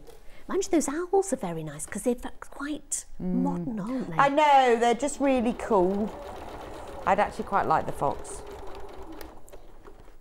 Now I would sew it on the top of what's going to be the top of your gusset, so you can get the neater seam along here. There we go. So we've got one side attached. Now in your instructions, Wendy does say to then attach the other side, but if you're a bit unsure and you think, it might be a little bit out, instead of sewing this side in properly first, I would just attach it. So you're making like a loop, so you've got like a circle here. So you're putting this side in, so again, fold this bit out, just slot it in there, so you're sort of sandwiching it together between those two, and then instead of sewing it all together, you can just pin it, because this is the bit where we're going to alter it if needs be. Now you need to put notches in your bag as well, so I'm just going to take the back bit because it's all finished and it's over. So you'd have a little notch when you're making it, fold it and put a little notch, I'm going to put a little pen mark rather than a notch, so just at the top here, and then you want it just at the bottom as well, so you've got it here. And then fold it up and you've got a notch in between as well. So you've got one on 4 sides. So you've got a notch or just a bit of pen, because you can still iron that off. And if you can't get to it, just press your steam iron on it, because the steam will take the pen off. It doesn't have to actually iron over it. Or a hairdryer. Anything with a bit of heat will just... I've never done that, but apparently it works. It does. I think I tried it once because I saw it and I thought, before I tell anybody that, I need to try it, because I can imagine saying, oh, use a hairdryer, but no, I believe all of our viewers, and if they tell us it works, then I go with that. Right, so you need to find the bottom part of your... Now, this is the strange bit. If you're a bag maker, you want to do it right sides together, don't you? But you don't. You do it wrong sides together. So you've got... Yeah, so you go, oh, what do you mean wrong sides together? Why are you doing that? So you've got a raw edge, but you're going to be binding it, and it is quite easy to bind. So this is where you need lots of pins. So I'm going to take, or clips rather, I'm going to take those clips out. And we just ease it all the way round. So even on those corners, just make sure you get all the layers in. I've got the pocket there as well, so make sure you got that in with it. And just put your clips so close to each other. And literally just ease this round. Which is why you need 100 of them. You do. £10.99. How are we doing for time? Nearly finished. I can just hopefully show you how to... We've got a couple of minutes. Right, that's fine. fine. But don't worry, you haven't got to do it all. No, I was going to got try to finish the bag. Yeah. So what I would do is I'd take all this round. Yeah. Until you get to the bit where you've clipped it. Now, if you're out here and you think, oh, I've got far too much material, what you can do is you would unpin that, work out where it would match, right, trim a bit off, and pop it inside. Then pop it back inside and I guess again. because you've got that open so flap, it's quite easy to adjust. And again, if it's a bit too small and you're thinking, oh, I could just do with easing that out a centimetre more, again, we're telling you to put it right up to the seam, but you can just pull that out a little bit. Yes. And when you've got it right, you can keep a clip here and you can keep a clip up to the other side so you can get that just right. And then take it to your machine. It's a little bit fiddly, but as long as you've got those pins in it, take it to the machine. If you can take your extension off, and so you can really get it in there, and then just sew it up. Well, I guess the beauty of the clips as well is it's quick to unclip and it's very quick to clip. This is it. The pin. Much easier. And so then when you've got it exactly right and it clips like this all the way round, I would then tack it. I'm quite old-fashioned. I would hand tack it all the way around. It won't take you long, 5 minutes, to hand tack it all the way around, because then when you're putting it through the sewing machine, if you're trying to move the clips out or the clips are getting by the sewing machine, and especially around the corners here, if they're just clipped, you can take that round and really clip it in. But when you take them out, can you see how that material then fall back? I don't know if you can catch that. The material will just fall back a little bit. And so if you've actually hand tacked it, right, that's a really good tip. It's one of those things that we're a bit rubbish about doing, but is a very, very good idea. Yes. Well, thank you so much, Sandi. That has been a fantastic demo, and I think all of you out there agree that Sandi explained this so well and demystified a lot of those things that, I mean, Wendy's instructions are brilliant, but it's nothing like seeing it. Yes. Yeah, you really need to. So when will you be back with us? I'm back on the 29th of January. Gosh, are you? I am. You'll be sick of me soon. That's a Sunday. Oh, I know that. How do I know that? I just know that is for some reason. Well, it's been lovely working with you today. Lovely seeing you again, and a very happy new year if it's not too late to mention already. Right, just to recap, if you want the instructions only, $9.99. Only $9.99. Look at. There's only 8 of these left. Look at all. There's diagrams, there's photos. I mean, there's so much information in here. This is incredibly good value for money. Don't forget to write down today's date, 9th of January. When you get them home, then watch it back on YouTube, because there's a lot of really good information that Sandi's given us and some tips to how to do it. So we only have 8 left. What a brilliant demo. I've got the pattern. I can't wait to start it. From June in North Yorkshire. There you go. It was a brilliant demo. See? Brilliant. Thank you very much. But write the date down, because it's really useful. When you get it home and you've cut all your fabric out, all the little tips that Sandi's given you will really help. You can make loads of them. Don't forget to personalise them as well. And please, when you've made them, put them on the Facebook page. We'd love to see them, and I know Wendy would love to see them as well. I'd love to see what people have done with them, absolutely, yeah. Anyway, don't go anywhere. The kits are very limited. The clips are about to sell out, so if you want 100 clips for $10.99, you need to be very, very fast. They're about to sell out. Thank you very much, Ian, for Ian's deals. Don't go anywhere. I'm going to be with you with Yarn Lane in a few minutes' time. Now it's all about the crochet. Well, I'm going to teach Hayley how to crochet.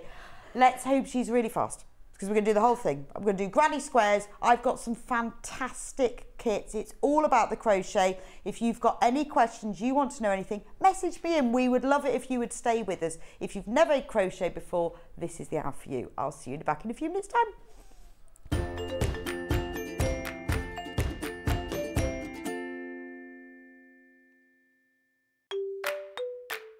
Hello everyone, I'm Delphine Brooks. I've been part of the Sewing Street family now for over a year and it's been the most incredible journey so far. Some of you may already know that I like all things sewing, anything from quilting to toy making, needle felting and of course applique, which is my favourite. The best thing about being part of the show is being able to share with you my imagination and bringing you new ideas and new designs and patterns and seeing how you interpret those designs and make your own work and then sharing your images of those is the most rewarding part for me. I'm currently working on lots of new ideas and exciting projects that I cannot wait to bring to the show and share with you all. But in the meantime, take care everyone and happy sewing!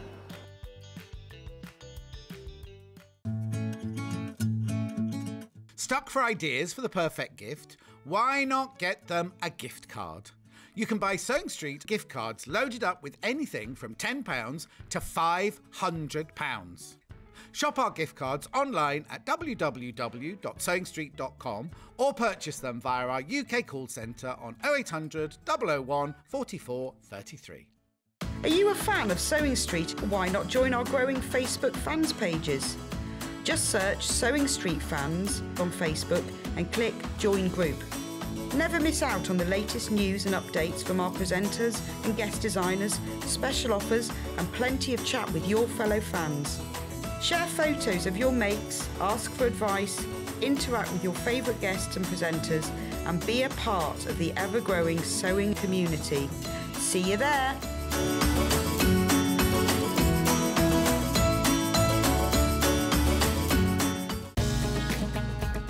Follow Sewing Street on Facebook and Instagram to keep up to date with what's coming up on the show, as well as being the first to know about our amazing offers. Get involved with our competitions that are exclusive to social media. And pick up some top tips from us too.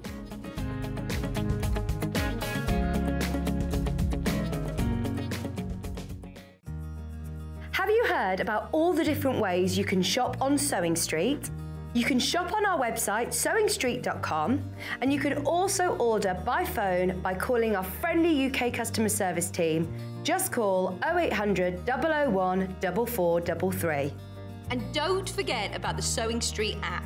Here you can shop all of the Sewing Street products as well as watch the live shows from anywhere. You can download the app onto your smartphone or your tablet by simply searching Sewing Street in your app store. And one final thing, no matter how many times you check out on Sewing Street in one day, you will only pay one postage and packaging. Happy shopping! Keep up to date with what's on Sewing Street, as well as all the latest news and special offers by signing up to our email newsletters. Head on over to www.sewingstreet.com, scroll down to the bottom of the homepage, type in your email address, click the envelope, and you're done. Never miss out on the latest news and special offers ever again. It's a new year, so that can only mean one thing. It's time for those New Year resolutions. And it's the perfect time to start a new hobby. Jewellery Maker, Sewing Street and Hobby Maker are here whether you're starting something new or advancing your skills on a current hobby. With all the tools you need to start, as well as expert demonstrations from our great guests. Are you starting a new hobby this January? Share your new makes with us by tagging Jewellery Maker, Hobby Maker or Sewing Street using the hashtag #NewYearNewHobby. And watch us every day from 8 AM to 1 PM on Jewellery Maker. On Hobby Maker, 6 to 8 AM and 1 to 6 PM. And 8 AM till 1 PM on Sewing Street.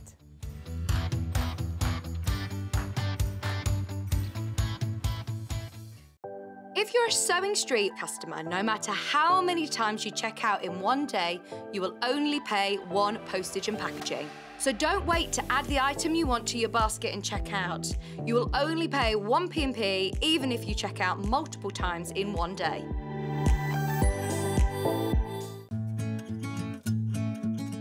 Stuck for ideas for the perfect gift? Why not get them a gift card? You can buy Sewing Street gift cards loaded up with anything from £10 to £500. Shop our gift cards online at www.sewingstreet.com or purchase them via our UK call centre on 0800 001 44 33.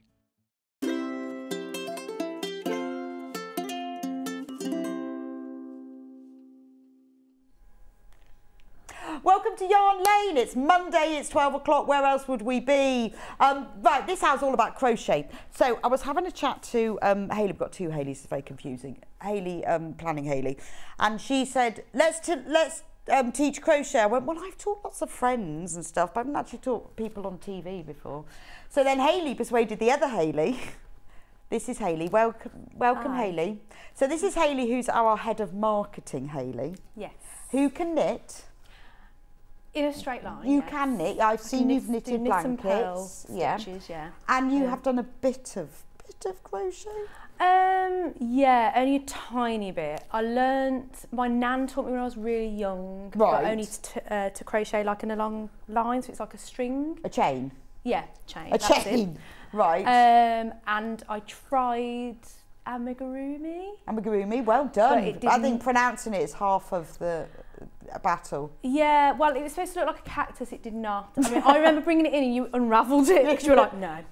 No, it didn't look like a cactus. So that's great. So Hayley wants to learn how to do a granny square. So we have got lots and lots of kits here. So we're going to teach Hayley a bit and then we'll go back to the kits. So what I thought was ideal is the wonderful Sam Sabido from Adventures in Crafting has designed a beautiful granny square draft excluder, and it comes in this kit. It's only $23.99, which is amazing.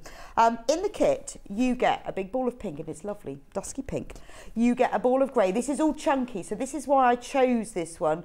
Chunky is the thicker it is, the easier it is for beginners. And you get cream, and you get the full instructions, and it makes this. So it's all granny squares with a little bit of a twist. So if you have done granny squares before, this one's got a bit of a twist. One of the rounds is slightly different. You start off with a circle and then it turns into a square. So it's a little bit different to the traditional one. However, if you're a beginner, it's absolutely fine. And we need draft excluders, don't we? Stop all that cold air going out and coming in. And it is fairly simple. So that's what you get in the kit. You get the full instructions with the photo, everything you need to do. All of the abbreviations are explained in here, and you get these 3 balls. So I have gone ahead and I have done little bits of each of them so I can help show Hayley what she's doing. So I'm going to come over and bring you your kit. Okay, brilliant. I'm on my way over. So there's your kit. Lovely. Now you will need, I'm going to provide you one, a 5mm crochet hook. There you go. You can borrow one of mine. Let me see if I think we have them. I've got a whole stash of crochet hooks here. Sorry, I keep moving. I'm just seeing whether we've got loads of them. We have got 5mm ones. So, oh, there you go. So you will need a 5mm crochet hook for this.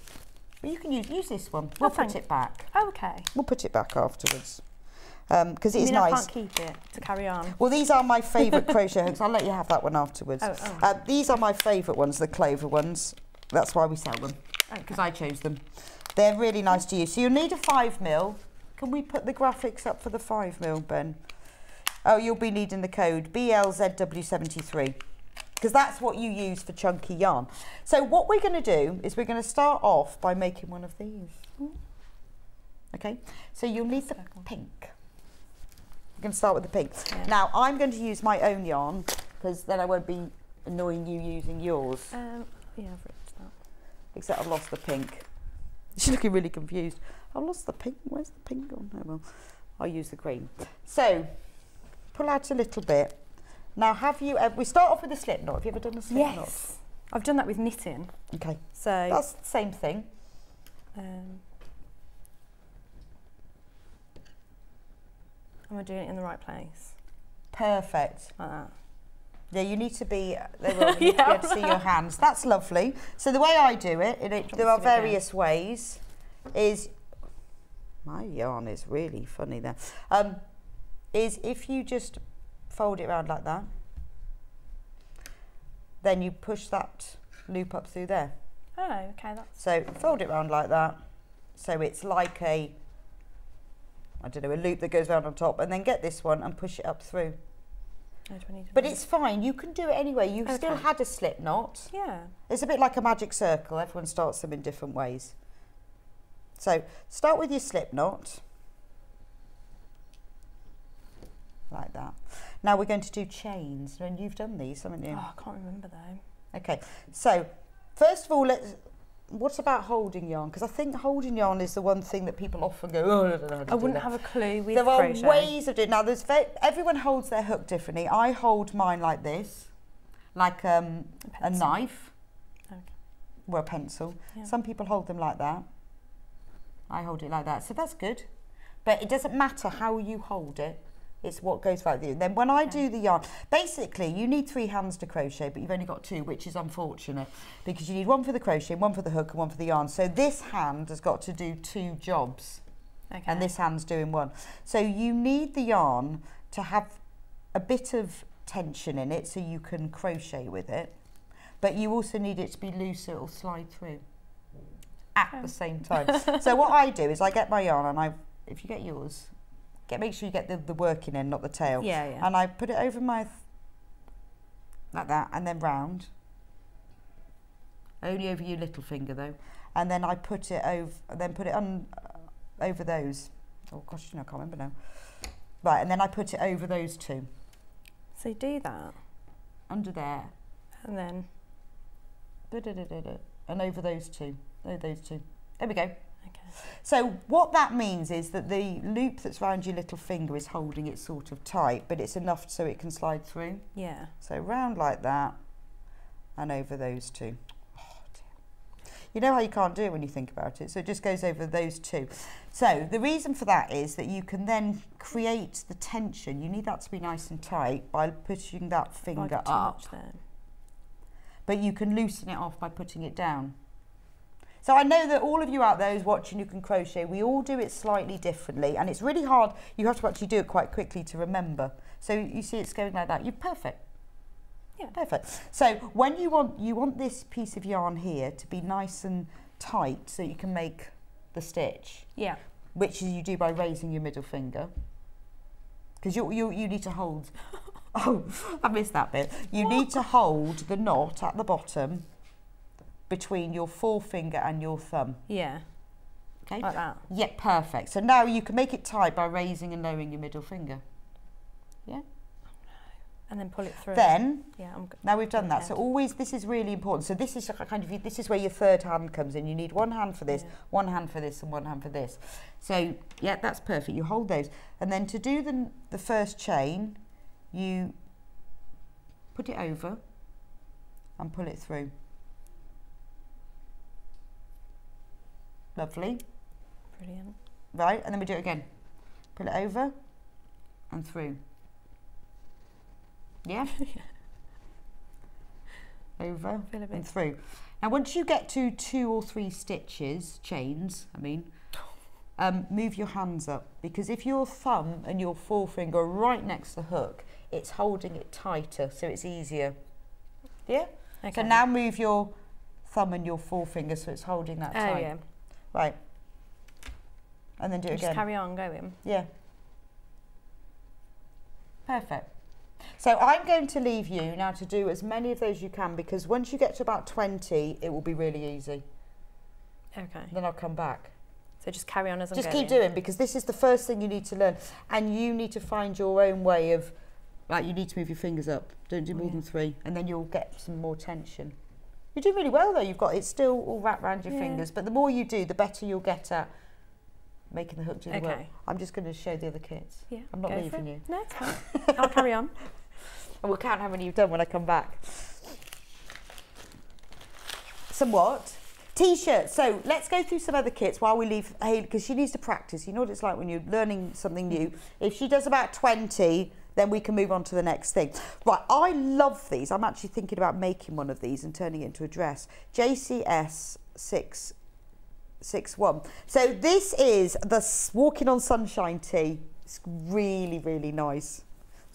I'm thinking I could crochet this as the t-shirt top, and then just make, and then I could make a fabric skirt to sew to the bottom of it. It's gorgeous, isn't it? This is really lovely because it's cotton yarn. Ben's laughing, so you can't picture that. So this is cotton yarn, so it's perfect. If you start doing it now, it'll all be ready for the summer. You've got in here, you've got white yarn for the main part of the t-shirt. So this is perfect for your spring, summer days. And then you've got a ball of orange, well, no, pinky orange, coral, actually, pinky orange is coral. And then a ball of bright yellow. This is all cotton yarn, so this is beautiful. £26.39, you're saving 20% on that. And obviously, full instructions as well. What a beautiful t-shirt. Now, you go to the high street, crochet's all over the place. This would be about 60, 70 pounds or more. I've seen them. Everything you need to know is in there. They are brilliant patterns. I'm always telling you, I've done loads and loads of Sam's patterns, really good. So this is ideal, £26.39. That is the Walking on Sunshine Dawn. We will have another one as well. How are you getting on, Hayley? Yeah, all right. It's good, it's good. I know we're going to undo it in a minute, but we'll get through 3 more t-shirts and I'll be back. Right, the next one is Midday. So that was Dawn. This is one of Ben's favourites. So again, you get the full the instructions. Now on this one, the main colour is this beautiful frosty blue. Oh, I like this one actually. Well, I'm going to decide now. So the main colour is the frosty blue, and then the colours of the flowers are pistachio and peach sorbet. I like these. Just so you know, the kit is has got enough yarn in it, and the pattern gives instructions from a 28-inch chest all the way up to a 46-inch chest. So there's a really nice size range there, and there's enough yarn to do the biggest size. That is very pretty, isn't it? Lovely. I think in jeans. How nice would that look with a pair of jeans? Oh, I think I might have to have one of these. I'm going to have to look at all of them so I can decide which one do you like the best. Blue, white. Oh, yeah, I've been concentrating. She's not even watching. I'm not even paying attention. She's not even paying attention. I'm paying attention to my crochet, my string. Well, that's good. That's good. My chain. I've got to find the. Oh, there we go. There's another one. So this one is called Mid-Afternoon. Do you know how have I chosen these in the right order? Cannot believe that. Just by randomly chosen them in the right order. So. This one, so the main colour for this is vanilla cream. So I think you have to make all of them and then just keep changing throughout the day. So we've got Dawn, Midday, this is Mid-Afternoon. So the main colour is cream. I do like, oh, this is even more difficult now. And then you've got Pansy and Blush as the flower colours. It's beautiful, isn't it? Really, really lovely. It's so unique as well. Who would have one of those? Is there one more?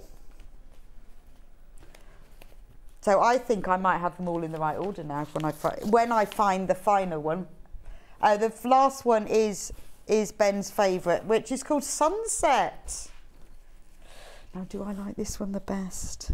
So Sunset is, have we got a picture? Oh, I do like that one.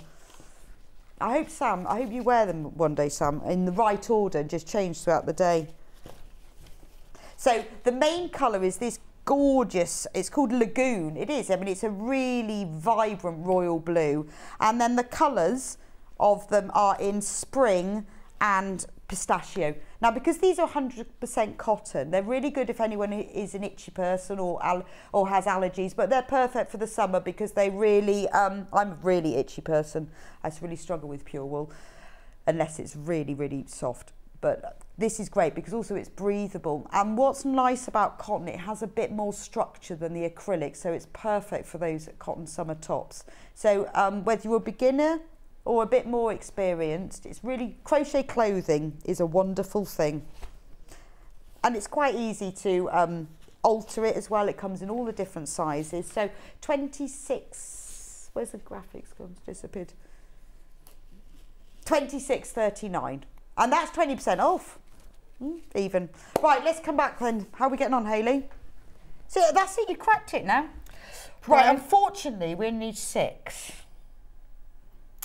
But the great thing, but this is the only way you but you know how to do it now. Yeah, I can do a chain. Now the great thing is it's really easy to undo. Okay, so it's not like knitting. No, you just go like that. Oh. But you see, look upon I thought you meant down to 6. No, not the whole thing. because we need to count. We need to count, and the counting in crochet is more difficult than knitting, because knitting you can see them on your needle, aren't they? Yeah. So do your slip knot again. There's something really dodgy going on with the end of my yarn. I'm not using the same yarn as in the kit, just because I didn't have any. I've lost one colour. So do your slip knot again, and this time we're going to do just 6. Now when you're crocheting, it takes, one thing that people struggle with taking the time is learning how to count your stitches. So if you count them out loud, you can then see what it looks like. Okay. So I'm going to show you. Do you want me to do it at the same time? No, I'll let you do it. Okay. So I'm just going to count them. So you just go 1, 2, 3. Oh, 2. That's not good, is it? 3, 4, 5, 6. Now the good thing about it, when you finish, just pull it out because then it won't come undone. The good thing about counting, saying it as you do, is you can then see what 6 looks like. So that's 1. You see those V's? 2, 3, 4, 5, 6. And that really helps later with things when you need to count, because you can see what a stitch looks like. Okay. So do 6.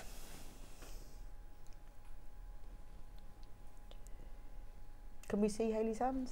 Yeah. Oh, can you? Yeah. Oh God, I've got just about. You could do it on the table. I've lost count. It's weird, isn't it? It's like That's 3. why you have to do it out Yeah. loud, because once you get past 2, you can't remember. There you go. It's the weird thing. You just can't remember. The pressure. The pressure. Can't even count to 6. Where did I put my instructions?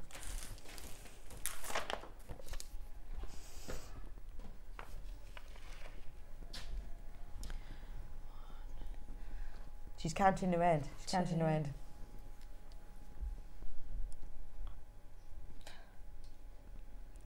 It's when it won't go through.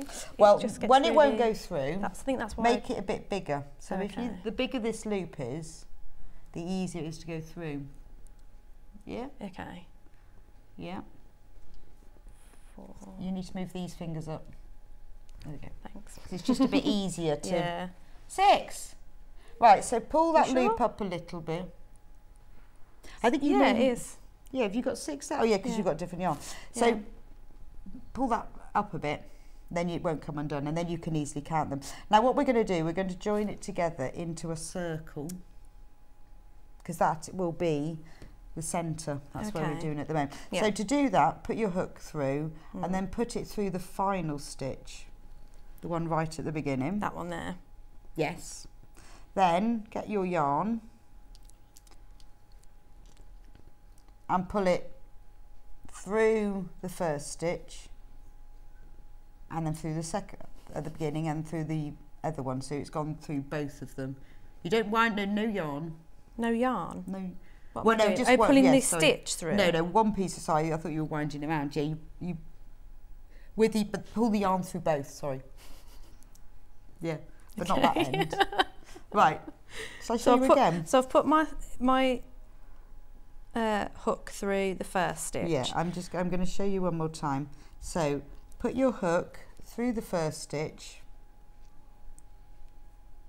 So you've got 2. Yeah. And then yes, just take your yarn, but not the tail, and pull that yarn through both stitches.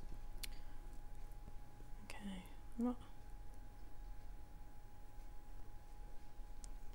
That's it. Through one and then all the way through the other one. Brilliant. There we go. Now you've got a little circle.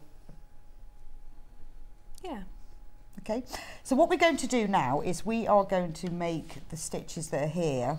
There are 12 stitches that go into there to make the outer bit of the circle. Okay. So we're going to do a treble crochet, which basically, I mean, the chain, it's all the same. It's, you know, it's all about wrapping the hook around the yarn. So I'll show you one, and then you can copy me. To start with, you have to do 3 chains because we need to get to the right height. So the first stitch, you can't start with a treble. We need to do 3 chains to, like a little tree building up to the height. So you same way you did before. So I can do 3 chain. 3 chain. 1, 2, 3.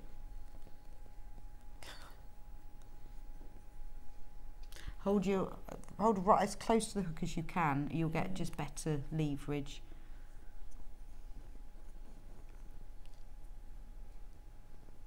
Oh no, that's gone through the yarn.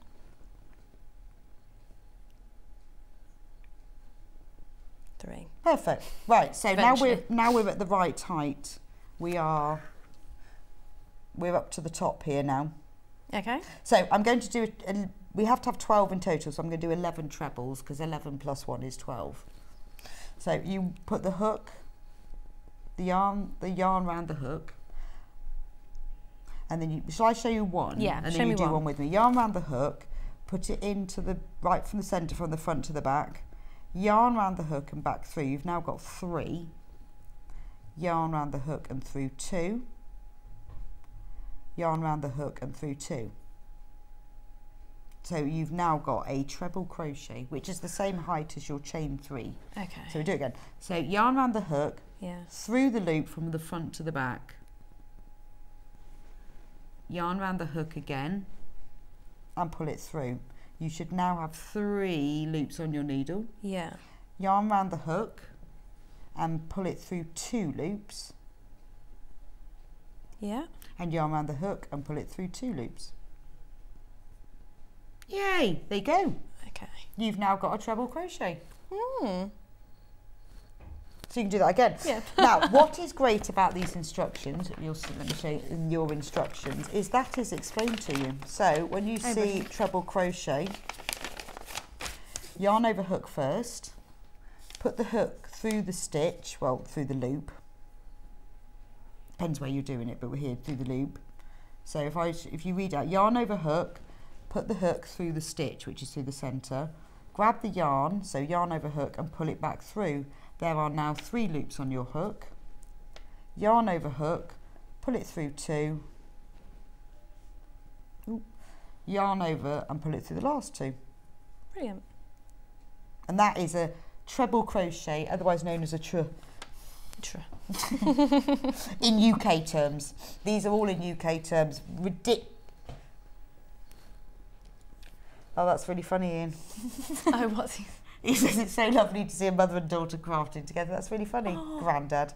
Oh, yeah, you're the grandad. That's actually quite mean, isn't it? Yeah, you're not old enough to be mum. I know, that's we'll just ignore that. Yeah.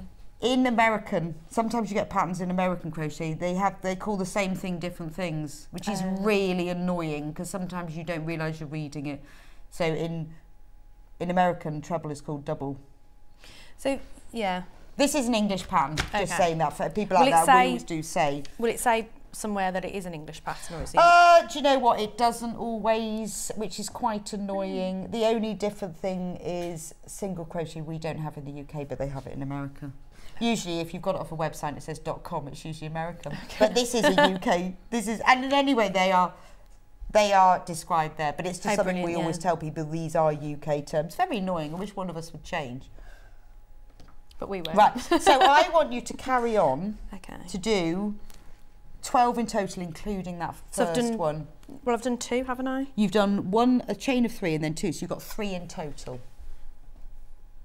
3, so then I need to do 9 more to make it 12. Make 11 treble in the ring. So chain 3, make 11. So you end up with 12, but that includes that chain 3. Okay. So you need 12 of those in total. 1 is your chain 3 and 11 trebles. Yeah. And if you can't remember how to do it, although I am only just over there. Okay, I'll shout. Okay. Right, so what should we do next? Should we do flowers? We have got irises. I picked that one up first. That's amazing. I know, that's amazing. These are fab. I remember doing these last year. Gorgeous. So you get to make a whole bunch of flowers. They're enough there's enough yarn in the kit to make 5 irises. It's such a lovely kit. So you get full instructions, which are always fab because they're from Sam. Nice vase. Vase does not come in the kit. Vase is the model's own. So in here you get 5 flower sticks, very important, but look at the little balls of yarn. So this is cotton yarn, just 20 grams. So you get a ball of yellow that's for the centre of the irises. You get 3 little balls of blue. It's got a nice name. No, it's not, it's called 798. 3 balls of blue for the petals and a ball of green that is for the leaves. But aren't they really cute little 20 gram balls? So if you're like me and you kill your plants, or you forget to water your flowers, or you don't want to keep buying flowers, these flowers will last forever. So you can make loads of them. So one kit has got 5 flowers in. We have got some other flower kits as well. Lovely present. January, just thinking ahead for Mother's Day in March, that if you want to, you want to make your mum, or your grandma, or your auntie a whole bunch of crocheted flowers, how much would they love that? And if you get them now, only £14.39, you're saving 20%. How much would they love that? And you'd have more than enough time. And this is the problem with things like Christmas, Mother's Day, birthdays, etc. We don't get started early enough. So I'm thinking, what a wonderful, thoughtful present. We also have tulips. They're not from Amsterdam. Tulips from Sam. So the tulips, again, I love the tulips. There's enough to do 5 tulips. Look at the photo. Aren't they gorgeous? So what you could do is you could get the irises as well, and you can have a bouquet. You could even go and buy a jug, couldn't you? Buy a jug. You can get them quite cheap in the supermarket. And then you can put all your crocheted flowers in them. So in the tulip kit, you get your 5 sticks, and then you get the green cotton yarn that's for the leaves, but then you get a ball of pink, 2 peach and 1 red for your multicoloured bouquet of tulips. Aren't they lovely? Crochet flowers just look fab. I love them. I have to admit to having quite a few crochet flowers in my house and crochet wreaths and everything. But that's the flowers. Summer wreath. Now, I have to admit to having this one as well. I do have all 4 of them, and they're lovely. And there are 4 in the series: spring, summer, autumn, and winter. And I have them hung on my kitchen door. They look very nice. What's lovely about this is you've got everything you need in the kit. So the wreath comes. This is a heart-shaped. Have we got a picture of the finished one? Look at that. Now all of the wreaths feature a different bird as well. So this one's got a swallow on it because it's the summer. So you've got the wreath, you've got the metal, the wire that you need for hanging it up. You've got obviously full instructions. What's great is you've got all of the yarn, so you've got the whole balls. This is all cotton yarn as well. It's really nice to crochet with. But you've even got like little balls where you only need a little bit of yellow for the centre of the flowers. All of these colours, and then you've got the stuffing in here for the bird, but you've even got, look, a little bag with the eyes for the swallow in. It's all in there, and it's a lovely thing to do because you crochet each of the flowers and the swallow all individually, so you can just do like one an evening, and then you stick them all on the wreath to finish. Have we finished? I think I've done one too many. Oh, we'll count them and then you can undo one. I'll come back. Yeah. Hang on, I've just got to put my wreath back. Okay. Is it easy enough to undo one? Yes. Well, let's lay it flat because counting is an important thing. So this is what I always do: is take them out and then you can count them, so we can pull them apart. Yeah. So, let me get in the middle. 1, 2, 3, 4, 5. Can you see them, Lau? Like individually. 6, 7, 8, 9, 10. 11, 12, 13. Yeah. So you have. So all you have to do is just undo it. Then this obviously you need to keep. Okay. Like that. So there you go. So all you do exactly the same thing as you did last time. You go through. Let me just do another couple so I can show you because I can't quite reach the other side. I've only got 4. So you basically, you just go through the top stitch. That one? Yes. The top of the 3 chain, because that was the first, and then you pull the yarn through one and through the other. Just like you did last time. Through both? Through both loops. And then we need a pair of scissors. Oh, yes. Oh, these are funky. Funky scissors. Oh. Seen those before? Are they new? Fiskars? Funky Fiskars scissors. Fancy. So have you gone all the way through? That lovely one. so. So that's that colour finished. Oh, wow. So you can do it. Cut it off. You need, Whereabouts? Because we're about there, because you'll sew it in later, so you need a bit of room. And then now, there are 2 ways of doing this, but this is a little bit more secure, but creates more of a knot, so we'll do it this way. So all you do is thread that end through the loop. No, just with your fingers. Oh. That's it, and pull it tight. Da-da-da! Oh, perfect. So you can choose now whether you use grey next or cream, because the way the pattern works is when you make these, you'd use a different colour. So that one starts with grey in the middle, that one starts with cream, so you alternate the colours. Oh. So you can choose which colour you use next. What colour would you like next? Yes, let's use the cream. Okay. That'd be fine. So there's your cream. So we have done that. See, the reason mine is so small, because I didn't have any, I was doing it last night, and only had a bit of double knit. Yours is chunky, so look at the difference between double knit and chunky. So would you have used a finer? Yeah, I only used a 4mm for that. So we're going to do that next. Okay. So this is quite nice, because this is a slightly different stitch than you'd normally do in a granny square, so it's a really good thing to learn as well. Actually, I could just use this one that I've used before, can't I? For mine. So yep. Let's get your pattern, because it's good, I think, when you show someone how to do, so show you what it's saying. So join colour B, yours is cream, in any stitch. So the way you do that is a stitch. So can you see there's a V, there's V's going across the top. Through that bit there. Yeah, so can you see the V's that are going across the top? A stitch, you need to go under the front and the back. Under both bits of the V. So under the... Under both, yeah, perfect. Yeah. Take your yarn. This is where I need to wrap it round. A little bit from the end, because you need to sew that end in. Just pull it through. We don't need to wrap it round just yet. Just pull it through. So a bit from the end, because you're going to sew that in later. So it needs to be long enough so that you can sew it in.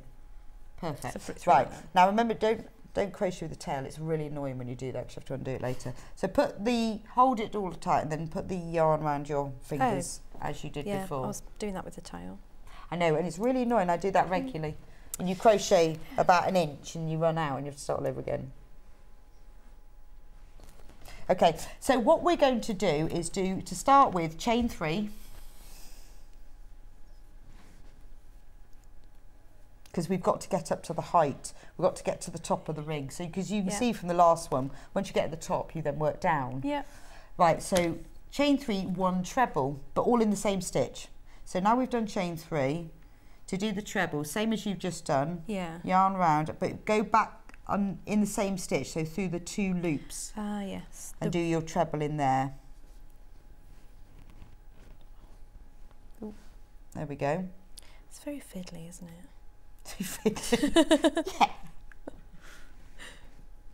But it gets quicker. Okay. With practice. It really does. And then I'll do... A bit like those chains, you did 20 of them, didn't you? Yeah. You know, because you got better at it. Right, so chain 3, 1 treble. Now we need to chain 1. So that's just a normal chain 1. So that's going to take us across. Oh, so we've gone up and now we've gone across. Oh, yes. Now we're going to do 2 treble clusters. Tricle is a treble cluster in the next stitch. So the next stitch, before we do that, is this one. Have a look on yours. Can you see the 2 V's of the next one?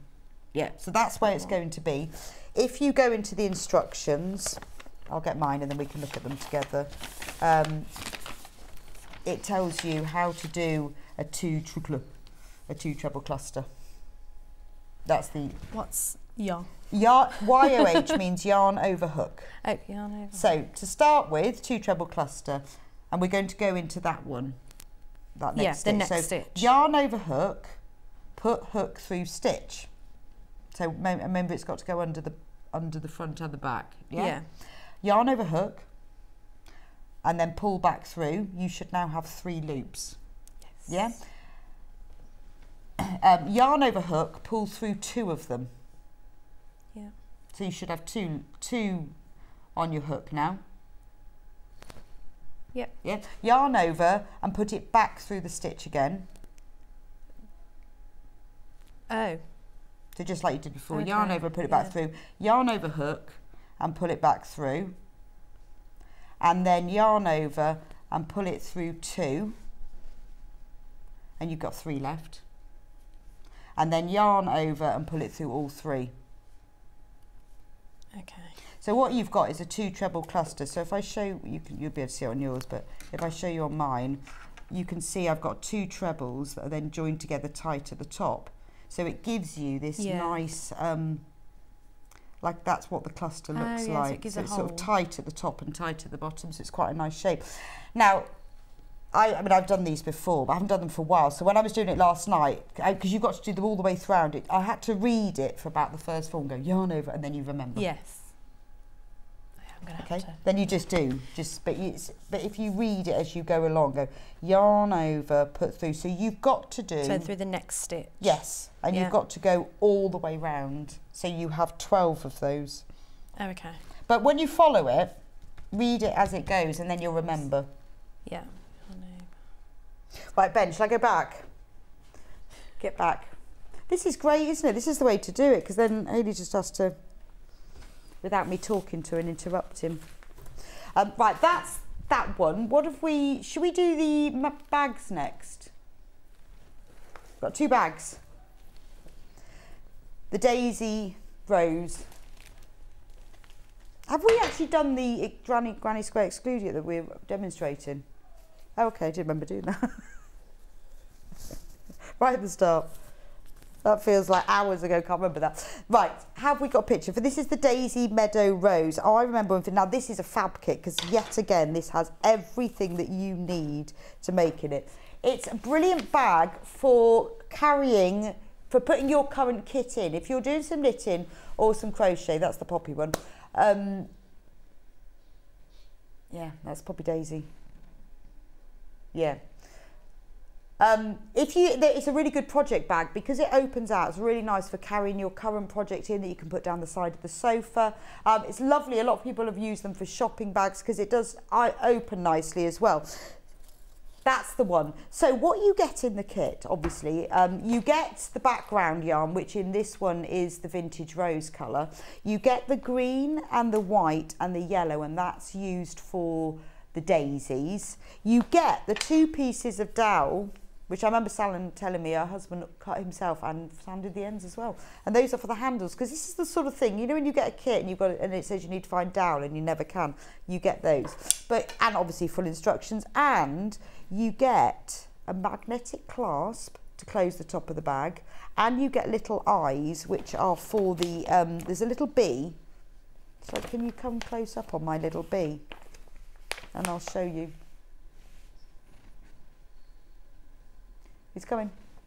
I'll move as well. So the little charm on the bag is a daisy that hangs off, but there's a little bee as well. And in the kit you get the stuffing for the bee, and you get the little eyes that are for the bee, but you also get the lobster clasp to hold it on. So it's those little details that are really sweet, aren't they? So it's a beautiful bag that I know a lot of people made it. You can line it or not line it, it's entirely up to you. But a lot of people have made it as a project bag, but it's a really pretty thing to do. Again, I'm thinking gifting. You even get the black bit, the black for the bee. If you want to get ahead with gifting, it's lovely. Really nice. So that's the vintage rose version. And then we also have, I'll put that one on, I've got too many here. This is the poppy version, which was the one that Ben showed us right at the beginning. You get handles. This is the cut. It's exactly the same, but the background on this one is poppy red. Really, really lovely, bright red. Again, this is save 20%, £24.79. It's amazing. I don't know why they're this price. You've got the colours for the daisy petals, the pistachio, you've got the yellow that's the centre of the flowers, and then you get the black bits for the bee, the stuffing, the magnetic clasp, the split ring, and the lobster clasp, so that you can hang those little charms on it. There's so much detail here, you know, that you'd never, to be able to get all these little pieces. I don't know how we've done it for £24.79, and full instructions too, which are always fab. How are we getting on, Hayley? Yeah, I'm getting the hang of it, I think. Yeah, till you get to about 5 or 6 and you go, oh, yeah, I've remembered now. You have to, it's just like muscle memory. Yeah, I've done 6. Oh, keep going then, that's good. Right. You'll be nearly I'll there keep now. going. Right, I'll carry on. Yeah, we've got two Christmas gonks. Oh, it's never too early to start crocheting for next Christmas.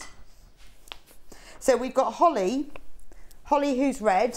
Saw loads of you made these before Christmas. They were so nice. Thank you for sharing your photos.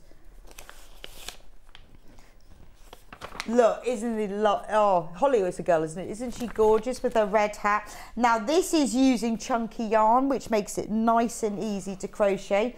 And you've got white yarn for the beard. And then obviously you've got the little bit of pink for the cheeks. And the eyes as well. So £23.99, Holly Christmas Gonk. I know, massively popular when Sam was on air with them. We have got just a few left. So if you want to get ahead, because you know you've never got enough time to do them at Christmas.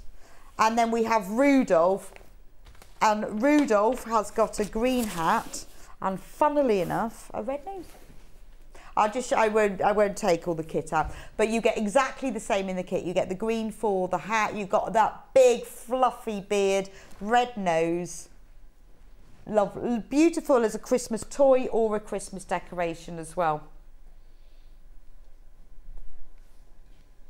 Hayley's still on her, she's still there. I'm going to finish off the kits and then I can come back to you.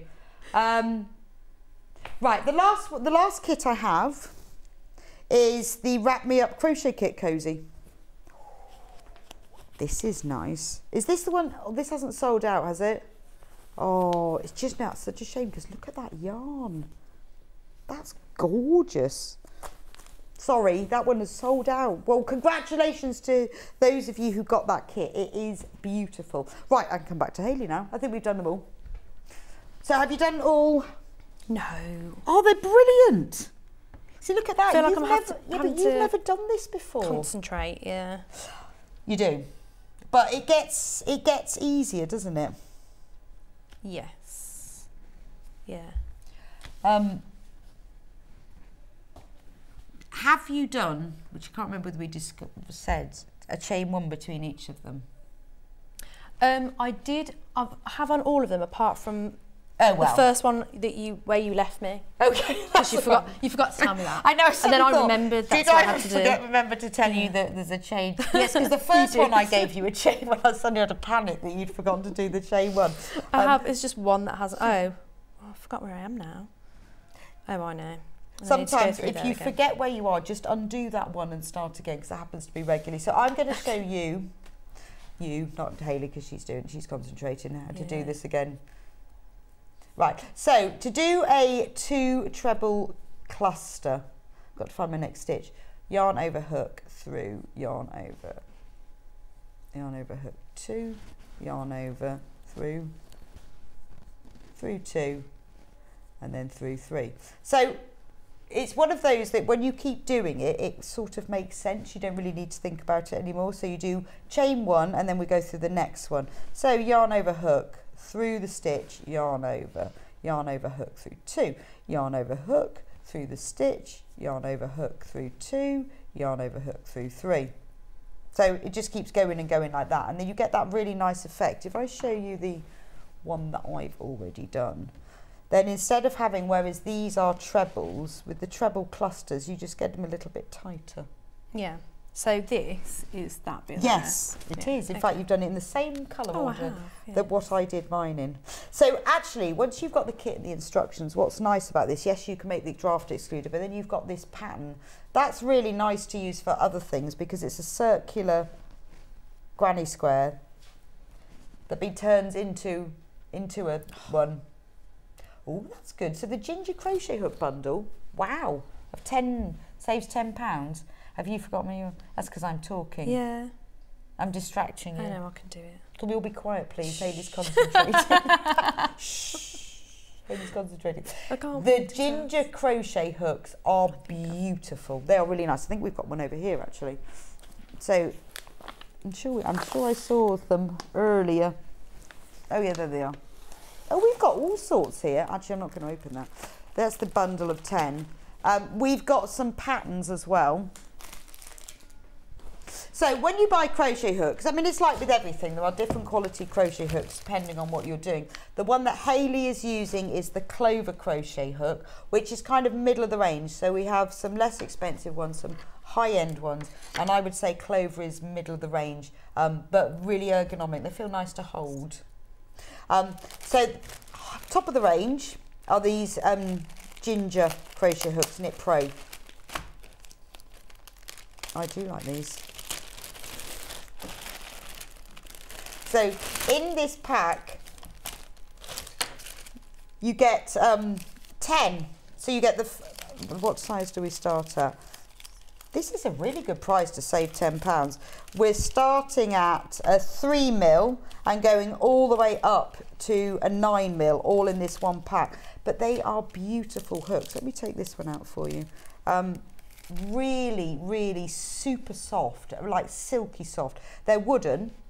And then they have grooves on the end, which really helps you to hold it. But where you've got the name of them, it's carved out a little bit, but they're really lovely to hold. They're made from FSC certified wood, so they're all eco as well, but they are beautiful. There is a big difference when you start using crochet hooks of higher quality. It's about how smooth they are, how easy they go through, and the grip. I mean, everyone has their own preferences, depends what you're doing, but if you want to treat yourself, these Knit Pro ginger hooks are beautiful, and this special price, you are getting all of 10 of them, starting at 3mm all the way up to 9, and with a saving of £10. Have you finished? Yeah, I think so. Right, well, you just need I thought I didn't want too many, so I unpicked it and then I redid it again because I had to. Make sure you need to chain one between that one and the next one, and then slip stitch through in the same way that you did last time.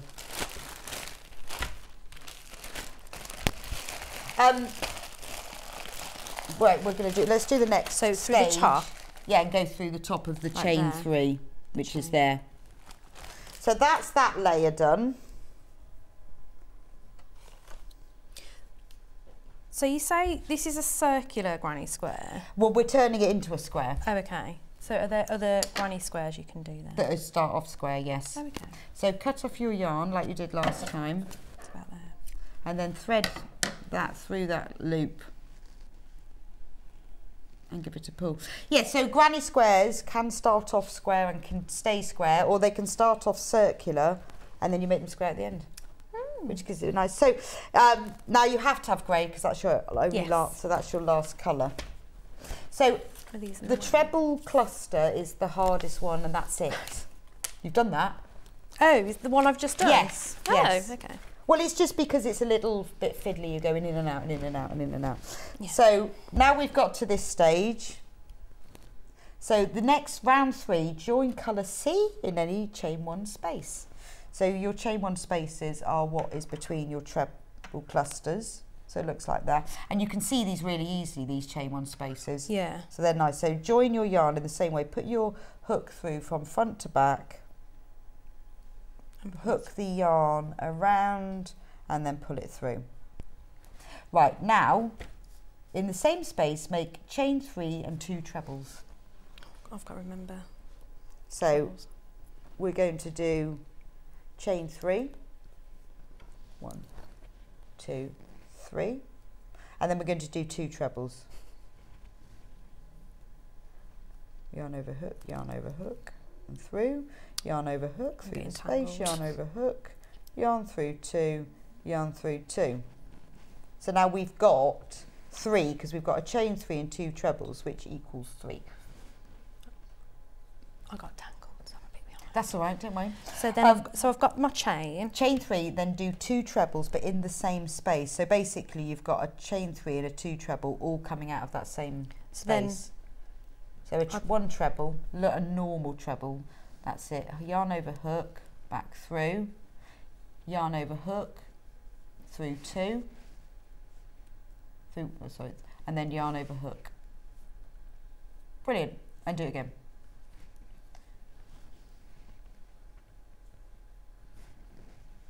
That's it. Yarn over hook. Yeah.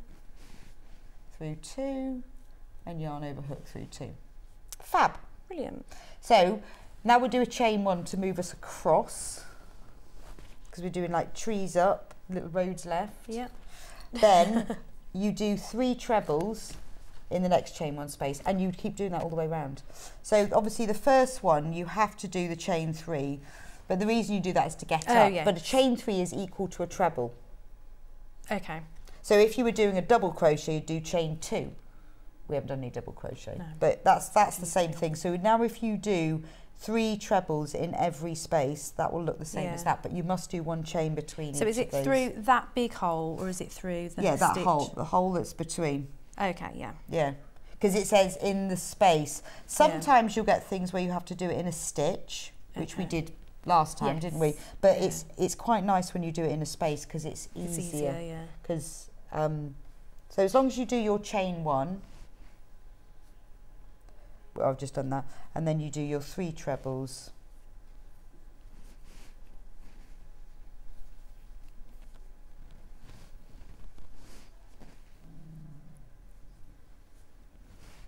Can I just do this all afternoon? It's quite nice, isn't it? Yes, I'll message them upstairs, say, Haley can't come back, because I've told her no more she meetings can't today. Come back to the office until she's finished her whole draft exclusion. Oh, yeah. That's fine. That one. Yeah, the thank whole you. Draft I mean, I might be here all night. Yeah, you don't need that many squares either. I think it's 5. Oh, okay. These colours fit with my living room as well. They're so they lovely, fit perfectly. aren't they? I know, and how nice will that be? And Oh. and she explains in the instructions as well exactly how to make it up. So what you do is you make 10 of these squares. Oh, wow. And then you sew them together and then you stuff it. And that's it. Okay. Easy. Yeah. But you just keep swapping the colours. Oh, we were talking about crochet hooks, weren't we? So I went through the really top quality, beautiful ones. These, well, none of them are poor quality at all. So when I chose everything that we were going to sell on Yarn, we only have nice things.